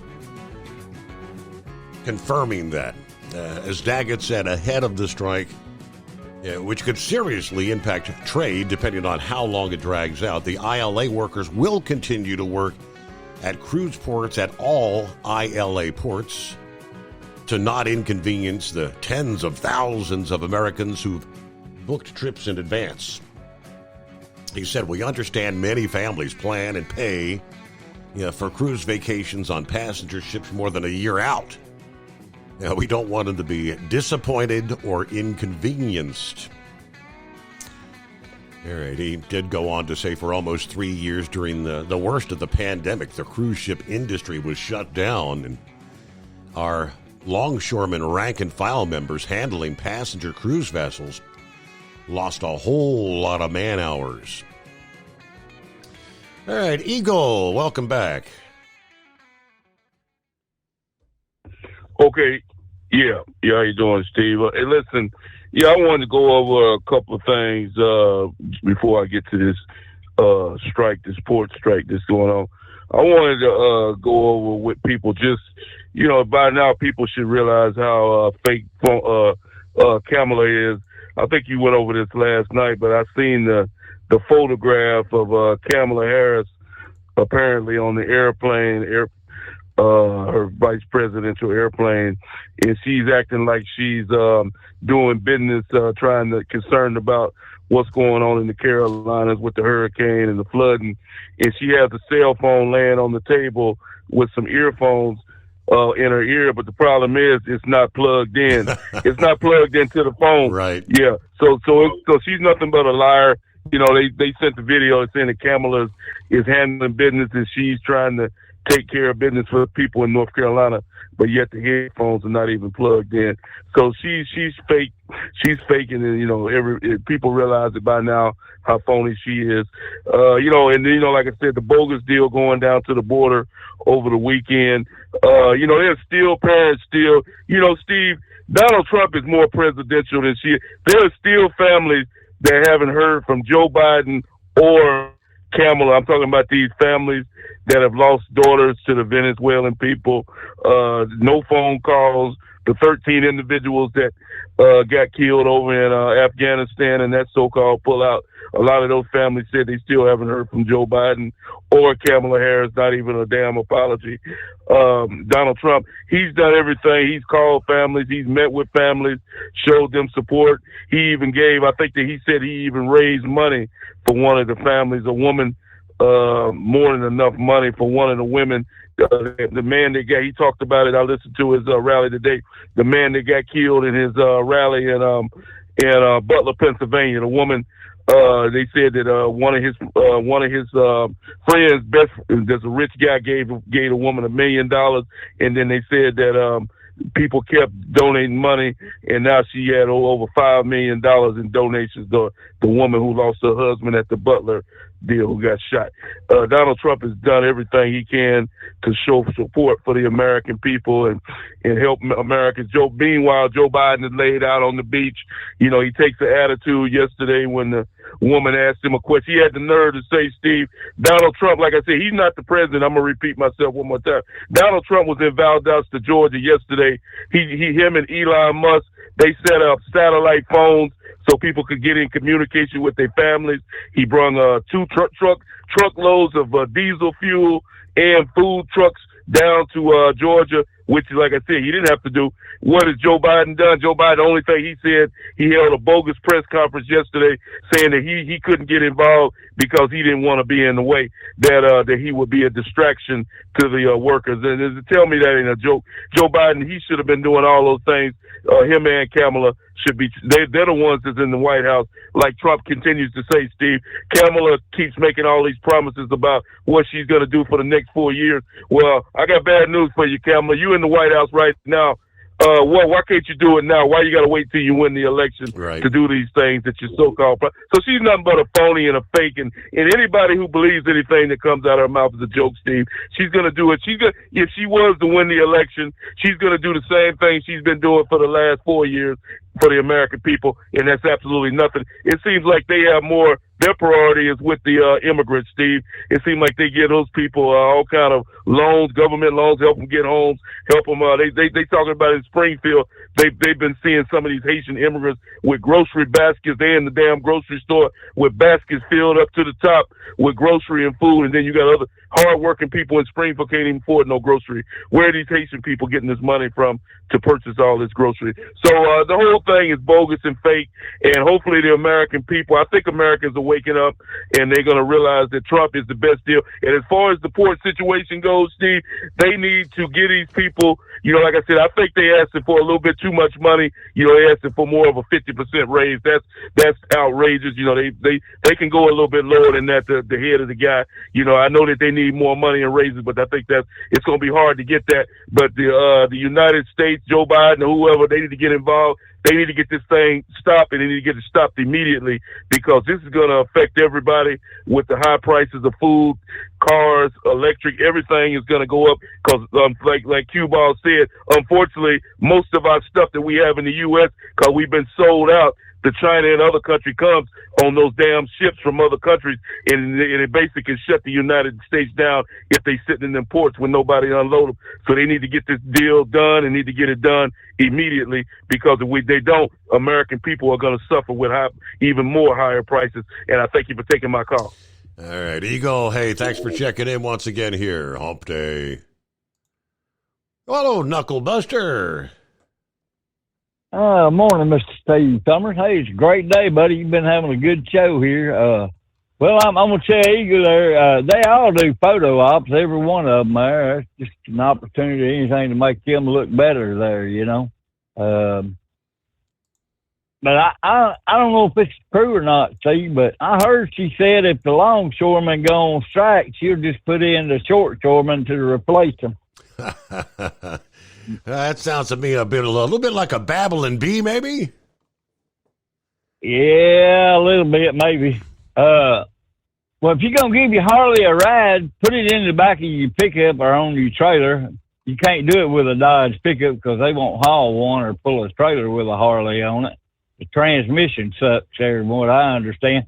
What was that guy's name? Hot Shot Secret Fire Punk Diesel, Yvonne something or another? Levon Miller, yeah. Is your Dodge? Yeah.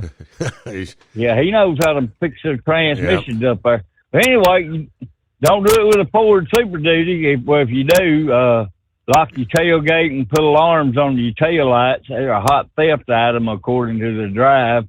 But they are making an alarm system for the tail lights there, just for the tail lights and the gate there. I always keep mine just locked there. Well, you know, you and I can't ever catch a break, Steve. This guy, his dad was a junk collector, and he got when he cleaned his dad's house out up in the attic, his wife thought it was a terrible picture painting. Turned out to be a Picasso, and it was worth $6 million, Steve. Wow. Yep, absolutely. Well, you know, you and I just can't catch a break, can we? You like pulling a fast one on your wife? I do. I practice jokes on Tennessee all the time.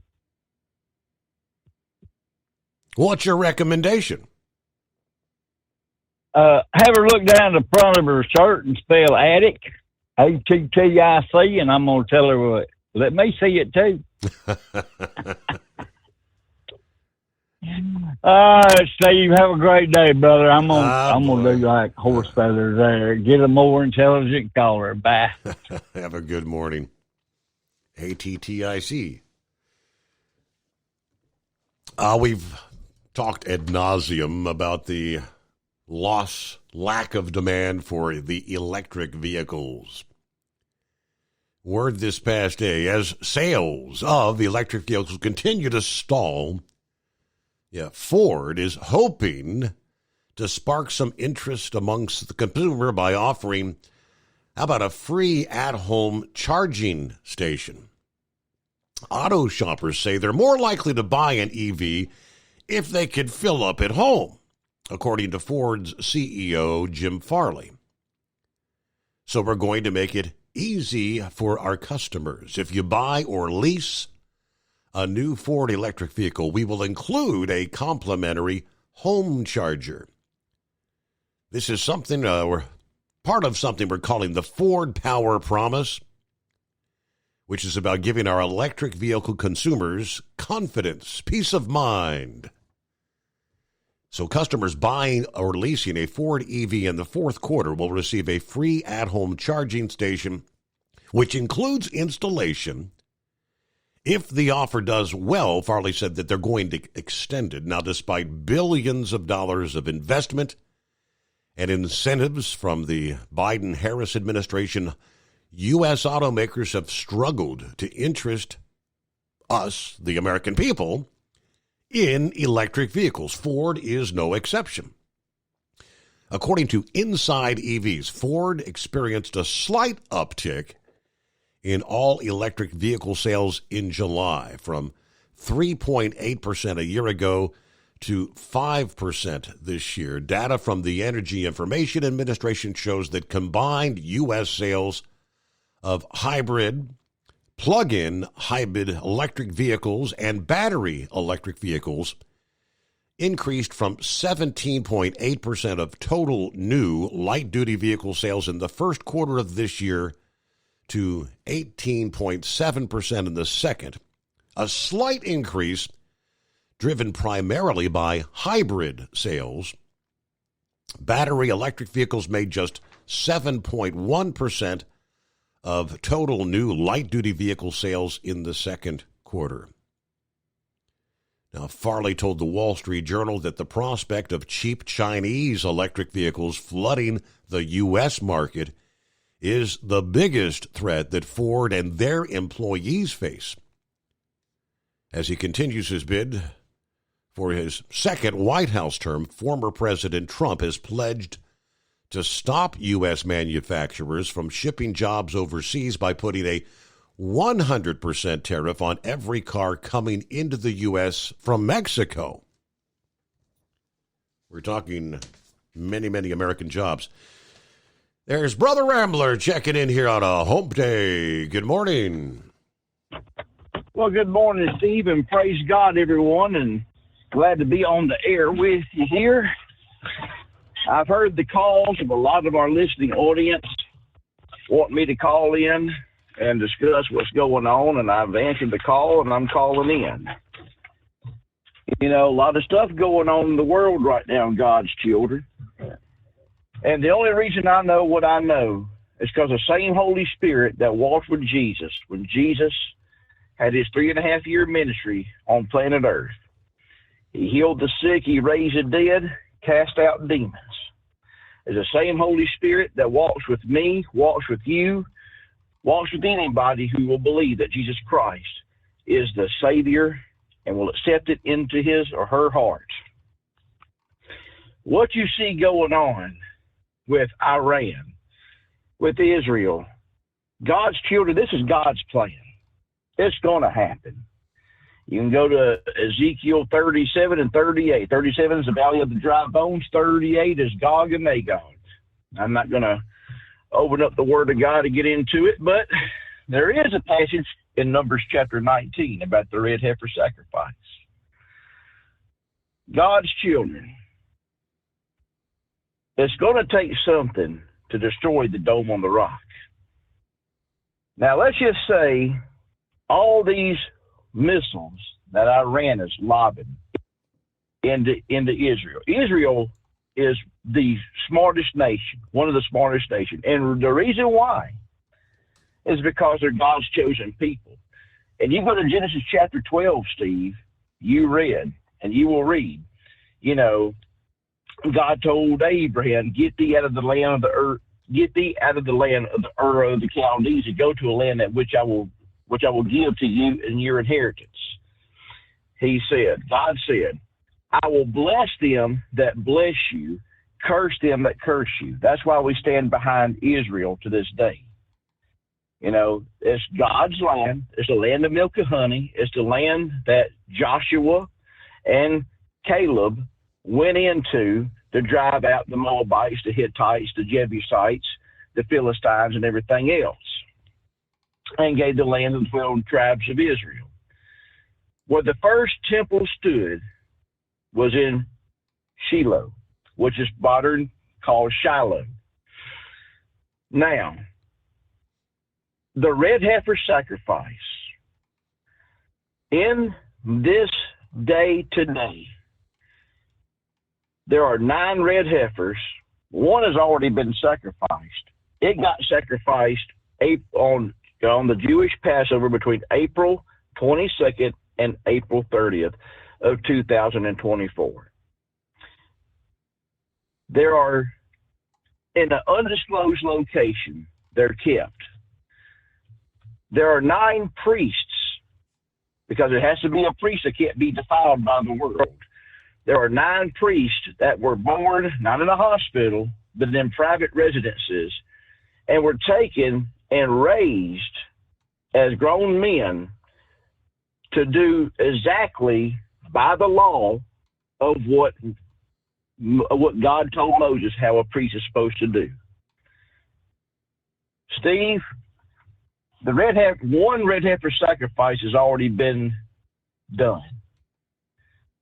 And that was done at the place where David brought the Ark of the Covenant to right at the Mount of Olives. Why is the Mount of Olives so special? That's where Jesus rode the donkey from the Mount of Olives through the Eastern Gate. They own the property there. The first sacrifice was made overlooking the temple. And God's children, I want to point something out to you. The temple was already built. It's called prefab. It's already built. They're just waiting for the Dome on the Rock to be totally destroyed. The Israel don't want to do it because it'll cause backlash. So why not have Iran do it? Could happen. Israel's smart, and they can hack one of them missiles, have it go off course, and bam, there goes a Dome on the Rock, and here we are. The third temple will be built.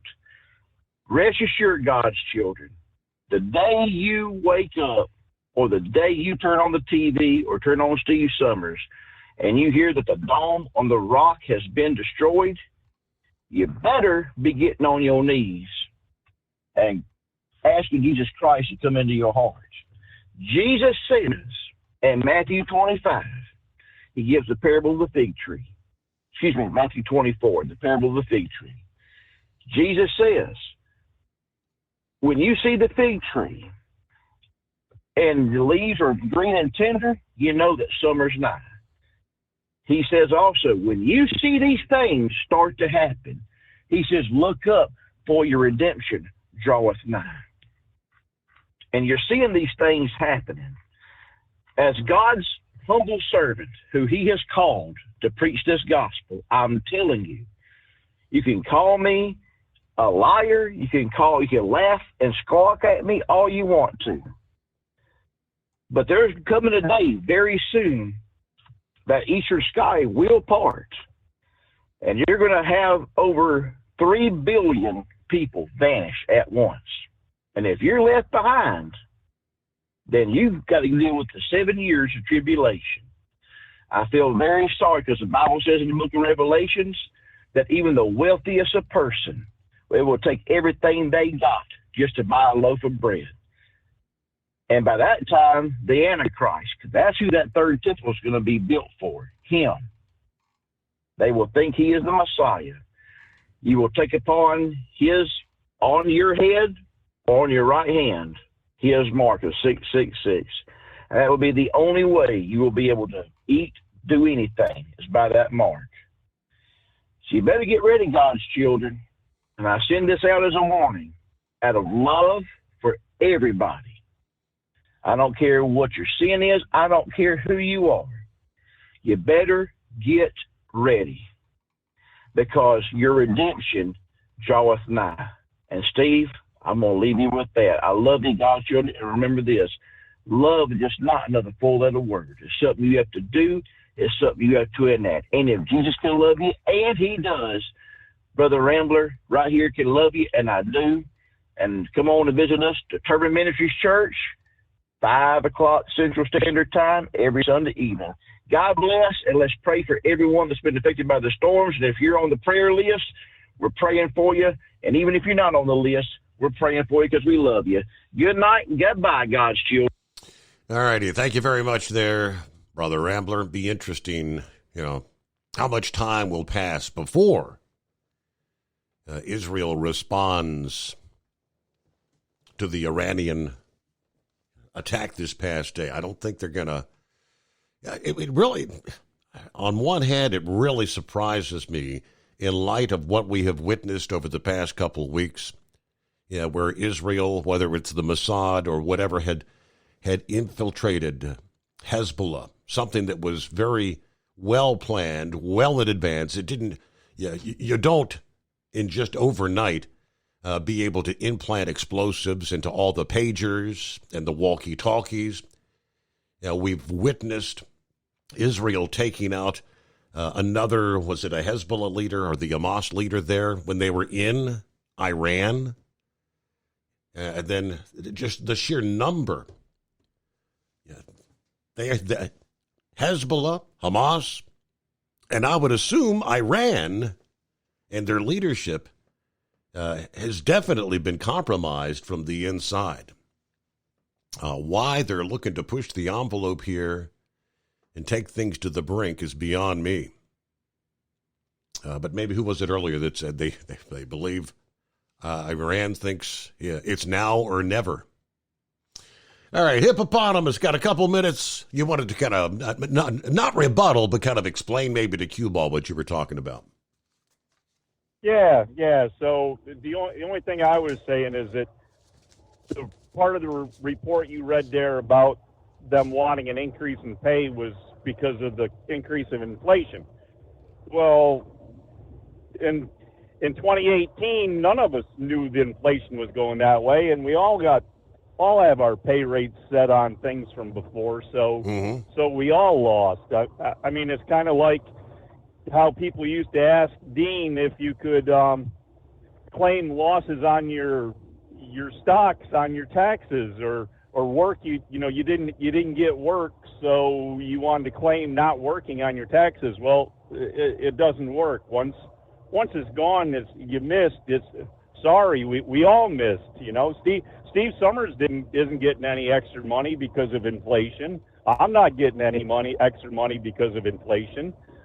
I mean, you sign your contract, you make your deal, you live with what you got. And in most cases, you can't say 3 years later. In most cases, when people do get an increase, on any given year, 3%, 4%. I mean, I guess Social Security saw a pretty decent. Was it a 5 or 6% due to inflation last year? But, a 50 or better yet, a 70% is kind of what I believe they're ultimately asking for. 70% increase over 6 years. Hey, we got to close it out there. We are out of time. Thank you for hanging out with us. I hope to see you back at the midnight hour tonight.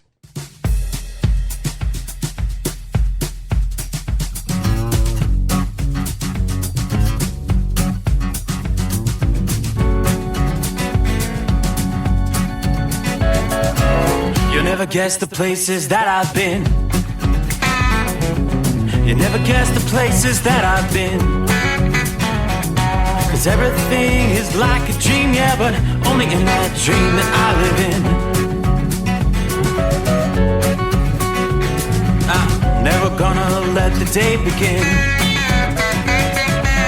Never gonna let the day begin. 'Cause everything is like a dream, yeah, but only in that dream that I live in.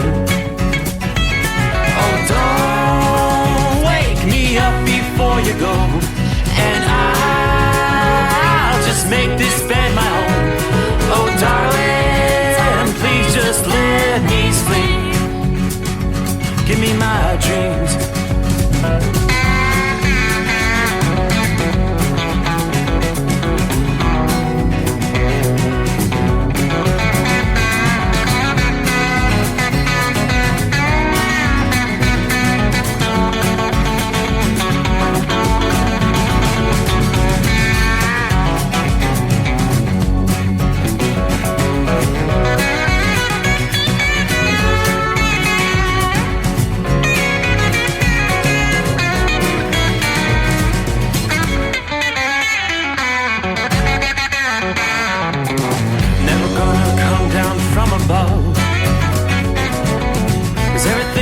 Better from above. Nothing's ever as it seems, yeah, except in that world that I dream of. Never gonna lose the ones I love. Never gonna lose the ones I love.